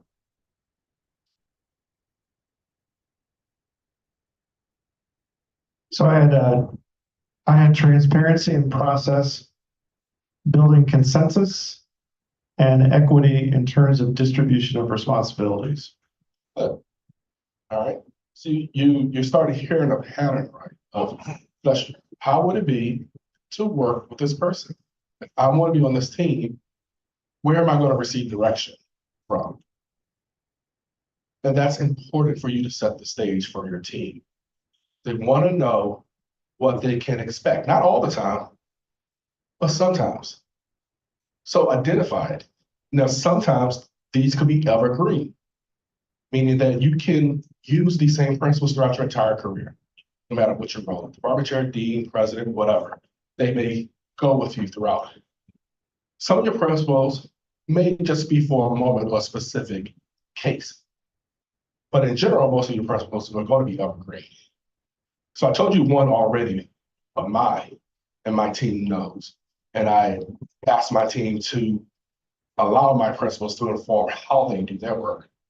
And they also tie some of their outcomes to the principles that I've given them up front at the beginning of the year. And so commitment to diversity, equity, inclusion. What does that mean for us? A lot of people make that commitment. But just one of the ways that it is put in practice for us as a team, say panels, as simple as something as panels. They know if they are going to put something on, they will want to see representation on the panel. That's based on the principles that I laid out front, so they know how to respond in that. I already talked about barriers for standardized testing. They know my principle. They know the stance that I was going to take when that was brought to me. Another aspect that I saw coming into the role was course overrides. You know, that's an old thing that happens in a lot of institutions. Been there, done that. Most times in higher ed, professors are in control of their course overrides. Right? The student come and sad story, that's closed, I need to get in, please let me in, blah, blah, blah. Professor may say yes or no. Does that happen here? That's how course overrides happen here. But that's how they happen at Rutgers as well. Okay, sometimes the administrator will just put them in your class, right? But typically, this is how course overrides happen at a lot of institutions. It's up to the professor to grant the course override. Well, that's a bit of a biased system, for one, because one, it requires sometimes some outpouring of the student to share information that could be sensitive for them, for the reasons why they didn't sign up for the course at a certain time, right? So either they have this trauma story or sad story that they need to share and divulge, which could then impact how you perceive that student. But it may also bring up issues that they don't want to discuss and share. Two, also based on timing for the students, right? Three, some students may know to self-advocate, while other students may not know to self-advocate. Four, professors can play favorites sometimes. And they may say, oh, I'll let these students come in, but these students can't. So again, this is a long-serving tradition in academia that I just started looking at when I heard the stories coming into this role. It's like, we need to change this. This is not the first most efficient way to do this. And we lose the students. So we created this course cap project. We looked at all of our classes that typically are over-enrolled each semester. And we took that group of courses and I proactively reached out to all the professors. And typically our cap is 40 students in a class. And I said, okay, from time to time, we may need to put up to 5 students in your classes. Here's a spreadsheet of the classes. And it's not enough students to open a new section. So because it's only 5, our break-even point before we open another section. How many students are you proactively willing to accept in your class before the semester starts? And they put it in the spreadsheet. Their number, some say 0, some say 3, some say 5. It's up, the cap is 5, we say up to 5. And then the advisors work with students if the class is closed, and then they can look at the spreadsheet and see, okay, that professor said 3. They can go up to 3, so they know they can put 3 more students in the class when they come to their advisors. We're just making a switch now to automate the process working with our director of academic administration to just raise the stop point for those particular courses, professors have said. But that's an example of my leadership principle that I had and how we put it in action of what we do. And it ties to my second principle. I'll let you ask your question. Classes close, and then you all open them up for a professor that says they'll take 3 more? So how they work now is much more manual. So the classes do close, the student has to come to the advisor, and the advisor looks at the spreadsheet to see if that's a class where the professor said they want to take more. Now trying to automate that process, so what we're going to do in the fall, make it automatic. So if they said 45 from the start, instead of having an advisor to kind of do that little middle step, they can just, it won't close until they get to 45 versus closing at 40 like we usually do. That's how it will work in the fall. Okay. So the second principle is a commitment to proactive service and excellence. My team knows that's how I want to operate. Again, not waiting until we have issues, but be proactive in the service that we deliver. Student doesn't know where a password is. Put up more signage. Be able to anticipate that need. Walk them there. How do we do things? We want to set a standard of excellence. It doesn't mean we always get it right. It just means they know that's the baseline. That's what's expected of them. And the last one is a commitment to continuous improvement and reflection.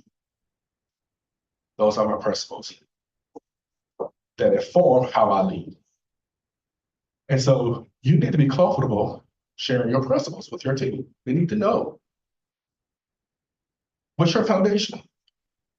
What are the things in which, when it comes to a decision, how would she see this? How would he see this? How would they see this? And you can go back to those principles. So I hope you spend some time on those and be able to articulate them, because fundamentally, it goes into building psychological safety. Now, that's a term created by Amy Edmondson at Harvard Business School, colleague of mine. And she actually stumbled upon this research stream. It wasn't something that she was studying from the start. She was working at a hospital, and she was bewildered as to why the teams that were together the most, that seemed most cohesive, were making more medical errors than the teams that were not.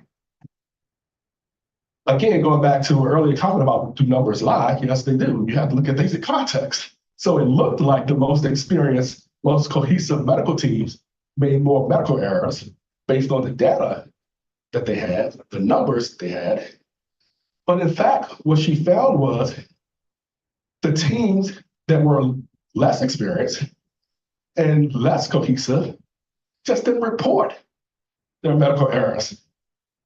So their numbers were a lot lower. So they looked good on paper or in the system that's collected data, but they were actually worse. And so she found that these medical teams, they shared their mistakes, right? And they were able to learn from the mistakes that they shared because they were comfortable. So that's psychological safety. She named it psychological safety. Teams are effective if you can be in a place and people know that they can make a mistake and it won't immediately be castigated or criticized or put down, shunned, shamed, all of those type of things, right? That's the key of building teams. They want to be in places that they are psychologically safe. Now, Amy will tell you, she said, it doesn't mean every mistake is accepted. That's not psychological safety. She'll say there are blameworthy mistakes and there are praiseworthy mistakes. So some mistakes that people make, as she explains, are mistakes that based on your training, based on your experience, you shouldn't make. So those are blameworthy mistakes, meaning that something happened that perhaps could be a fireable offense if you make that type of mistake. That's a blameworthy mistake that she says. But a praiseworthy mistake is a mistake where you make when you are at the boundaries of our knowledge. You're being innovative. You're pushing something forward. That's not a roadmap of what may happen at that point. You're being creative. That's on the edges of our knowledge. So she said that's a praiseworthy mistake. So when you're building your teams, you want them in the praiseworthy mistakes side. They're pushing the team forward, being more innovative, creative, right? If you're a mathematician, right? And you are just doing simple addition, and you say 4 plus 4 is 10. Well, your training should have suffice to not make that type of mistake. And that means you probably need some more training if you do make a mistake that way. Maybe not feel for you. Demonstrate vulnerability. How do we do that as leaders? How do we demonstrate vulnerability to our team? All right, so I hear transparency, go over here. I think you're just honest when you don't know, or if you make a mistake, and you just admit that I didn't know. That's so. Okay. So employees say that is one of the biggest ways in which leaders can show vulnerability is admitting their mistakes when they make it. Some people think that it makes them seem weak, not as much as a leader, so they don't want to admit their mistakes. But in fact, when people receive it, they actually think the opposite. They see you more as a leader. If you can say, you know what, I messed up there, right? Again, think about the continuum. Blameworthy mistake versus praiseworthy. Now, if it's something that, again, in your training, you should have known, that's different, right? But if you push the boundaries, people respect leaders who admit, I made a mistake, or I made the bad call. there, right? I think with the vulnerability in terms of a leader admitting that they made a mistake, to actually pinpoint the mistake that they made or that particular situation as opposed to just having a blanketing statement to say, hey, I make mistakes all the time. Well, what mistakes? Absolutely. And that ties back to a previous slide where I said storytelling for impact. What's your story? Tell your story. At lunch, so they never heard their story. But again, my principle was continuous reflection and improvement. And so I have to practice that. I have to show that to my team. And we have an in-service every year. Beginning of the year, I restate my principles. Again, at the end of the year, when we do evaluations, they tie their outcomes to my principles. But the next in-service, we're talking about some of those examples. And so being in the role for years now, I have to reflect back on some of the mistakes I made in the role as a leader. And one of the mistakes I made, and I share it with them, was when I first stepped into the role, I did my one-on-ones with all people on my team to get a sense of what's on their mind, the culture, all those type of things. But I didn't do one-on-ones horizontally, people I work with. And that was a mistake, reflecting back on that. Because I could see there were things that didn't go as quickly, I didn't push things forward, or there may have been more friction that perhaps wouldn't have been there had I just level set horizontally as well. And so my team, they were like, oh, that's pretty cool. Like he shared that leadership mistake with them. Another mistake I shared with them, I laugh about it now. So we don't have a dean suite in our school. We have supposedly administrative offices, right? That's on the corners, but there's no suite. Like some places just have a suite. So when you're in a row, you just know you go to this suite. And as I get transitioned into the role, and at this time was a brand new dean, so she was coming to our school. I was like, okay, well, then I move offices. Because on the corners, there are typically administrative offices that faculty members have just stayed in those offices, even though they're not in administrative roles anymore. They just squat in the offices. And I reached out to the dean, let her know, think about moving offices, since I'm now taking on this role of associate dean on undergraduate programs. And she said, reach out to the department, the director of operations who handles all those things. And so she was just like, okay, well, let's find an office. But it was a non-faculty office. And so it was lost in translation about what I was asking for, right? And it just fumbled badly because it was like, it was his ego, wanted a bigger office and all these types of things. It just went out of control. I didn't just stand where I am in my faculty office for the whole time I just stayed in that office. But I shared with my team that mistake of what it did, right? It just created something that really wasn't there. And it made me look a certain way. When in fact, something like an office change, that's a normal part of a transition in many places that people go through, right? But it made me look a certain way. And I had to own that.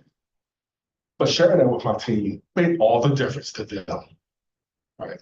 And so these are the key things you have to engage in. You can't just wish psychological safety to your team.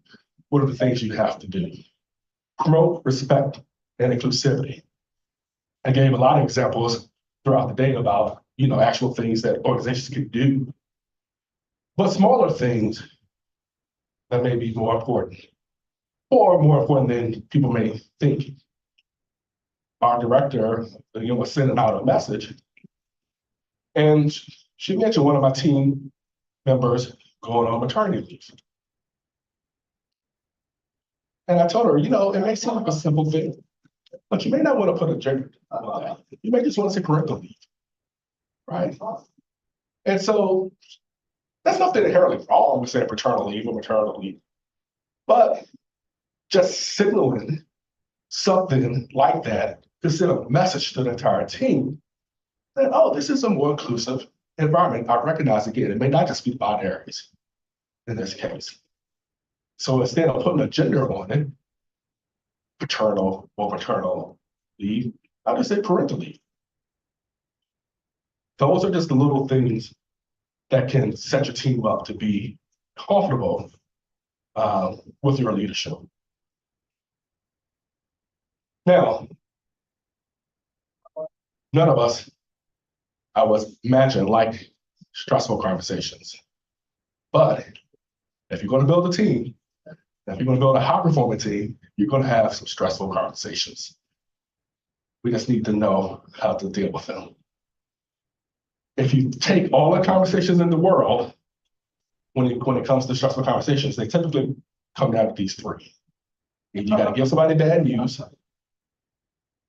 You don't know what happened or something went wrong, or you feel attacked.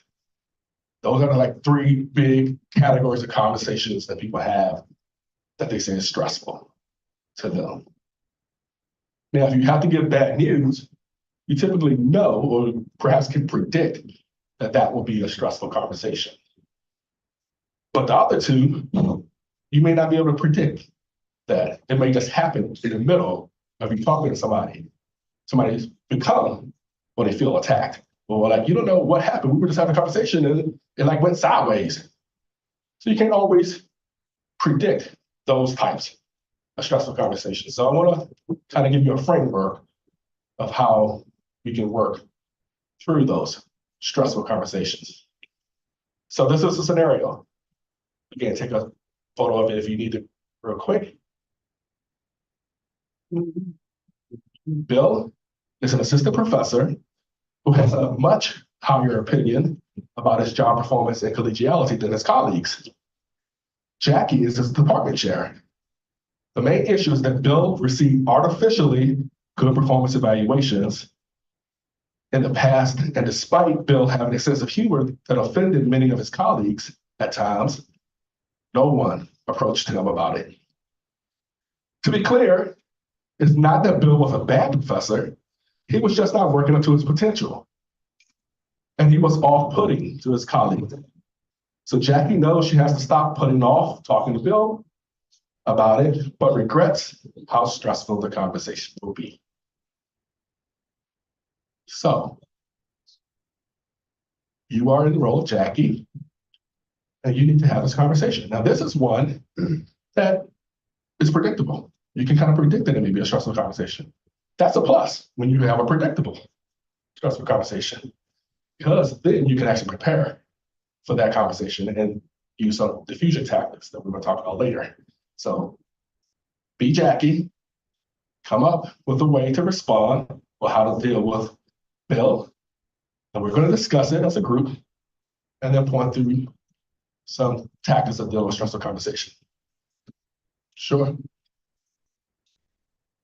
Yeah, so it means that, for example, some cultures, they don't want to get bad evaluations, right? So artificially good meaning that he has gotten either meet or exceed expectations, but people really didn't think he deserved that, right? So it was artificially inflated about his job performance.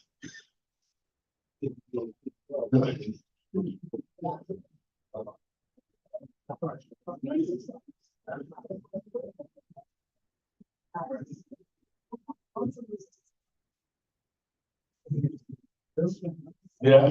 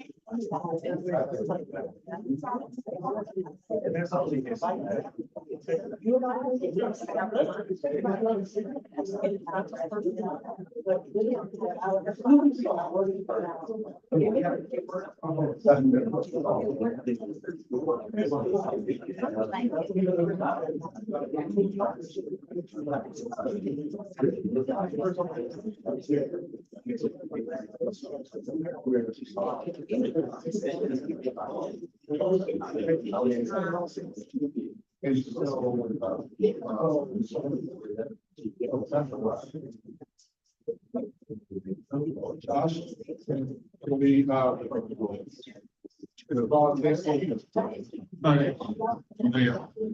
right, so I've heard some great conversations about how Jackie would approach this stressful conversation.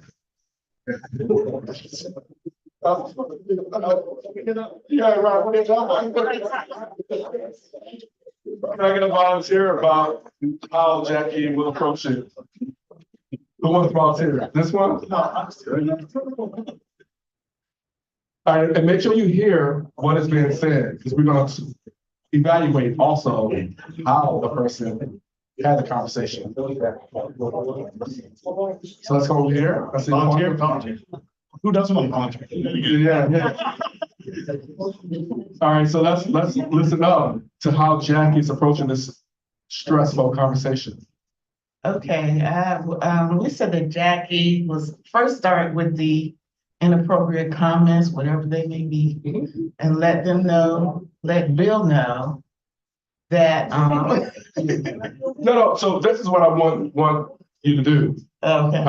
Is be Jackie. Oh, be And so I Jackie. do want you to be Bill, so come on. So. We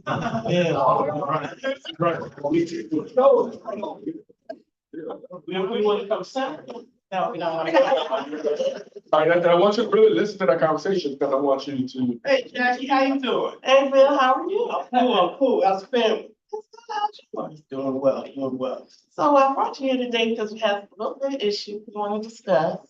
Okay. So the first thing is, there's been some talk about, it's been reported to me by your colleagues that there's been some inappropriate comments being presented by you. I don't know exactly what they are. And I don't know if anybody has approached you or not with them, have they? No, this is new information, Jackie. I mean, you know me, I'm authentic, I'm real. Okay, real. All right, well, we just wanted to make sure that you understand that those are being reported to me as being offensive. And that we want to make sure that we are sensitive to perceptions and ideas and all of that, and that we are just be a little more cognizant. Saying what you're saying. That's something. Certainly, I certainly can do that, but I mean, like I said, it's new information, and since I've been here, I've got great student evaluations, got great peer feedback, so we just did my annual evaluation. Everything on there was positive, so. Well, this is not about your evaluation, it's about your one-on-one comments. It's outside of the work. So I need more information. Your one-on-one with your peers, not necessarily your work systems. Okay, with peers, right, outside of work. Your comments outside of whatever work conversation. Well, again, I need some clarity because we talk about outside of work. Because if it's outside of work, inappropriate comments, but if it's outside of work, Strike out the term correctly. Yeah, how you interact with your colleagues at times can be inappropriate and offensive to them. All right. And so the next thing is, are we good with this, with that part right? I'm informed, I'm not good with it. Okay, well, okay, that's fine, that's good. So the second thing is your work performance. Your evaluations are good, however, I'm feeling that you are not really working to your potential. So what do you see, how do you see your plans for the future? In person? You just did my evaluation last week. No. Like I said. How do you see? And part of that evaluation was my 5-year plan. Okay, well, remind me what that is. Remind me what that is. Well, right now, the next step for me is I want to achieve tenure and associate. Okay. Said that my 3-year evaluation was good. Okay. My packet was spot on. Okay. Submitted it. And continue to do my research, also do my service. And we talked about me doing a little bit more in the department. Okay. So that hasn't changed. Okay. And so we want to work out a detailed plan to do that. So we got all of that. That's what your goals are.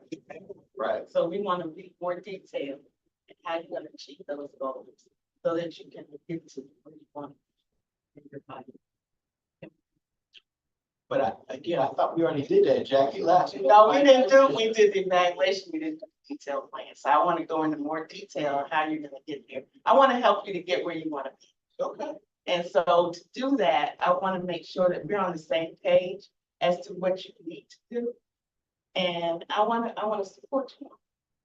And so in order to do that, I want to be able to, you know, write it out. We're gonna talk more about it in detail outside of the evaluation. So we want to be more detailed in your step by step. So that I can. And I appreciate the support, but again, I keep going back to this. Now I need additional clarity. We did the evaluation includes a plan. We did my 3-year appointment evaluation to stay on. That includes a plan.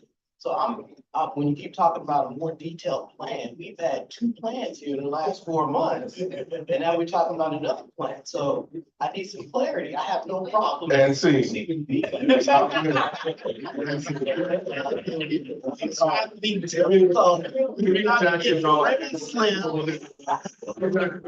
Thank you. But I'm saying, so, Bill. Stay there, Bill. How did you feel when you had this conversation with Jackie? At first I was fine, because cool. Right, you were cool. I'm sorry. Yeah, at first we cool, so I was fine. And so from the start, Jackie could have predicted a stressful conversation. Bill didn't think it was a stressful conversation. He had no framework for it. But then it automatically turned stressful for him. So again, that was out of the blue. And you were probably felt attacked in a sense, right? A little bit. So Jackie could have prepared for the conversation. Bill didn't have any preparation time, right? How else were you feeling? Lost. Why? Lost. Because again, in the framework that we worked out, I had some clarity that at this point in time in my career, everything was moving forward, right? Based on the system that was put in place, the checks and balances that we have, that I'm doing pretty good. So not that I can't continue to grow, but as far as concerns, in my mind, there's ample opportunity to discuss concerns in those 2 evaluative steps that we have built in.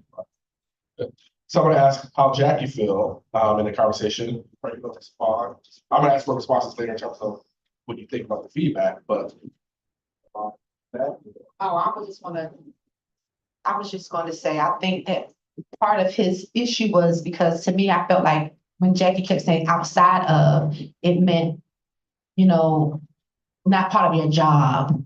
And so if this is not part of my job, then why are we having this conversation? And it's not part of the conversation. And where is this coming from, you know, outside of the blue, instead of saying outside of, probably should have been phrased differently. Then it wouldn't have been perceived as, if I'm doing good in these areas, then why all of a sudden we having this conversation? If it has nothing to do with my job, then what are we talking about? Well, it did state that he had artificially, what does it say? Inflated evaluation. So that is a point That's why it's the outside part. So that is a point on the specifics of the feedback. I want to hold that point because I want to get back to it. But first, I want to ask Jackie, how did you feel through this? Well, of course, all of it was difficult, and I wanted to do the first part first to kind of, you know, work through that and then transition to the positives, because I wanted to do the positive, lead with the positive, because my idea was to support. You know, you have the potential. I want to see your potential, and I'm willing to go step by step with you to develop that potential. So that was my thing. But yeah, he kept going back to the 5-year evaluation, which was artificial. Okay. Now, is this a response to the feedback? Yeah. Okay, can I hold it real quick so we can tackle her response? Okay, so now we're going to shift to the feedback part of the responses. And so the first comment was about repeating being something outside of the job. Jackie, why do you think you made that comment? Because I didn't want him to think it was impacting his actual duties. Because it's this humorous conversation, maybe side conversations with peers or whatever, but it's not impacting his actual job. But some people will argue it is. I mean, because collegiality is important for people. Yeah. People don't necessarily want to be around them, don't want, you know, they find them off-putting. So some will argue it is impacting. Well, if it's not, well, I think my thinking is that it was not a part of his evaluation. And so I don't want him to think that, okay, this is something that's been brought up and it was ignored in your evaluation. Gotcha. All right. So that's one issue we talked about. I will wager to say perhaps it came up because we didn't have enough preparation time as well, right? So you didn't have enough time to think through how the conversation is going to go. And so you speak extemporaneously, right? You just on the spot. And that can happen. You say things that you didn't actually really want to say, and then turn the conversation to another direction. But some pre-planning beforehand, again, you don't have to write a script out, but bullet points out where you want to stay can help go a long way. It can prevent some heartache. Okay, Bill, I'm just gonna say, Bill, I think you weren't listening. That's what I think. And I think that was part of the problem. I think Jackie was being really kind and a very good host. But I think that Bill just was not listening, didn't want to hear it. And that's what I got out of that. So I think the way to have maybe to move forward was to kind of pull back Jackie and say, okay, Bill, I see where this is going, but I need you to hear me, right? Okay, so that's what I'm saying.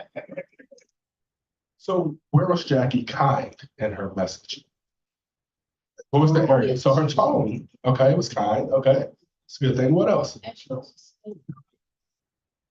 She also said that, Bill, I just want to facilitate your progress pretty much and help you get where you want to be. But Bill was not hearing it.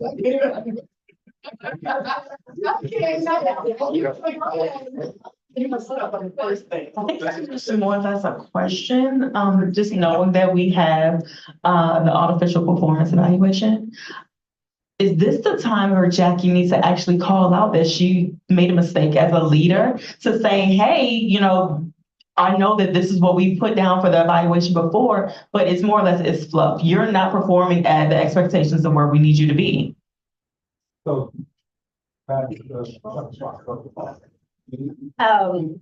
Ditto on that. We had a brief conversation about having things go unchecked and the assumption that everything is fine because no one ever said anything. And as leaders and managers, you know, assuring when you see something that it is addressed more so immediately so it doesn't escalate to a problem. But I wanted to say about the exchange, some nonverbal cues that I was noticing over here in terms of Jackie's, you know, every now and then, and even though it's just, you know, seen, but she positioned herself to be more towards him versus kind of away. And Bill's demeanor was in a defensive stance where his arms were crossed and, you know, kind of leaning back. So I just, but it was clean.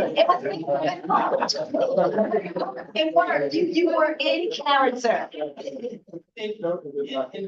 And I hear that, but as we've been talking about the last 2 days, we have to know our people. That might just be my way of communicating, being comfortable. And if, you know what I mean? I hear what you're saying if I don't know you.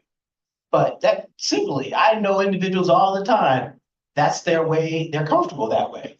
And that's okay. But I hear what you're saying. So that was just responding there.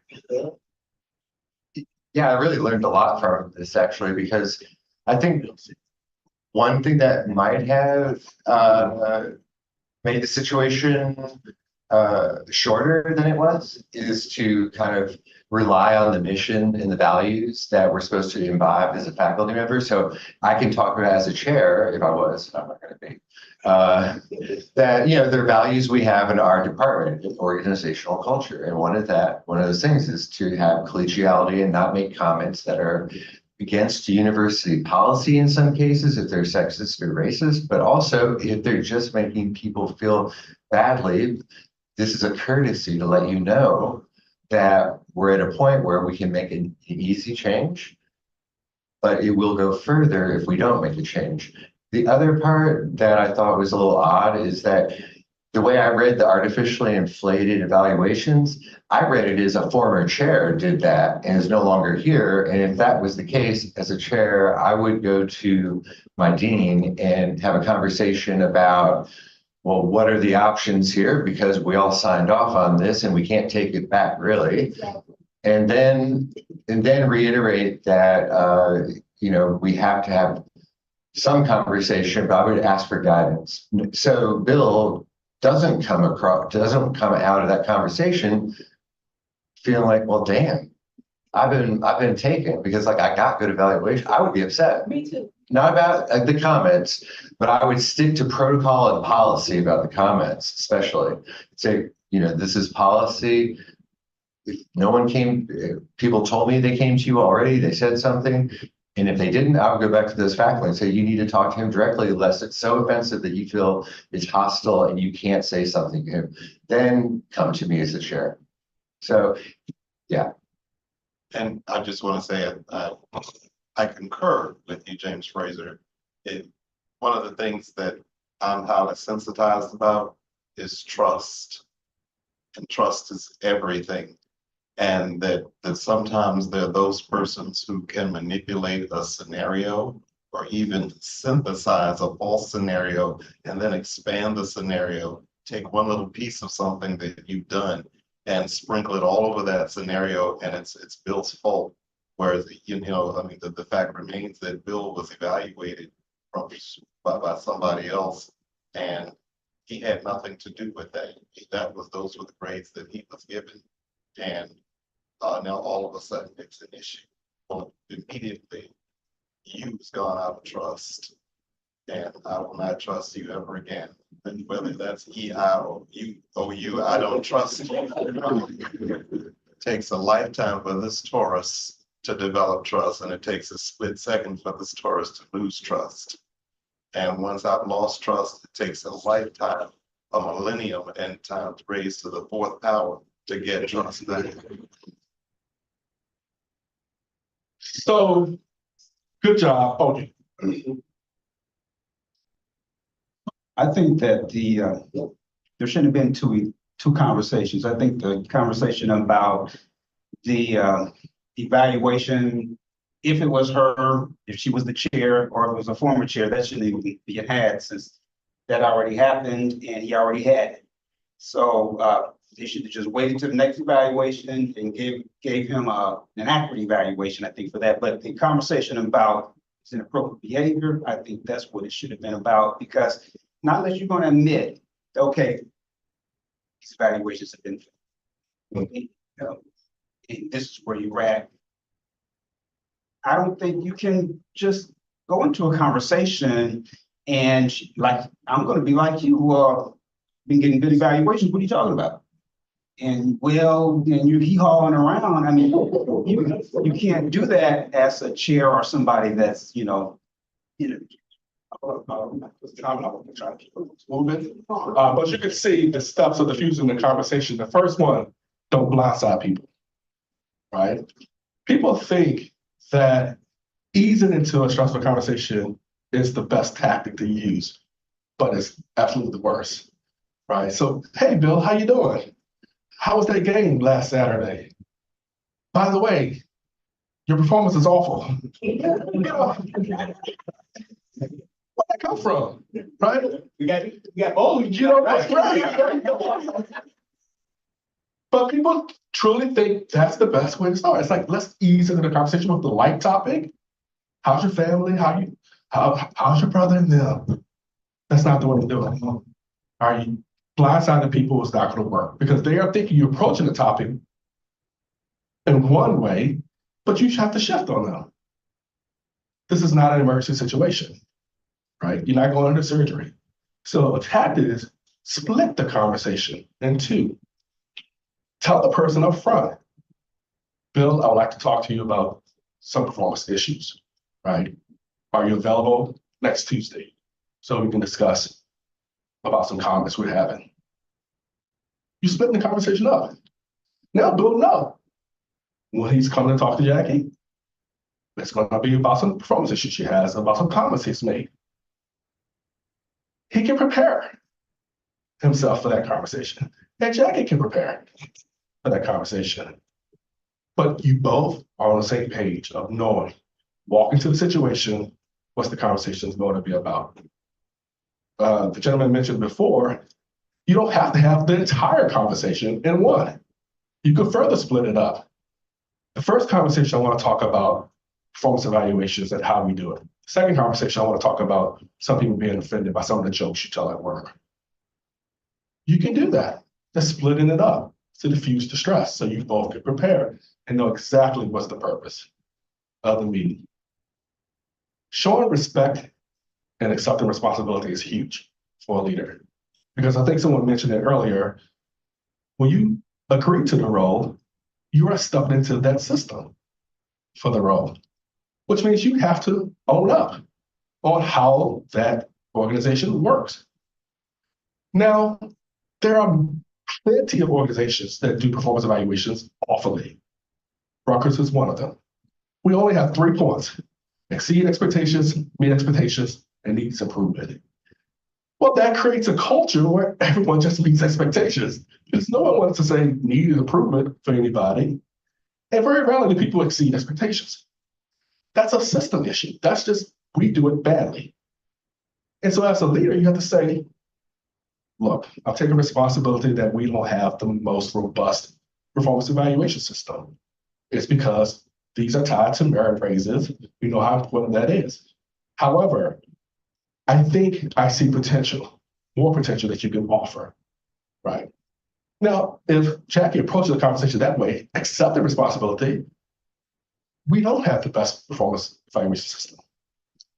As a culture, we typically just gave people the expectations. That was the norm. I own that. Bill would probably take it a bit differently because she set them some of the responsibility. Likewise, Bill, I apologize because I did not share with you much earlier how some of your comments made us feel. And I take responsibility for that piece, not bringing that to you earlier. Bill will probably approach it a totally different way. If as the leader, Jackie takes responsibility for not telling him early. Bill is not responsible for how You may be afraid to talk to people. That's your job as the leader to redirect behavior. But it sends a big signal and message to diffuse the stress if you just take some responsibility, because it is on the leader. If you're not giving people feedback, timely feedback, appropriate feedback, then you're probably responsible for the behaviors that people engage in. So a tool for Jackie would be to accept that. I was afraid of how you may respond. However, you accepted the responsibility, but part of it is on you as the leader. I did not share this feedback with you earlier. That's on me. Now, someone already mentioned the tone and body language. That's why practice helps. You can say something, but if your body isn't matching, your tone isn't matching what you're saying, somebody's going to read the situation totally different. So you want to make sure all that is matching. This is what Jackie did do. The next tip is making the content clear and restate your intentions. Bill, I want you to earn tenure. My purpose is to make sure you're successful here, right? This humor that you have is just rubbing people the wrong way. That's it. We're just clear on this part. It doesn't mean you're a bad professor. We just mean that the humor doesn't go over as well as you think it goes over. And from now on, if you happen to crack a joke, I will be the first to tell you if it's a joke that's inbound or if it's a joke that's out of bounds. It's clear. And what are your intentions? It's not to hurt Bill. You want him to be successful. You're there to support him. Tempered phrasing. I'm going to have a slide to show some examples of that. But I think someone at this table mentioned about identifying. And that's basically what we call name tactics and not fighting people.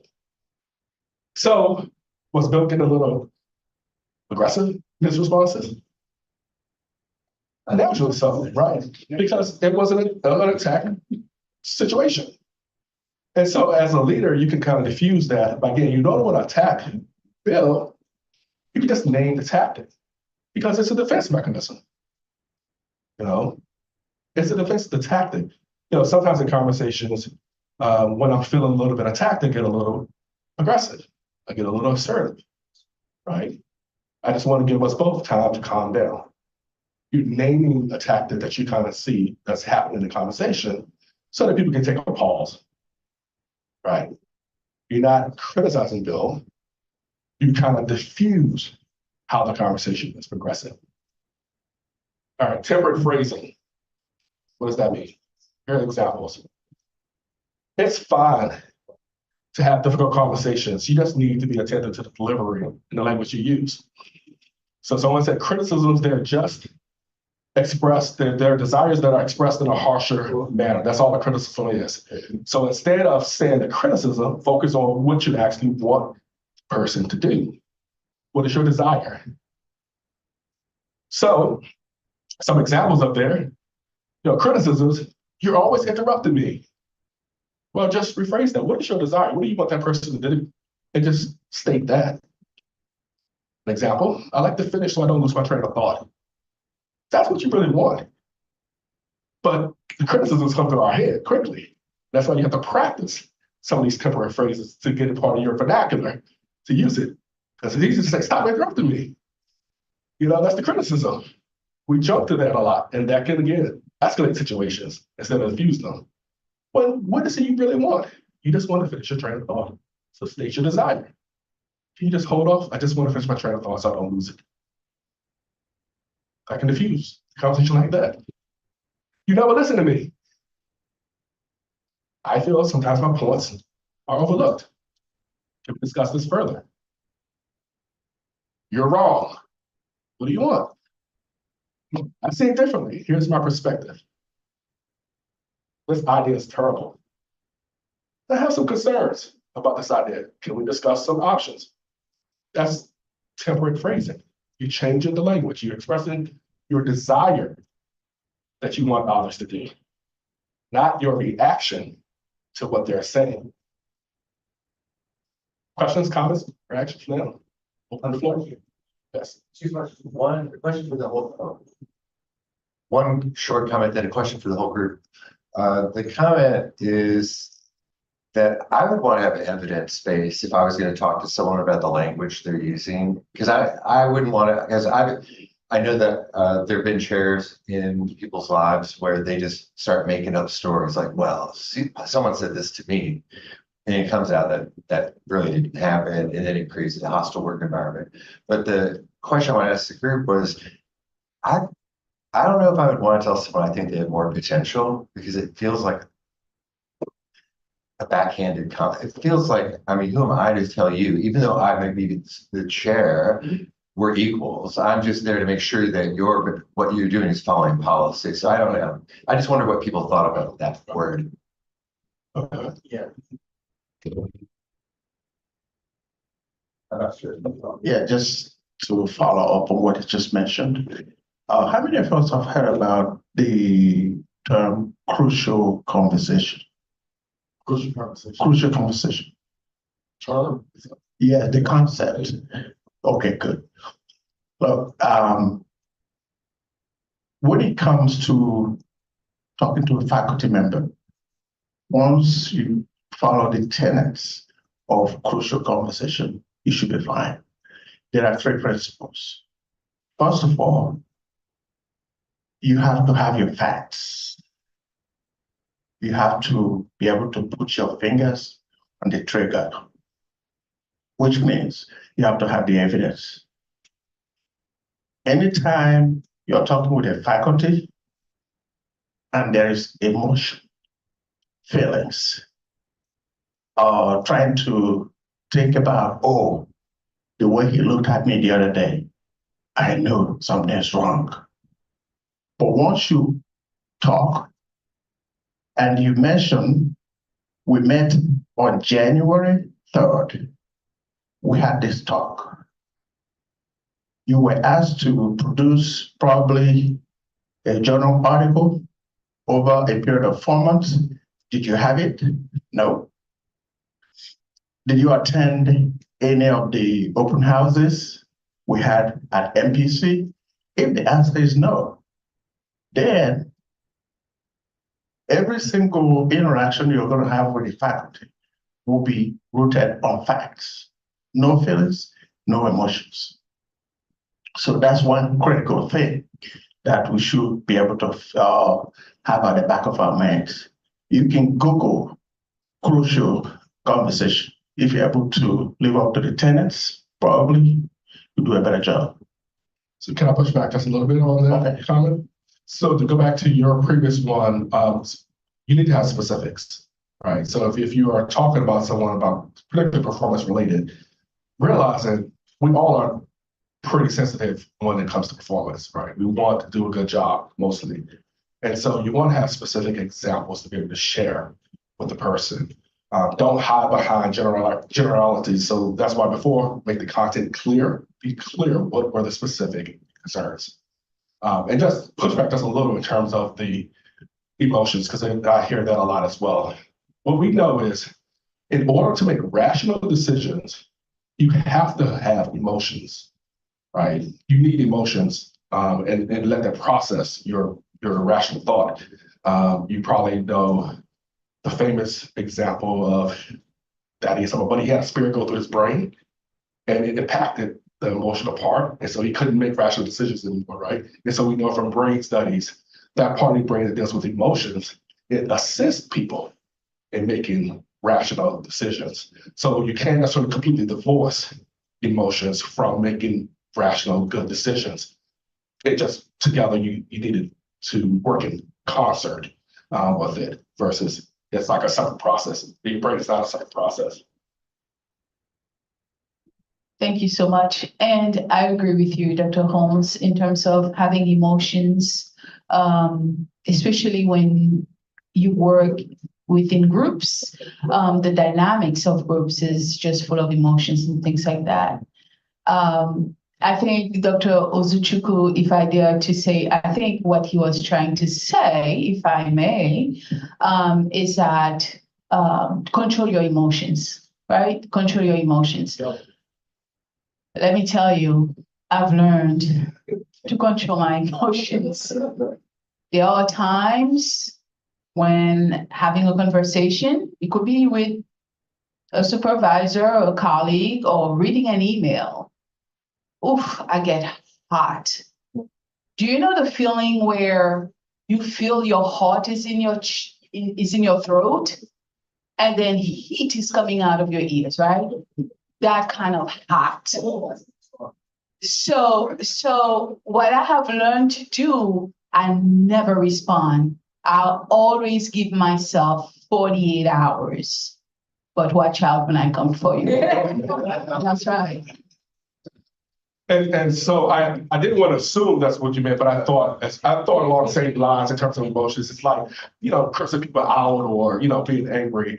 Although again, the research on emotional labor, there are times where you need to enact emotions. Again, when you're matching body tone, if you're trying to be inspiring, speaking in a monotonous way, it's not going to inspire people. So you have to display emotions, right?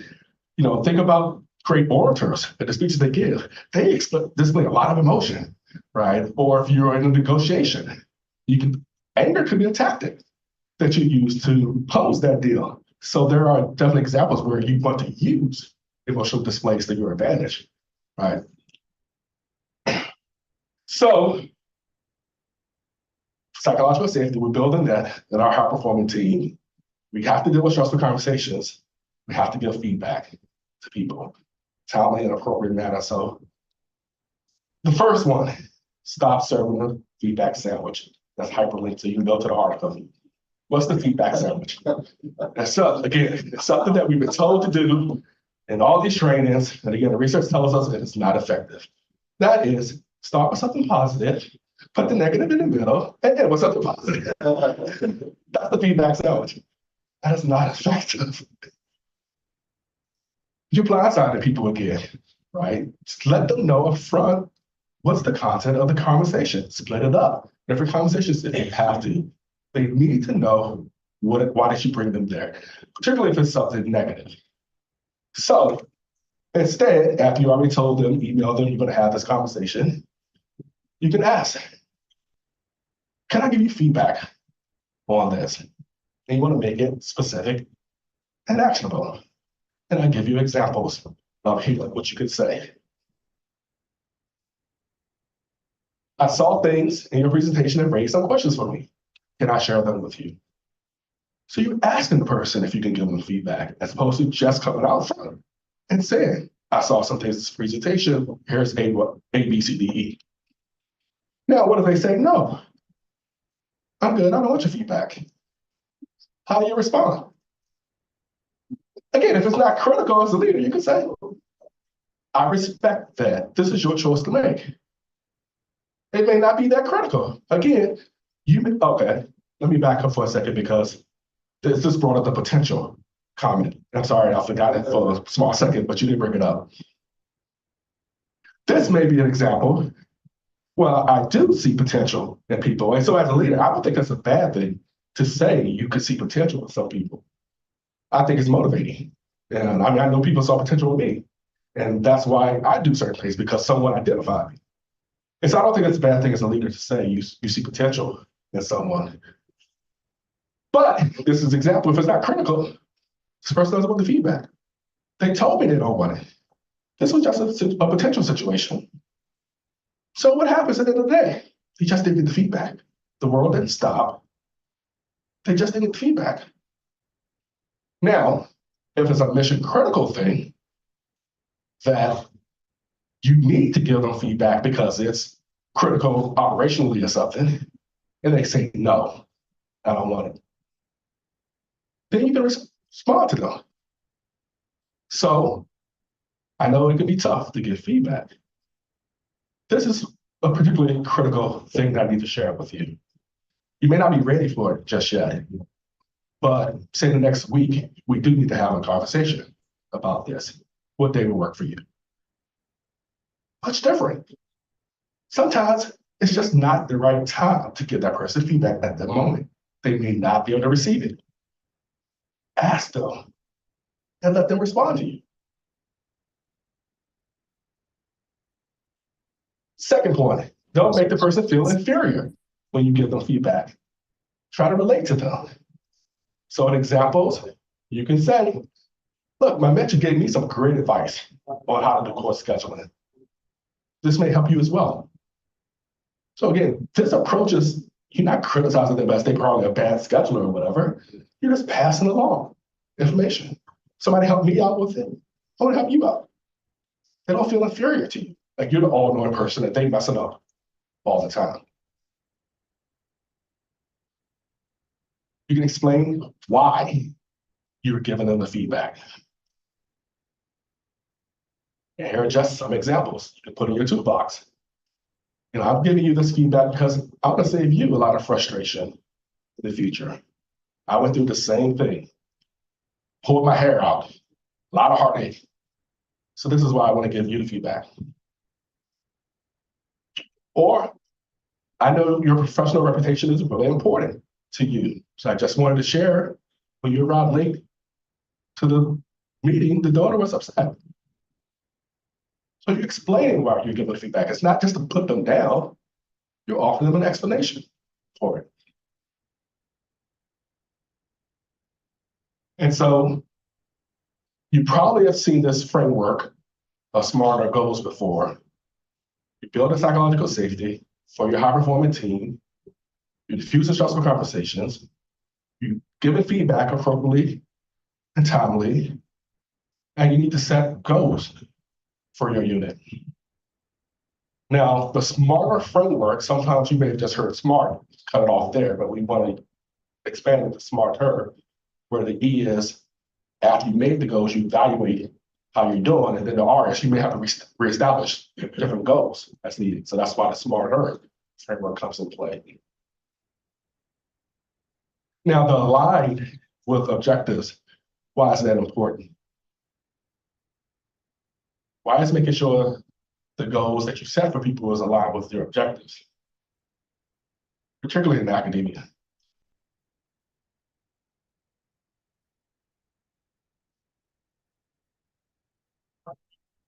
That may be reflective of the department's objective. Right. I don't know. I would say because the department should have specific goals anyway for, the direction of the department. So you want to make sure that those goals and what you're actually doing along with the objectives of the department. Yeah. Thank you. Good. So people can be on the same page. Well, it allows everyone to be moving in the same direction. I mean, and then everyone can be contributing to the goals or where the particular department or university is going.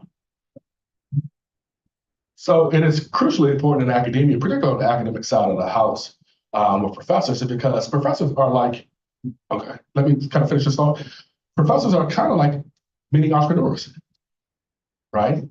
You work in a system, but you're pretty independent in terms of the work that you actually do. So my goals for what I want for my academic career can be totally different from the institution. And so that is important to align goals that you set for team members, because it doesn't mean that they're just naturally aligned because you're in the same institution or the same department. Particularly in academia, your goals can be totally different than what a department or a school or college's goals can be because of the type of work the professors do a lot. It's very individualized, right? You're kind of like a little entrepreneur. I just want to add that we have to make sure our goals are aligned with the department objective because we are operating in a very formal setting. And at the end of the day, you're going to be assessed on how your performance has aligned with where the department or the institution is heading to. So that's why I think for assessment purposes, performance and all that stuff. So to that point of aligning it, now to be clear, for me, in my case, some of my goals are not aligned with the department, right? And that's okay. So you can set additional goals for yourself with a smarter framework, but you want to have at least a critical amount of your goals to be aligned with your department. What's an example? So for us, evaluation is research, teaching, and service. Most of our evaluation is only on research, right? And so if you are at worst mediocre teacher, then you can still get tenure at Rutgers. Some of them are bad teachers, and they still get tenure at Rutgers because research is the main thing that we're going to be evaluated on. Do you publish in the right places at the 8 journals, and how many times? Personally, I like being a really great teacher. So my goal is to do well when I'm in the classroom and teaching. So that's an example of what my goal may be a bit different than the department's goal, but it's still important for me to have that goal. So that's all I just want to explain what alignment of goals mean. It can differ from your university. You can have a different goal that may not be aligned, but the critical stuff you want to have to be in alignment. That's just all what I mean as an example.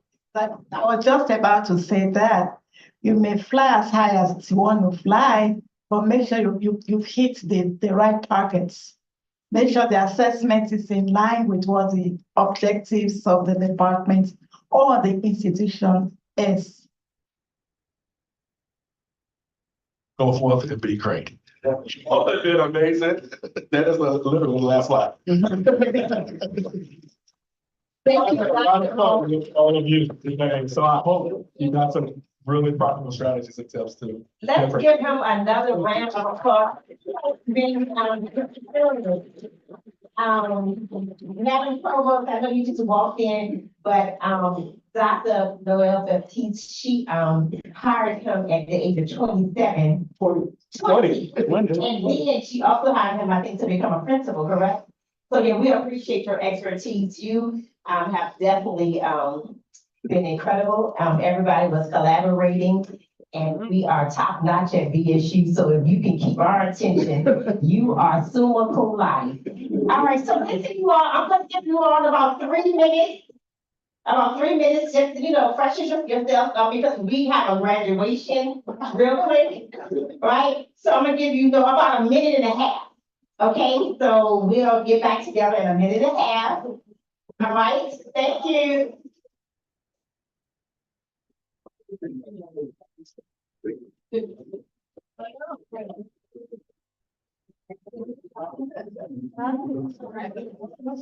I was listening to you online. I was saying I'm talking about already online.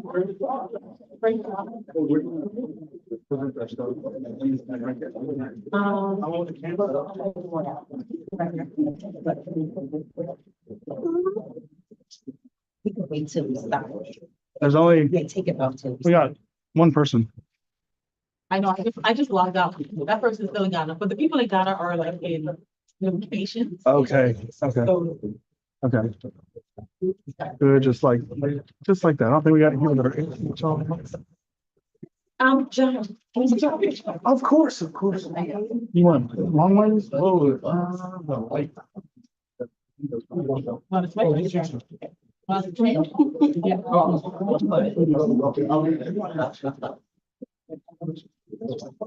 Okay, sorry, Josh. I know. That's why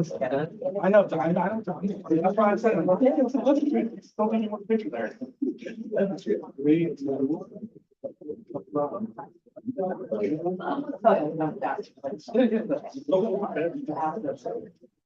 I want one too.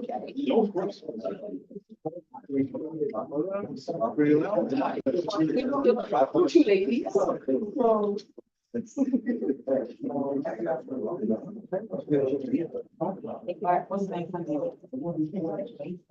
So you know, education like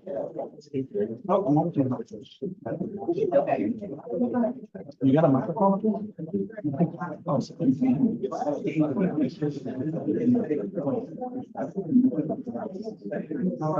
Yeah,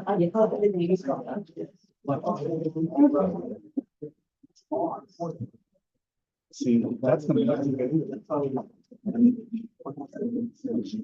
hello. Hello, guys, colleagues. Well, thank you so much. It's been an amazing journey of 2 days together. Before I pass it on to Madam the Provost, I would like to take the time to say thank you to Dr. Noel Baptiste, who is not here with us today, who is a true servant leader, who has taken the time to empower her team to lead this session on Dean, becoming Dean and Chair. Dr. Holmes, thank you so much for holding it down for so long. More power to you. I was like, oh my God, Dr. Holmes. And also to Dr. B, she stepped up to the plate, guys.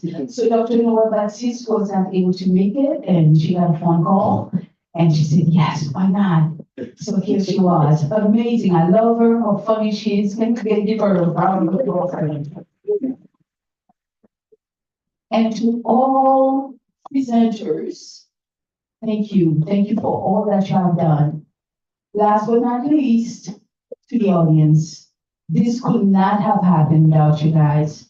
Thank you for being here. And then, of course, we'll pass it on to Madam Provost, Dr. Tiamenes, to have the closing remarks. Thank you.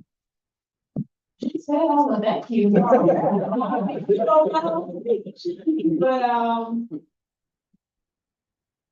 I always tell her graduation is my favorite time. So she's like, yeah, this is your favorite time, is graduation. But I really want to say thank you to you all because, again, the Institute is really for you.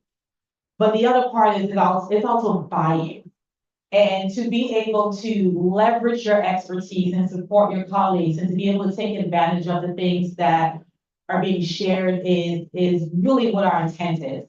And so, again, I told you in the beginning of my introduction, the thing I love most about Dr. Noel Baptiste is you say, this is what I want to accomplish. And that's the entire statement that I had to make for her to make this a reality. I came in 2017 and somehow in the midst of all of my 27 titles, faculty development was there as well. And it was one of those things where I said to Dr. Palm, listen, this is important and I can't do this by myself. And then he said, okay, you can have somebody. And I got Dr. Noel Baptiste. And ever since then, the vision for faculty development has been coming to life. And that's important. We can't say that our faculty and our staff are important and not investing them. And so I'm happy to say that we're doing that from the travel awards to the awards to present your scholarly works, all of these things that were created over the last 5 to 6 years to better support you. And then to have folks like Dr. Noel Baptiste and all the individuals who presented.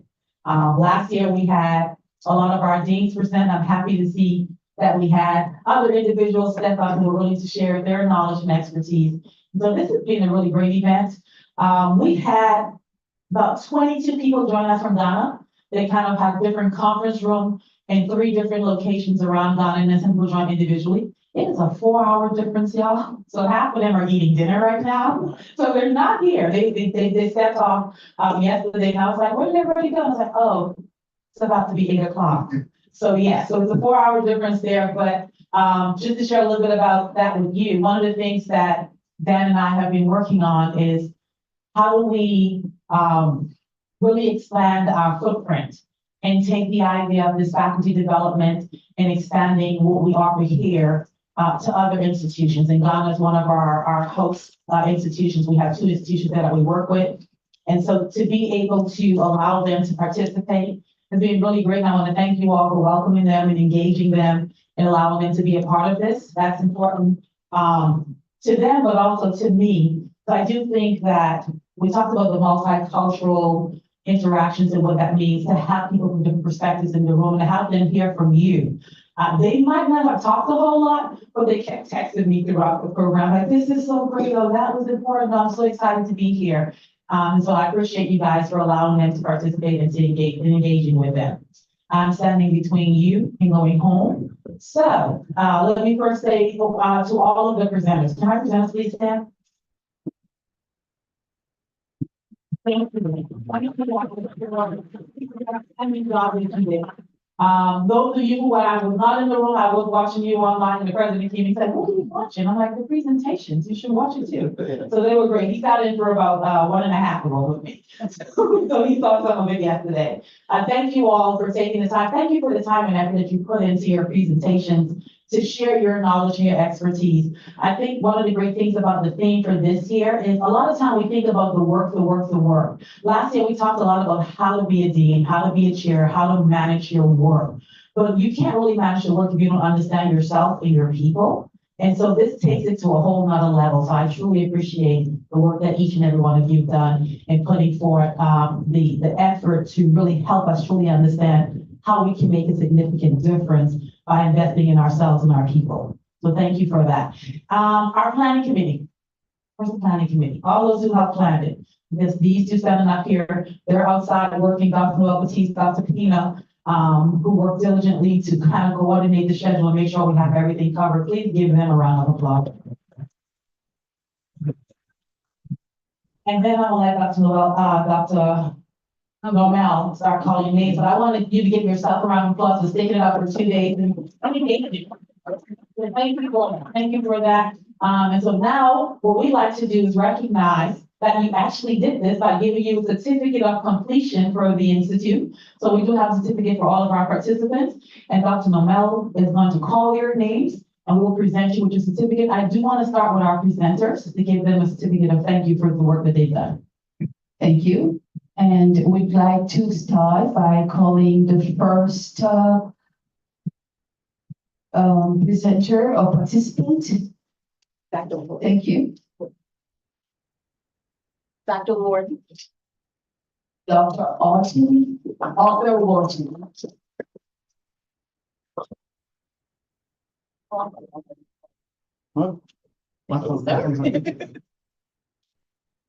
Our professional photographer has 2 cameras. Dr. Sean Smith.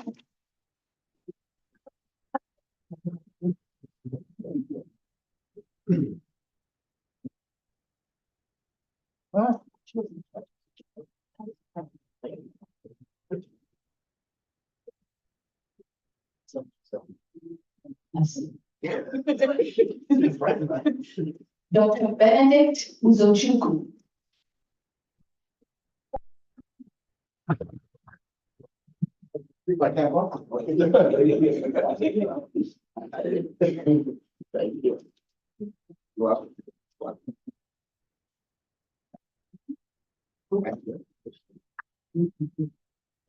Ms. Destiny Blount.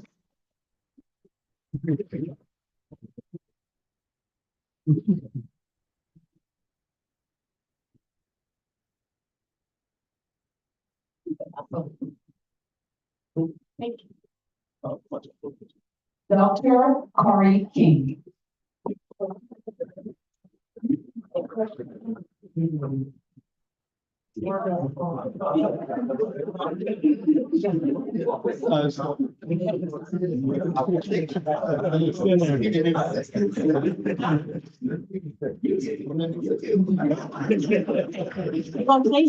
All right. Where's the powerful? They are. Dr. Alicia Rowley. I'm a chair.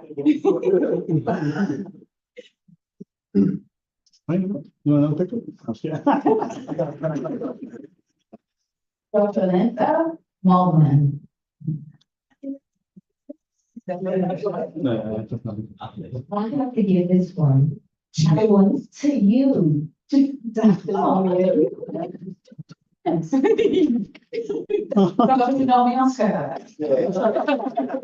She likes that last name best. Yes. Can you slide it over? Right. I know the screen's don't want you, but it's way better than knowing this. Smile. I'm sorry. You're fine. All right. Skip it back. Take it back. Dr. Nomel. There you go. Dr. Justina Osa. Madam Assistant.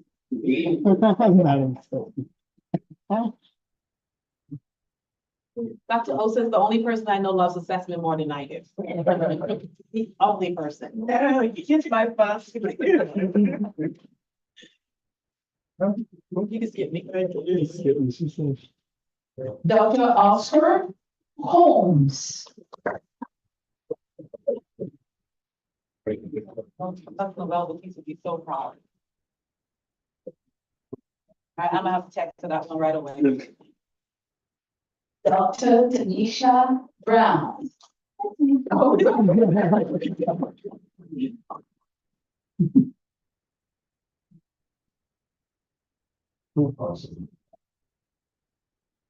Okay, now we're going to the, Yeah. Dr. Sabet Latis Ford. Sounds so much. She.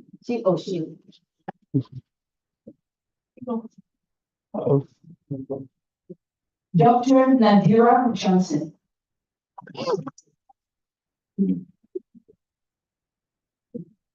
I'll ask anybody.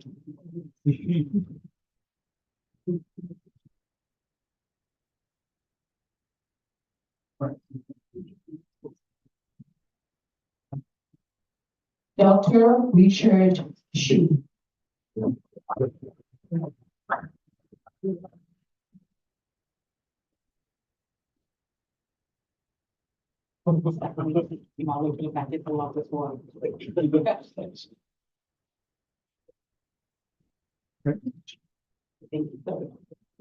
Dr. Catherine Schultz.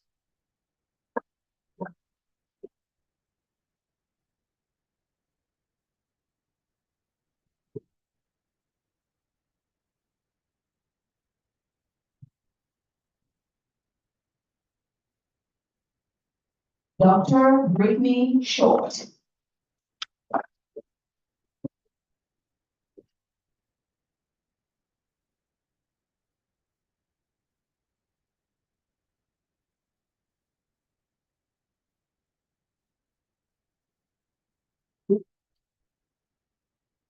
Dr. LaShawn McNeil.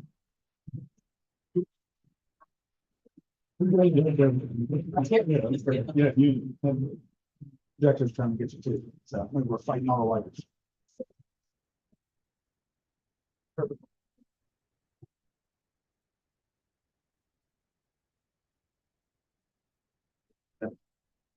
Professor Cassandra Price.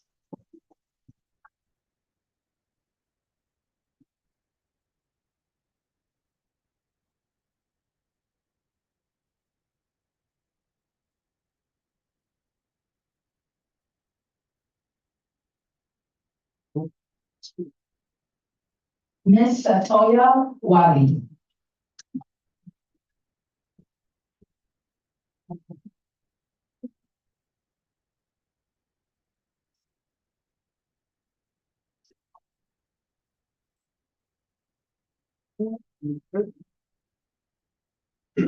Dr. Mr.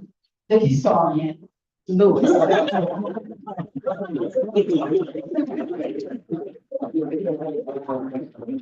Dr. Mr. the historian. So it's Dr. in quotation, Mr. the historian, Lewis? Okay, okay. Now I got it. That's what you do from now on. Oh, you missed it. Dr. Tracy Walker.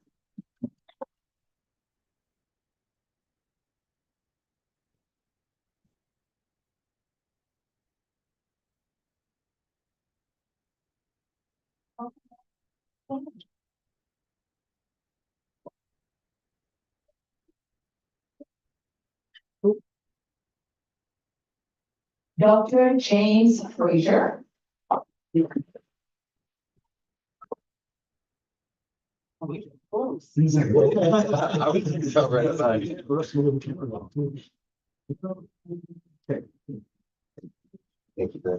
Miss Sharon Taylor.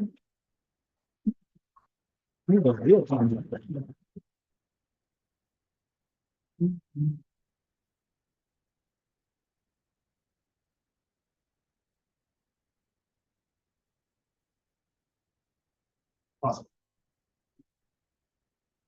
Miss Felicia Turner.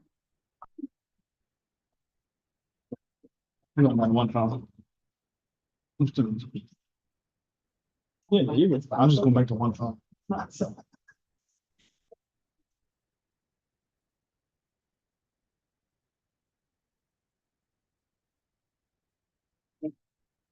Dr. Arnold Westbrook.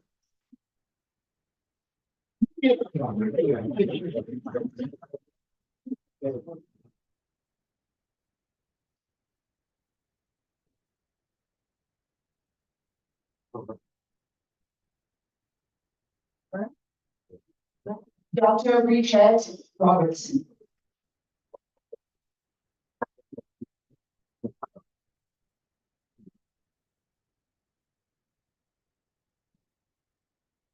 Wait a minute, nosebleeds. That works. Dr. Cole Jackson.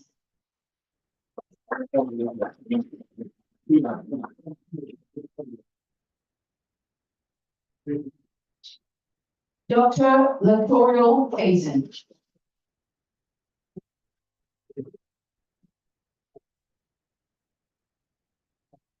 Dr. Perez Hutchinson. I'm gonna have to recruit her for the name calling at commencement. Get out of there. Yep. Thank you. Dr. Michelle Mosley. That's all you just fired her. She never the commencement person. Yep, she lost that job. Dr. Joyce Ellenwood.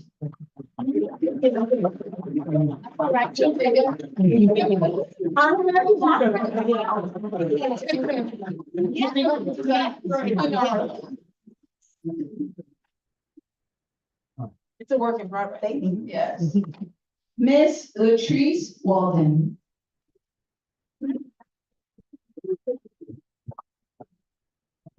Storage on this thing.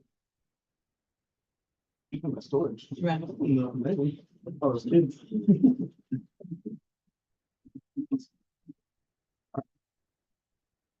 Dr. Kathy Goodson.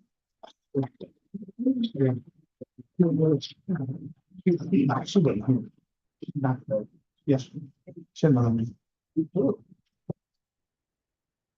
right. This one. I'll bring it to you. Dr. William Travis.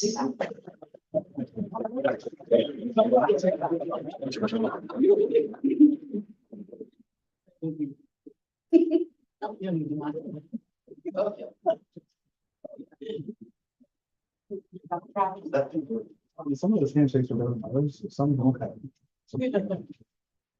Dr. Tia Dennis. I just told her. Denied. Before you guys go, you are taking advantage of a aspiring dean's chairs and director institute, which means you have aspirations of being a dean, a chair, or director. I want to encourage each of you to talk to make certain that the person that's supervising you is fully aware of this. This is the first step, participating in the training to help you get there. One of the things that led to this is because we realized, mostly on the chair side, that we were having people step into roles that we hadn't provided any guidance for. And so we started a mandatory training for chairs, I think right before COVID, where everybody had to come to these trainings just to help them get the skills that they needed. But that was a reaction as opposed to being proactive, and the Institute was a proactive way to address that. So that folks who are interested or even considering these roles will have an opportunity to kind of get the development and professional training that was needed to step into it with a level of confidence and assurance that they have the tools necessary to be successful. So that's kind of where this really came from in terms of my thought process. But I do truly want to encourage you, if you're here and your supervisor doesn't know what your aspirations are, you should tell them. When I got here, before I got here, I told Dr. Palm, listen, I want to learn to be a provost. And so when I take this job, I need you to train me to be a provost. I can do IE and assessment and IR and all the other stuff. I know that. So I will do that. But your job is to help me move to the next level. And we had that conversation before I even told him yes. And we've had that conversation throughout my entire time of working under him. And then there were times where I was like, hey, I'm not doing anything new to help me get to the goal that I've already shared with you. I need something new. I don't know if you noticed, but my title changed, but every 2 years I had a different job because I wanted to learn something that I wasn't doing before, that I wasn't already good at, and it could take me to the next level. If I kept doing what I already knew, I wouldn't be in the position I am today. And so this is the first courageous step. The second one is telling your supervisor, if you have not done so, this is what I want to do. And ask them for opportunities to help you gain the skill set so that you can step into the position as well. I talked to a group last week about being participatory followers. And that's truly about following the person who's in the role that you are aspiring to be in a way that you're taking advantage of the opportunities to learn from them what needs to be done. So again, thank you all for being here. This is step one. And if you work for me, please don't hesitate to tell me what you want to do next, so I can help you get there, because as a supervisor, that is our role, is to help to support you in your growth and development and help you to move to the next level. If we're not doing that, then we're not doing our job. So thank you all again and have a wonderful evening.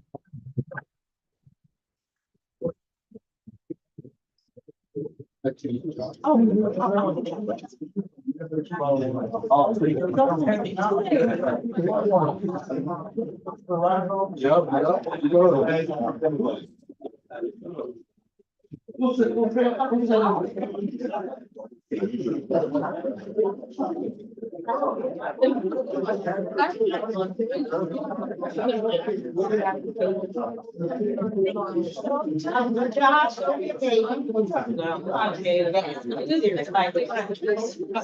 wait, that's the good spot, though. Where's the good spot?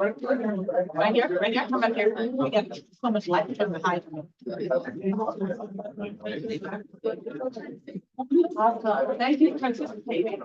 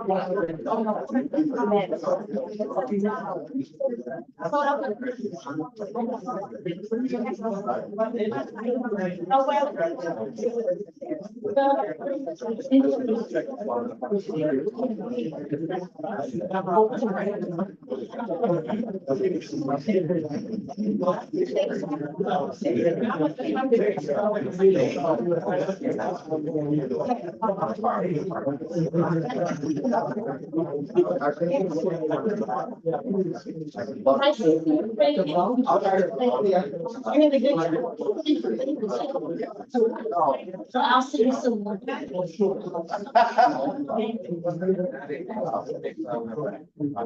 Oh, email me now.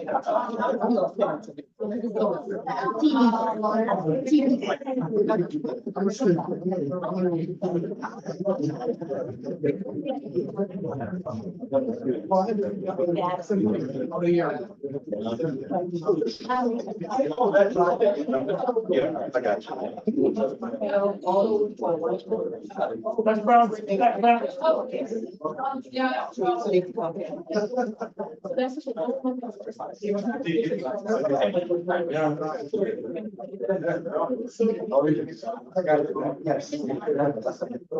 Okay, you know it. You know I put that. You enjoy your time. I know.